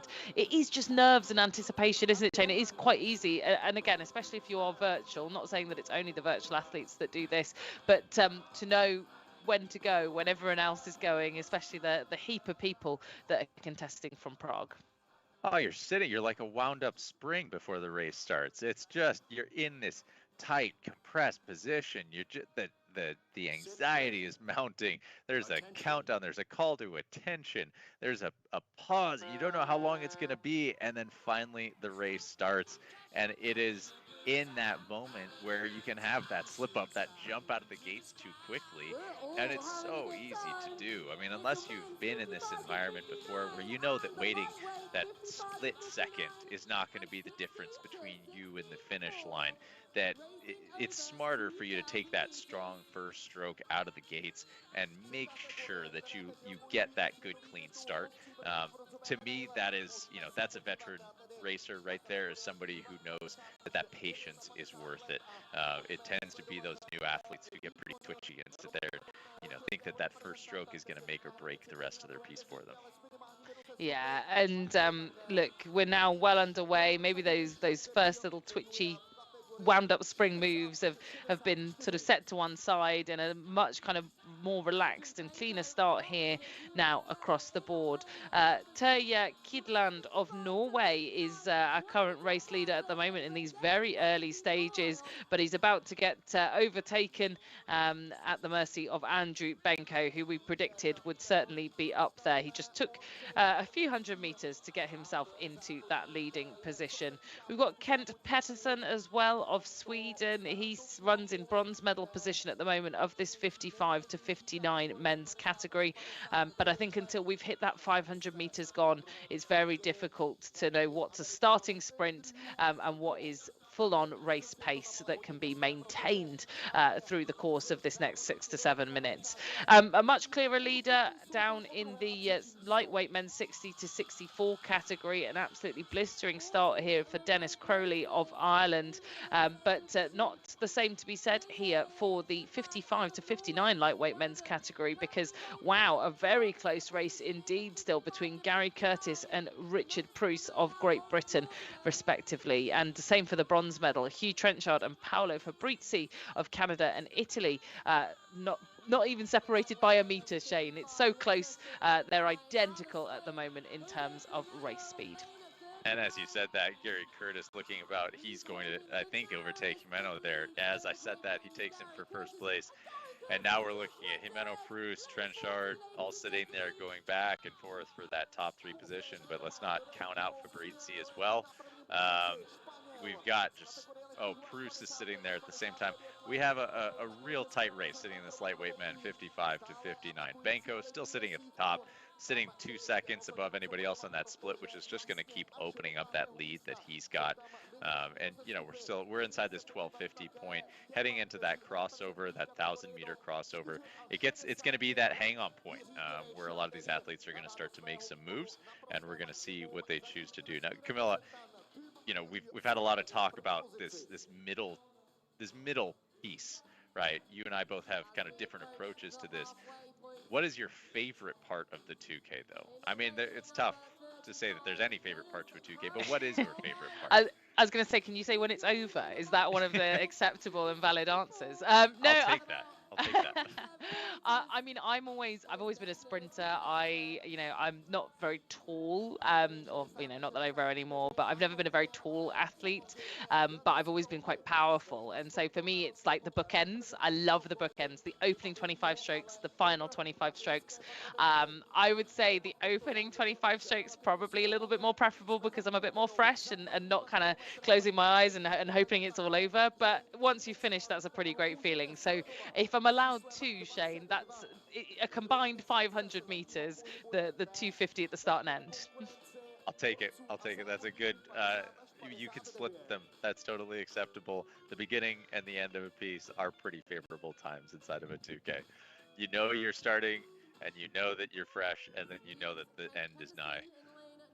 Yeah, no, definitely. And the end, not quite nigh yet for our competitors. Nobody within that final 500 just yet. But Andrew Benko has been gradually surmounting a lead, building metre on metre through this piece, what he does best. And you can see all that experience coming through there as he leads out now by a matter of 25 metres coming into the final 500 metres, exactly the position you want to be in. However, I must note that New Zealand's Richard Tomlinson, a great performance from him to move into silver medal position, and actually was, until I just started speaking then, pulling lower split times per 500 metres than Benko himself. It would have been quite the mountain to climb, but he was certainly performing extremely well into this final 500 metres. But look, the bronze medal still very much up for grabs here between Pettersson and Kidland, just 1 metre separating that podium placing. So let's keep an eye on that and see how that 55 to 59 men's race shakes out, Shane. And that lightweight men's 55 to 59, it cannot be emphasized how tight this race is. There is 3 meters separating first through fourth right now, and it is just a constant shuffle right now of Trenchard, Jimeno, Curtis, and Pruce. Just back and forth. Boats and ergs are changing lanes here. There's another shift, Jimeno back into first. This is going to be the race to watch, as this lightweight men's 55 to 59, as we are crossing over the final 250 meters. Benko still sitting in that lead, looking like he is going to take that finish. Tomlinson sitting in second, 30 meters behind. Keidlin looks like he's moved up, pushing Pedersen down into 4th place. So Keidlin from Norway now moving into that 3rd position. We'll see if Pedersen's got a response to that. Meanwhile, looking down at the lightweight men 55 to 59, we're starting to see a little bit of spread apart. Jimeno starting to make a move, pressing on here, wanting that gold medal. Trenchard sitting with silver 7 meters back, followed by Curtis. Wow, and there's a finish there. Andrew Benko, never in doubt. What a performance. 6:13.2 in this men's 55 to 59 category. That is quite remarkable there, and a great performance from him. And look, I think it's even tighter in that lightweight category, as you say, but very, very impressed by Andrew Benko, who doesn't quite match his world record, which was 6:09.9 that he set last year in Mississauga in 2023, but 6:13.2, pretty impressive, and 6 seconds clear of the next athlete in silver medal position. So we'll watch everyone sort of filtering in. We can see a cool down going on there. Terje Kidland, who was our bronze medalist, already on the bike, Shane. Not even a time to breathe, jumping straight on to that post-race cool down routine. Athletes are going to athlete, I guess, no matter where you put them and what kind of race you throw at them. They're going to be who they're going to be. That I got to say, that lightweight men 55 to 59, that was a fun one to watch as we watched Jimeno take that 1st place position. Trenchard ended up in 2nd, and Curtis, we saw him on screen there just previously, taking that 3rd place position in person. Trenchard, a silver from the virtual position, leaving Gary Curtis in 3rd place from Great Britain. So we are wrapping up with just a few boats left in the field here. Ambrosetti, Bivacqua, Sperandio look like they are about to finish. Sperandio just crossing into that final 250. Yeah, and they're in the stadium. They've got all of the support of the other athletes and the crowd willing them on, and it's just so lovely to see them all waving to the camera. I feel so connected. I feel like I'm there, that they're waving to us all here on the coverage, myself, Shane and Pete included. It's just really nice that even as part of a virtual studio, we feel like we're so well in the event that's happening over in Prague. So lovely. A thumbs up from Benko. He seems pleased with that performance. Once again, a gold medalist, a champion back-to-back in that 55 to 59 men's category. Cheers to him. And Pete, he was never in doubt, was he? No, it was a certain thing for Benko to come out on top in that event. And what a morning of racing we've had. We've now got the next of the Versa Challengers, but this one for the women. So it's the same format we had for the men. This time the 12 women will be coming out in just a few moments. An exciting lineup we've got competing for the women, and we'll have the walkout in just a second where we'll see them getting out onto the stage. And just like we see in other sports, particularly in swimming, I think it's most similar here, Camilla, where you see them walk out one by one. We're going to introduce our athletes in due form, but I suppose we look to the women. What are the differences we can expect here? Well, they're covering a different distance to start with, right? So for the men, we saw 1,150 meters. For the women, they're covering 950 meters. So it's the blocks of time similar, but the distance that they are rowing different here. So we'll see the same format. We'll see that beep test format where each person will get that opportunity to row that distance within the time that's set, that will decrease by 20 seconds each time, and they have to keep rowing through each set of the beeps. They must continue. So yeah, even more to look forward to, and looking forward to some different tactics. Tactics is what it's all about when it comes down to the Versa, and I suppose, Shane, when we look to those different tactics, the women have had the opportunity to see how the men have handled things, I suppose, with a slightly shorter distance, but the effect, what do you think will be going through their minds that they might have learned from having watched the men's challenge? Getting to watch and have the opportunity to see, I think, Buchan step up and show up for, as a new athlete into the space, and seeing how he played that, and how he stuck to Naukarinen, I think may have given a vote of confidence to some of these newer athletes. Now, granted, on the women's side, we do have a decent amount of return athletes, but the new ones are going to sit there and look to that, being able to watch that experience. And from last year, having been on the floor with the Versa athletes, I do know that they sit there behind the curtain and they watch. They want to see what's happening. The women are watching the men are watching the women. They want to gain that little contextual bit of information as much as they can to understand what happened in that previous race. How did it go? Where did the errors occur? Who fell off when and how? Well, here we go. We wait with bated breath here for the first of our athletes. I think we're expecting Charlotte Dixon out onto the floor, and indeed right on time. Here she comes, the British athlete here, a returner from last year, and she was on the podium, and what a great returner. A 24-year-old from Great Britain, from Manchester, a very powerful athlete, which I think will put her in good stead for the sprinting challenges. Taryn Sharp next, the Australian, 38 years of age. Fantastic to have her here competing in the Versa Challenge and wanting to compare herself to the top in the world.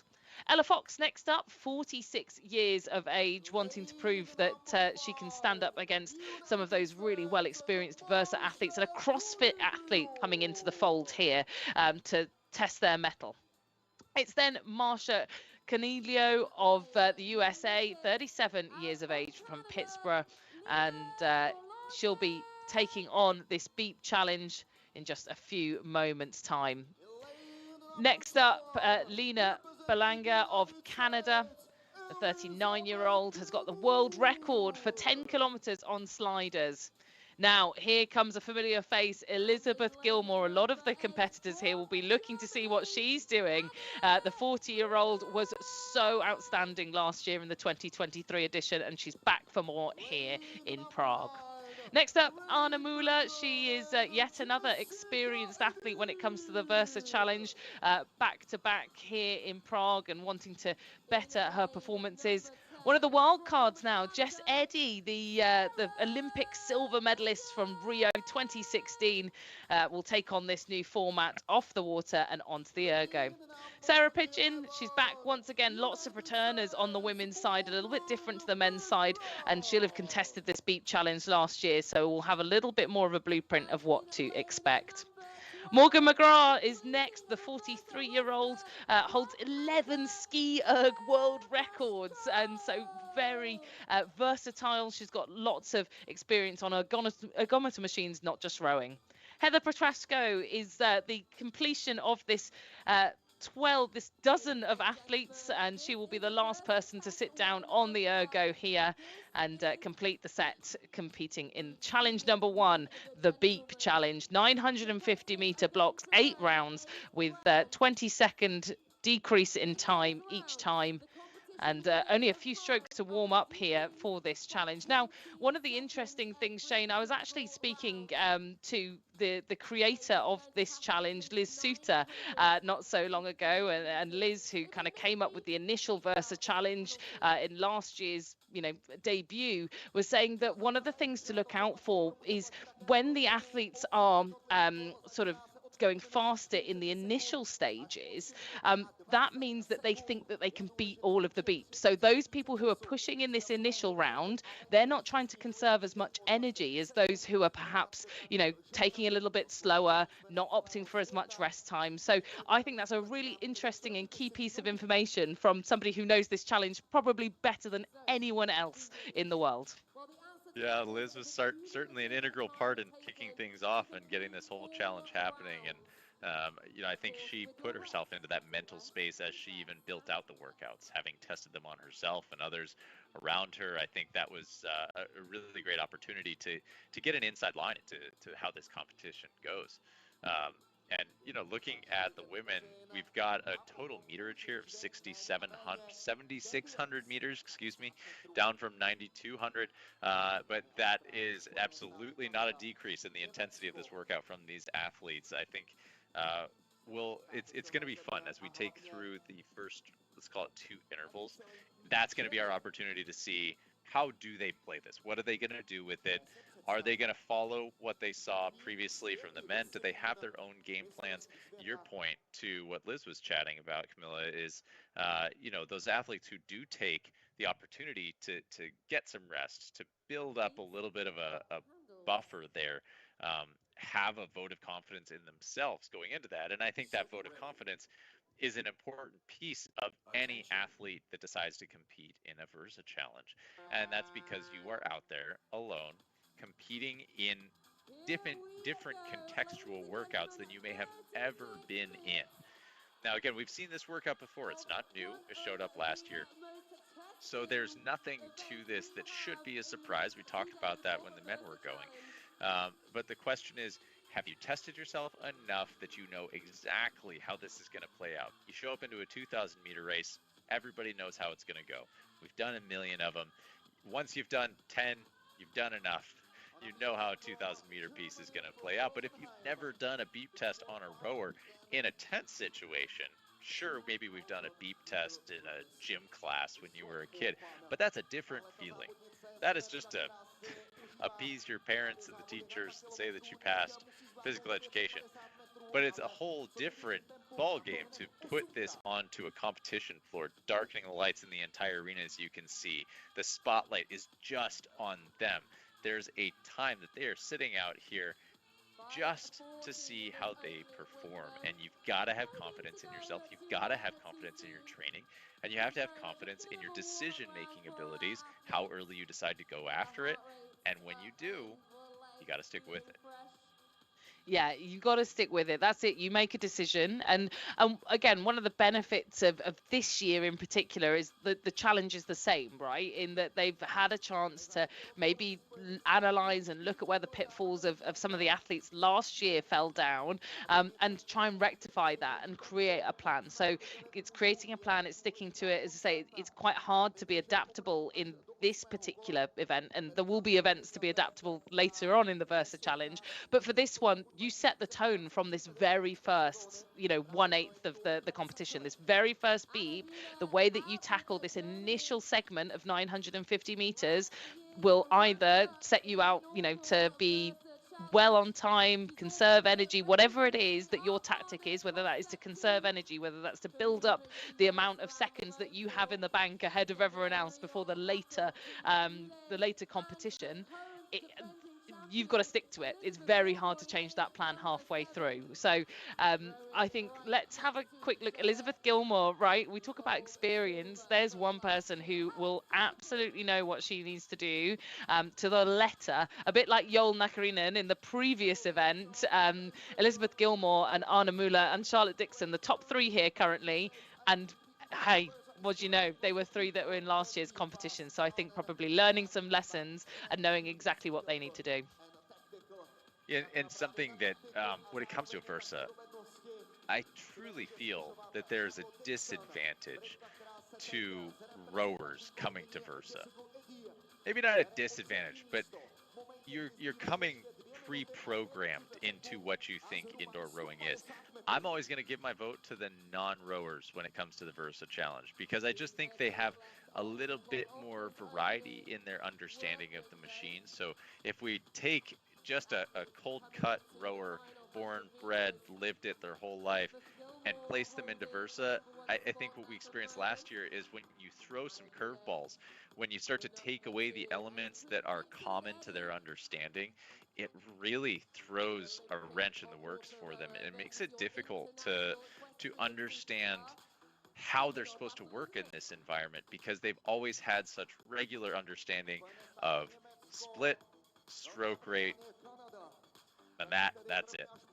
As soon as we start throwing different variables at you, different time lengths, even the time lengths of traditional rowing training are going to be very similar. You're going to see season to season, not a ton is going to change. Your training programs are shared amongst coaches.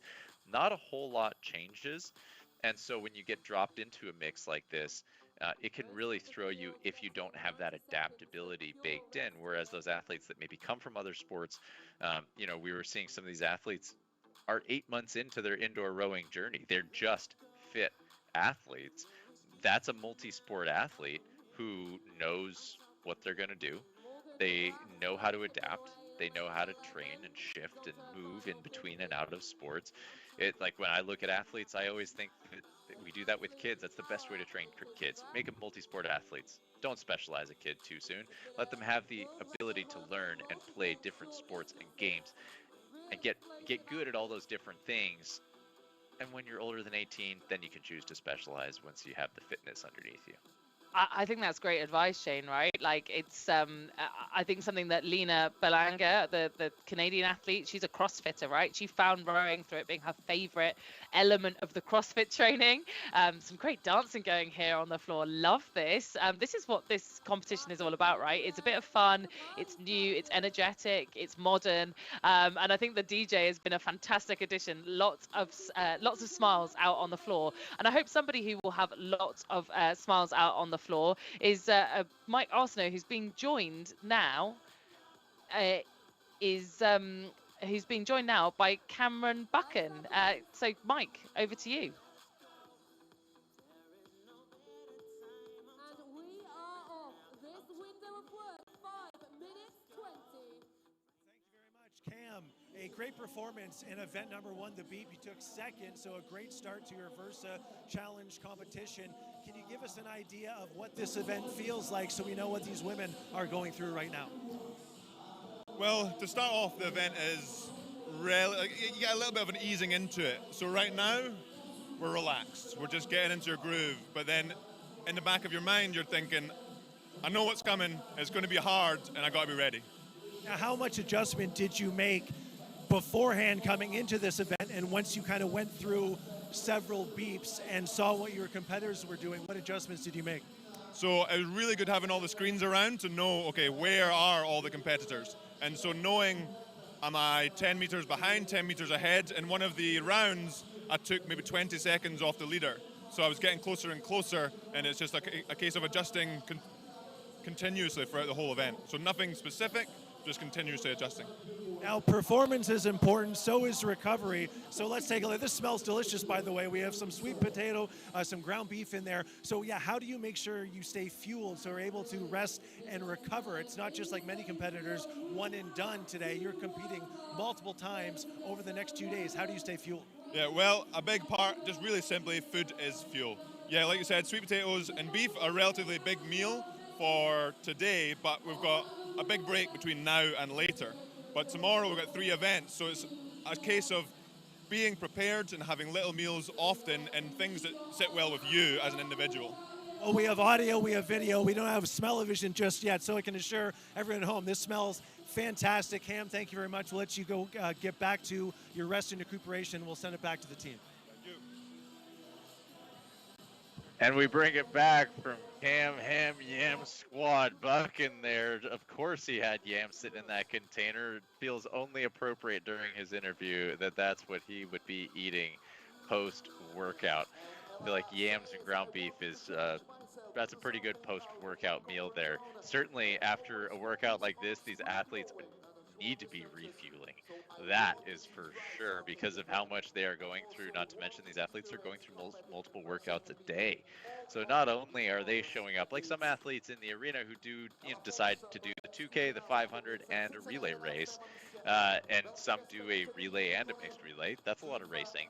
But at the same time, these athletes are going through a ton of events in a very short window of time. This is unlike a lot of the racing that they would experience elsewhere.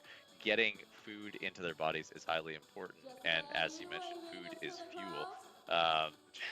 Jess Eddie, they're taking an opportunity to wave to somebody in the crowd. Clearly, they're still in the early stages if she's taking her hand off to wave to the crowd. It's fun, though, to see how these athletes are able to respond, still enjoy themselves now. One of the things you got to say about the first challenge, the athletes definitely form a tight bond. There's a great camaraderie amongst all the athletes that are here.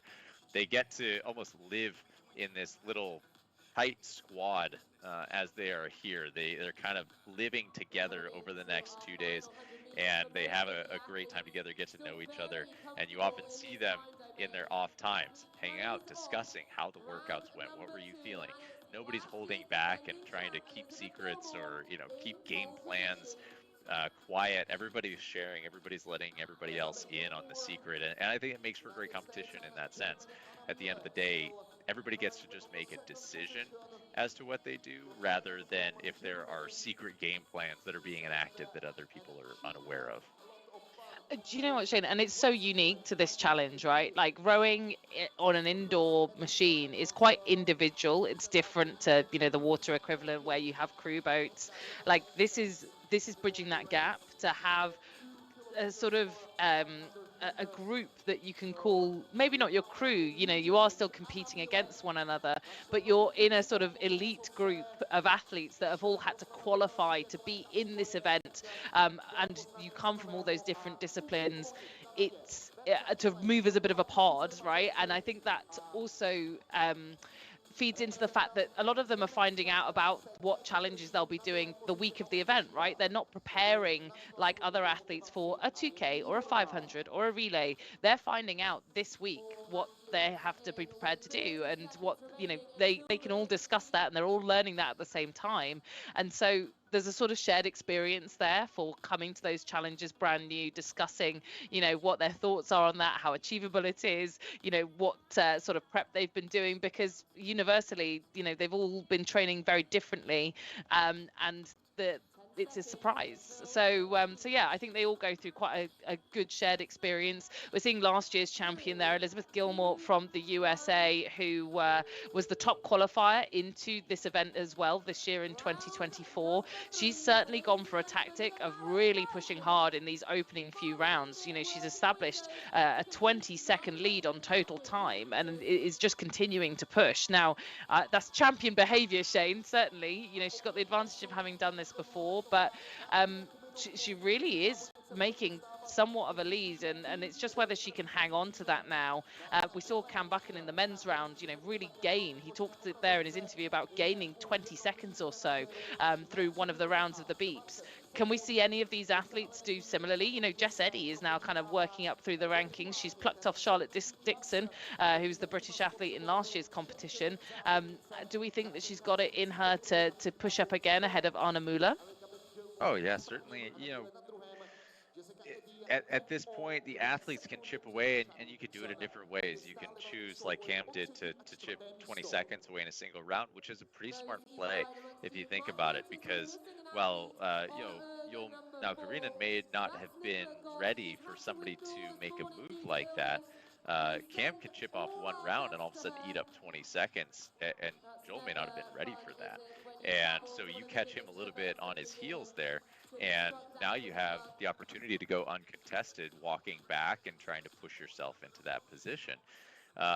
Whereas if you decide to chip away 2-3 seconds each round, well, you let that person in on the secret, and all of a sudden they may try to, nudge you off a little bit and try to keep you from being able to close up that gap. Now, Jamel, a question came up as you were speaking previously. If you're, and this was inspired because some of our athletes here were inspired by being in Toronto last year in Mississauga, watching Versa, and then deciding, wow, that's cool. That's something that I'd like to try for next year. And here they are. They've made it just by being spectators prior, seeing Versa, and choosing to go at it for the following year. If you're trying to give some recommendations, I have to imagine there are people watching this streaming that are thinking, oh, this feels like me. Like I did, a 2K 500s. Relays are interesting, but like 2K 500, not really my thing. Like I've done them, but I don't know if I want to go compete at that. But Versa, this feels right up my alley. What kind of advice do you have for somebody to try and frame their next year of training so that they could put themselves in contention to be on this stage next year? Look, I think it's being versatile, right? Like it's not just putting yourself in the box of this is what this sport looks like, and believing that all that there is to the sport is 2 kilometers or 500 meters because that's what past precedent dictates. There are people that have come to this event, calling out Charlotte Dixon in particular, right, who we just had on screen. She was a horse rider before, she was equestrian. There was no it has to be CrossFit or it has to be weightlifting. There are so many routes into this particular type of sport. And if you've ever touched or seen a rowing machine and you've quite enjoyed, jumping on and seeing what you can do, because of the variety of types of challenges, whether they be endurance, whether they be sprints, whether it be long or short or tactical, you may have advantages in multiple of those spheres. You know, you may not be the best 2K racer, right? And you might have written yourself off from ever wanting to kind of pursue being a rower on the Olympic stage or the Paralympic stage. But look, I think this is a really exciting new version of the sport. And as we've said throughout the course of this morning, esports is becoming such a huge part of the development of sport around the world in competition. And we've seen things like the World Urban Games that took place a few years ago, right? Like, I think there's only going to be more and more of these types of sports making their way into international competition on a global stage. And I think if you're interested and you are, you know, tactical, sporty, you're a sprinter, you're endurance, just give it a go. And don't, like you were saying about children, right? Don't pigeonhole yourself too soon. Don't put yourself in a box. Go out there and give it a go, and reach out to some of these athletes, right, who can give you their honest experience. They've all come from such different backgrounds. I'm sure there's a lot of alignment that you could find with at least one of these 12 athletes in terms of, you know, the type of things that you've experienced and been through and the training you've done. And I'm sure they'll give you great advice, right? We've got people here who have been Versa champions before, Olympic silver medalists, people who have been champions in equestrian, like I say. There's so much variety. So yeah, I think that's my advice, Shane, for that. So as we move on to the next beat now, there's plenty more time to run. We've still got just under 20 minutes until the conclusion of this challenge, and we are lucky enough to have our reporter on the floor who's absorbing all of the atmosphere, and Mike is back on the floor with Eric Murray.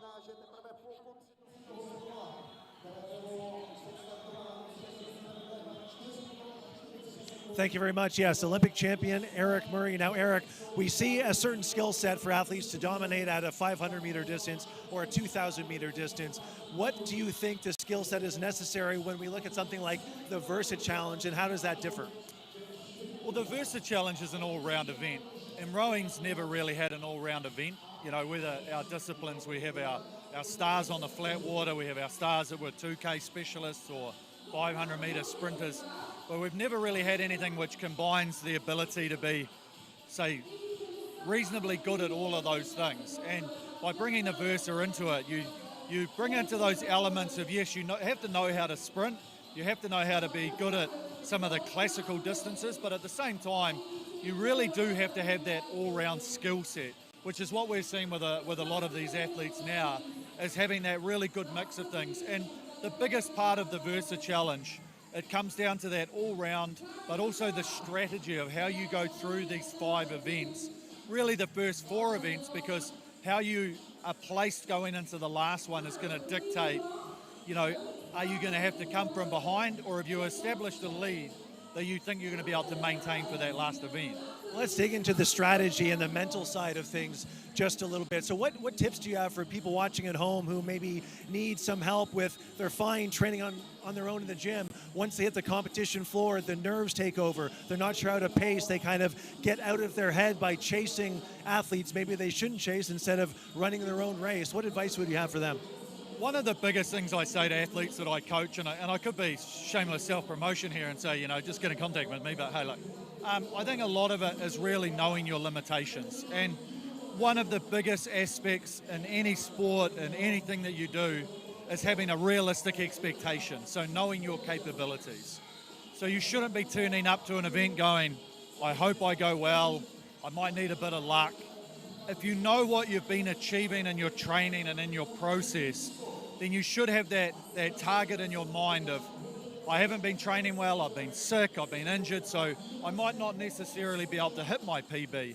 But if you've been training well and you've been doing times that you think are sustainable under that limit, then you can go out and doing it. So it's really getting a grasp on what you are capable of achieving going into anything that you do. And that the Versa Challenge presents some challenges with that as well for these athletes, because a lot of it is a little bit unknown. Eric, thanks again. We'll send things back up to the commentary team. Thanks so much, Mike. Just so great to hear from Eric. He's got so much perspective on this and some great tips. Now, I think one of the really interesting things that he was talking about there, about the skill set to be great at this event, was some of the things that we were touching upon, Shane. Now, we've got, we're well past halfway now in this challenge. What do you think is going to separate those that are successful? Nobody's missed a beep yet, right? Like, where are we going to hit that point where it's going to separate the successful athletes that have that skill set from those that perhaps are a little bit more inexperienced in this particular format of competition? It's all going to come down to the athletes that are willing to take risk. And at the end of the day, to be a competitor, to be a good one, you have to be willing to take risk. And unless you're time tested, you've been around forever, and you just know that you are head and shoulders above the competition, you have to know when it's time to test yourself and to put yourself out there for the chance of failure. Because if you're a competitor and you put yourself in a situation to fail, you probably won't. You'll probably thrive. May not be comfortable, but you're going to thrive nonetheless. And it's in those moments where you decide to throw down the risk that you see if you're going to rise to the top. If you're going to show up to a competition like this, you should be showing up because you want to compete. You know, if you're showing up to like a World Rowing Indoor Championships, you're getting some 2K testing under your belt. This is your first competition. You're going to put in your best, just like Eric was talking about, right? There are different levels of best.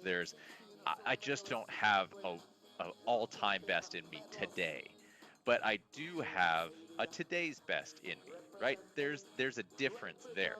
You show up for something like a Versa Challenge, though, you should be here to compete all the way across the board. Like, you should be ready to throw down and take some chances. Those are going to be the athletes that are going to set themselves apart as we sort this out, right? Who's going to rise up? It's those that are willing to risk something.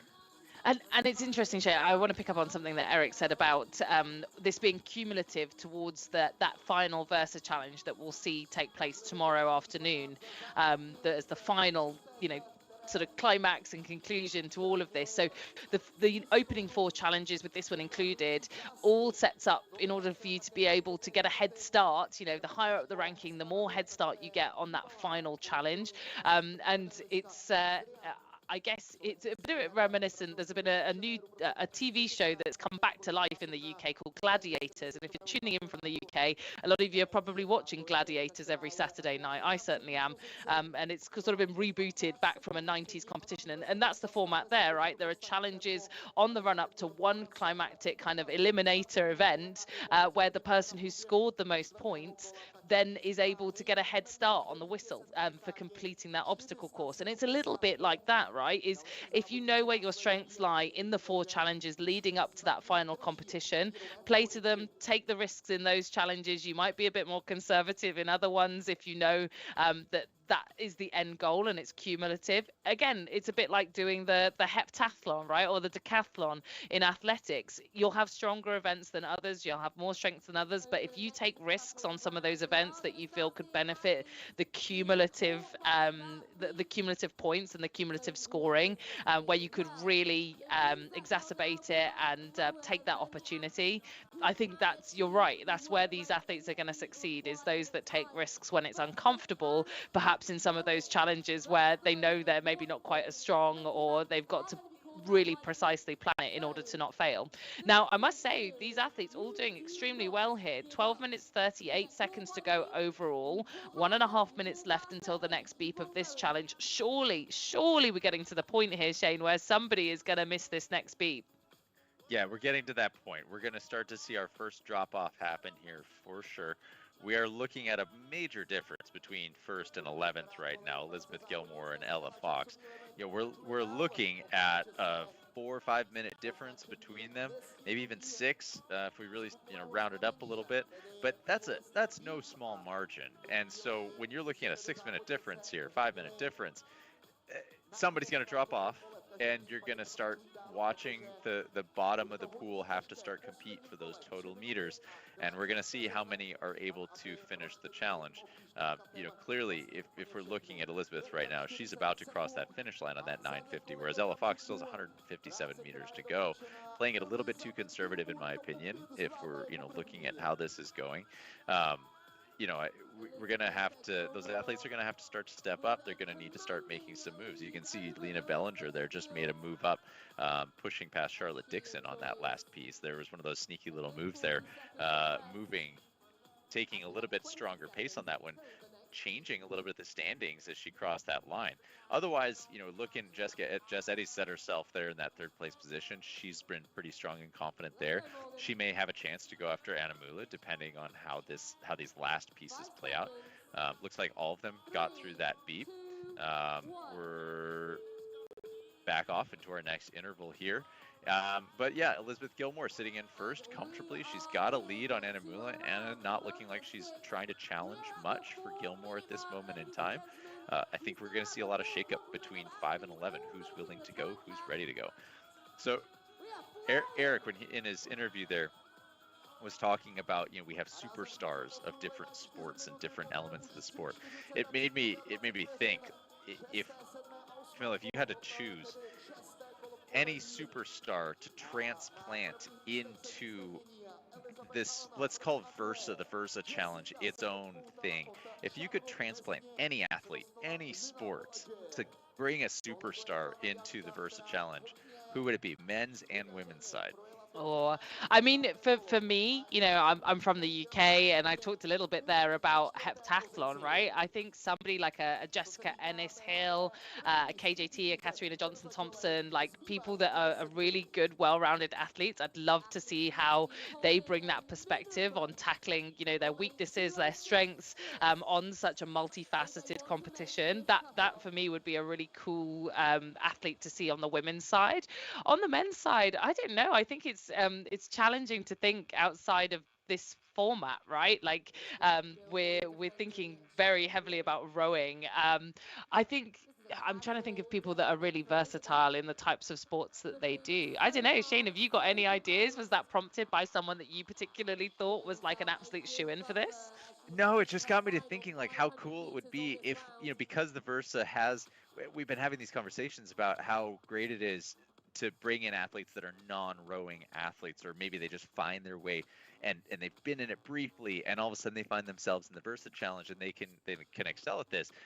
If you could hand pick who it would be, like, it would be interesting to go out and seek out those athletes. Like, could you take a Katie Ledecky and pull her into the Versa Challenge, and would she be able to thrive here? We all know that swimmers, we may not all know this, but many of us know swimmers make great transitional athletes into rowing. And in fact, many rowers come from a swimming background, or any water sports for that matter. Water polo players tend to do very well in rowing as well. So, could we take a Katie Ledecky, somebody with superstar power, bring them into Versa, and would they be able to thrive here?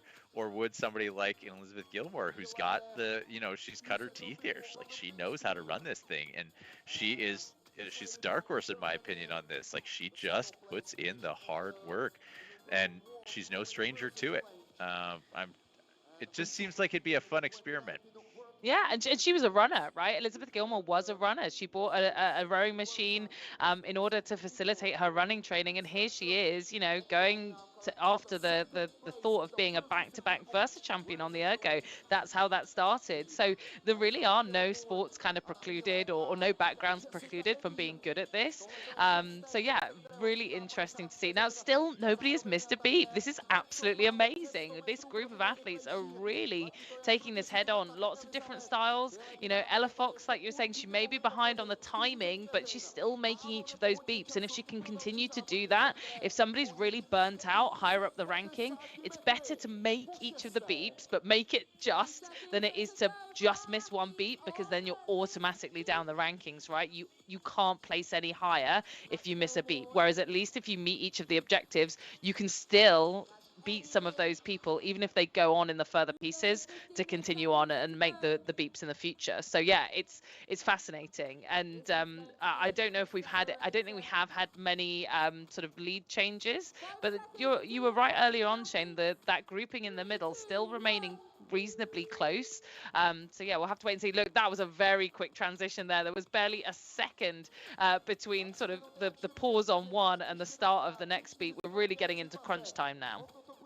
Yeah, and I think you called that exactly right. As soon as we get to this, I think the next transition, we may see our first miss on a beep as we get to the end of the next one. So keep your eyes on that leaderboard right now. I would love to see somebody like a Sarah Pigeon, Morgan McGrath make a little bit of a move, although I do feel like McGrath, Fox, they're probably a little bit too out of the running at this point on their total time to be able to make any kind of move. But if you're looking at Caniglio, Sharp, Petrasco, and Pigeon, they're all sitting at that 24-minute mark with, let's call it 30 seconds separating the four of them. I'd love to see one of them make a little bit of a shift. Somebody try to make a move now. You're sitting with 6 minutes left. You're gonna have to make a move. Now's the time, unfortunately. In a piece this long, you're saying now's the time to move with 6 minutes left, which is an eternity when you're sitting on this machine. If anybody ever tells you that you have 2 minutes left to live, how do you want to spend them? You want to lengthen those 2 minutes. You decide to place you sit down on a rowing machine and you're going to lengthen those 2 minutes. You will learn how long 2 erg minutes can be. Now's the time that they're going to have to go. But I do think 5 through 9, they've got opportunities to mix up the standings here. Do you know what? I completely forget. You look at those short, sharp 950 after 950, and you forget that the total meterage for this challenge is near on 8 kilometers. Like, that's a training session for a lot of people, right? Like 6 to 8K, steady state. Like, that's a training session in and itself. And we're expecting these guys to be sprinting from maybe the third or fourth piece, something that is, very, very challenging. So they're really challenging times to meet. We're certainly going to see that now coming into the later stages. We're at 1:36 to go until the next beep, and taking a quick look at what we've got on screen, I think it's going to be tough. It's going to be really tough for all of these athletes to make the next beep. So let's keep our eyes on it. They're all quite similarly paced as well, Shane. It's interesting to see, right? There's actually only maybe 5 or so meters between the majority of the athletes in terms of their pacing. They're all attacking this really similarly. I think maybe what we're seeing is that at the top of the field there, Gilmore, Mula, Eddy, and Bellinger, I think maybe what they're seeing is their positionings look fairly fixed at this point. So I think what they're thinking to themselves is, hey, as long as we are just making the cut, I don't need to haul through this. I think now I've built up that bank of time. I'm going to be fine as long as I just make the cut. I don't have to kill myself. I know I have another event today. I can conserve a little bit of energy here by playing it smart. And as long as my positioning holds, as long as I hold that position, I'm not at any kind of risk. So what's the sense in wasting every last drop I've got when I know that I've got my position locked in? I think that's maybe what we're seeing play out. Yeah, that's definitely, I think, a really sensible guess on what we're seeing on screen is trying to time this to perfection. 10 seconds to go, 30 meters left to row for the majority of these athletes. Jess Eddy will finish, and I think Elizabeth Gilmore will just squeak in. I think we have just about perfectly timed it. Look at that. That was stunning there. Perfect execution from... Wow. All of them Caniglio bar missed Marsha that Caniglio. Oh, I thought she just made it, Shane. You know what? That was really deceiving. It was like 1 meter to go as the time ticked over. But yeah, that must be absolutely heartbreaking for her. But I think, a better sense of the emotions going on the floor and how hard these athletes are pushing. We've got Mike Arsenault down on the floor right amongst the athletes. Mike, what can you tell us about the closing stages of this beep challenge? To poslední pípnutí, jinak to jen tak všechny dámy stihly a v tuto chvíli 2 minuty a 30 vteřin před závěrečnými desítkami metrů. Marsha just missed it barely, and we had 6 men miss a beep throughout the first event, and it's a tough strategy to try and hit the mark right at 0. And I talked to Dylan from the men's competition, and he was trying to game it a little bit, go right to 0, and he missed his mark. He was also trying to keep an eye on Zach, who competed last year in the Versa Challenge, figuring if he kept close to him, he'd be safe. And they both ended up missing a beep at some point during the first event. So the women want to try and conserve energy on these first pieces, but you don't want to flirt too close to that line and miss a beep. And then it takes maybe 20 or 30 seconds to internalize that disappointment and then realize event number 1 kind of turns into a separate event that you still have to row for as many meters as possible to stay as high up on the leaderboard as possible. Thanks, Mike. That's a really good analysis, and we're now right into the folds of the final beep here. So this is all cards on the table, everything thrown at it to try and get yourself as far up the rankings as possible. And because only one athlete's missed a beep here, Shane, that is all that they have to play for, right? Mostly the 10 or so athletes is how far up the ranking they can finish in this final beep test. Yep, and you can see, I mean, Marsha getting moved down there on that beep is a devastating blow, because she put herself right at the bottom there, whereas McGrath and Fox now just moved up a spot just by somebody's mistake alone. As we close out in this final round here, that was a costly mistake for her. Whereas I think if we look up at the top here in that last round, I think Eddie was trying to make a bid to see if she could make a move on Mula. It looks like Mula's defending her here. I think she's pushing her off, not giving her an opportunity to mix. Everybody else looks fairly locked in at this moment. McGrath is pushing here, but I think it's just a little bit too little too late to make that kind of a move.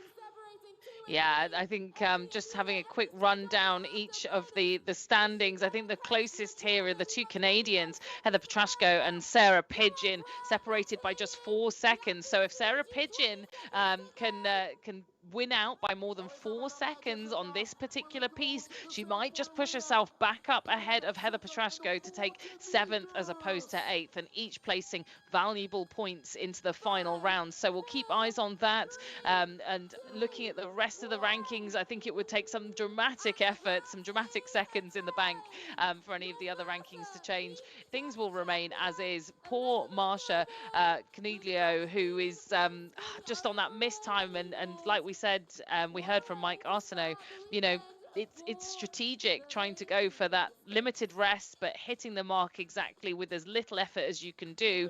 But one wrong move and it plummets you right to the bottom of that leaderboard. And the reality is, Shane, she probably was not last, right? For the majority of that competition, she was much faster than that, and she's lost herself sort of a middle ranking place trying to play the game.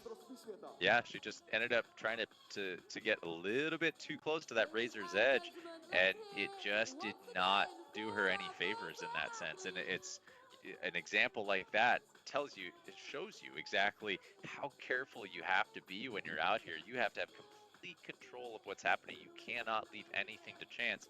And if there is that in your head chance, then you got to make sure that you're accounting for that. Now, with that, we're going to send it down to Mike down on the floor with an interview.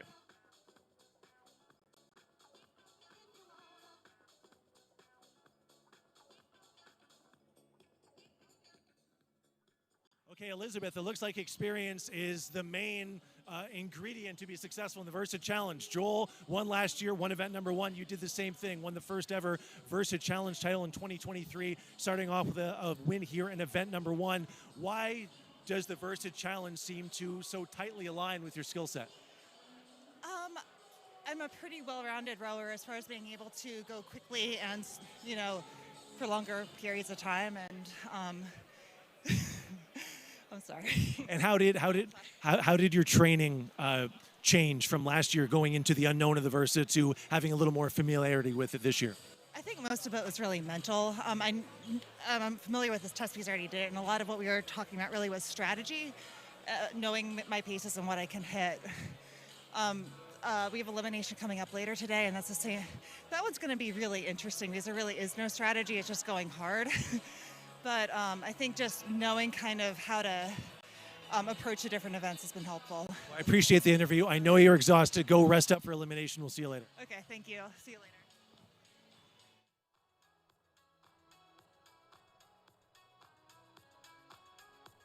Well, great to hear from Mike Arsenault, our man on the ground in Prague, catching up with Elizabeth Gilmore, who you can see here takes 12 points from this beep challenge in the Versa, which will set her in good stead for the latter rounds of competition.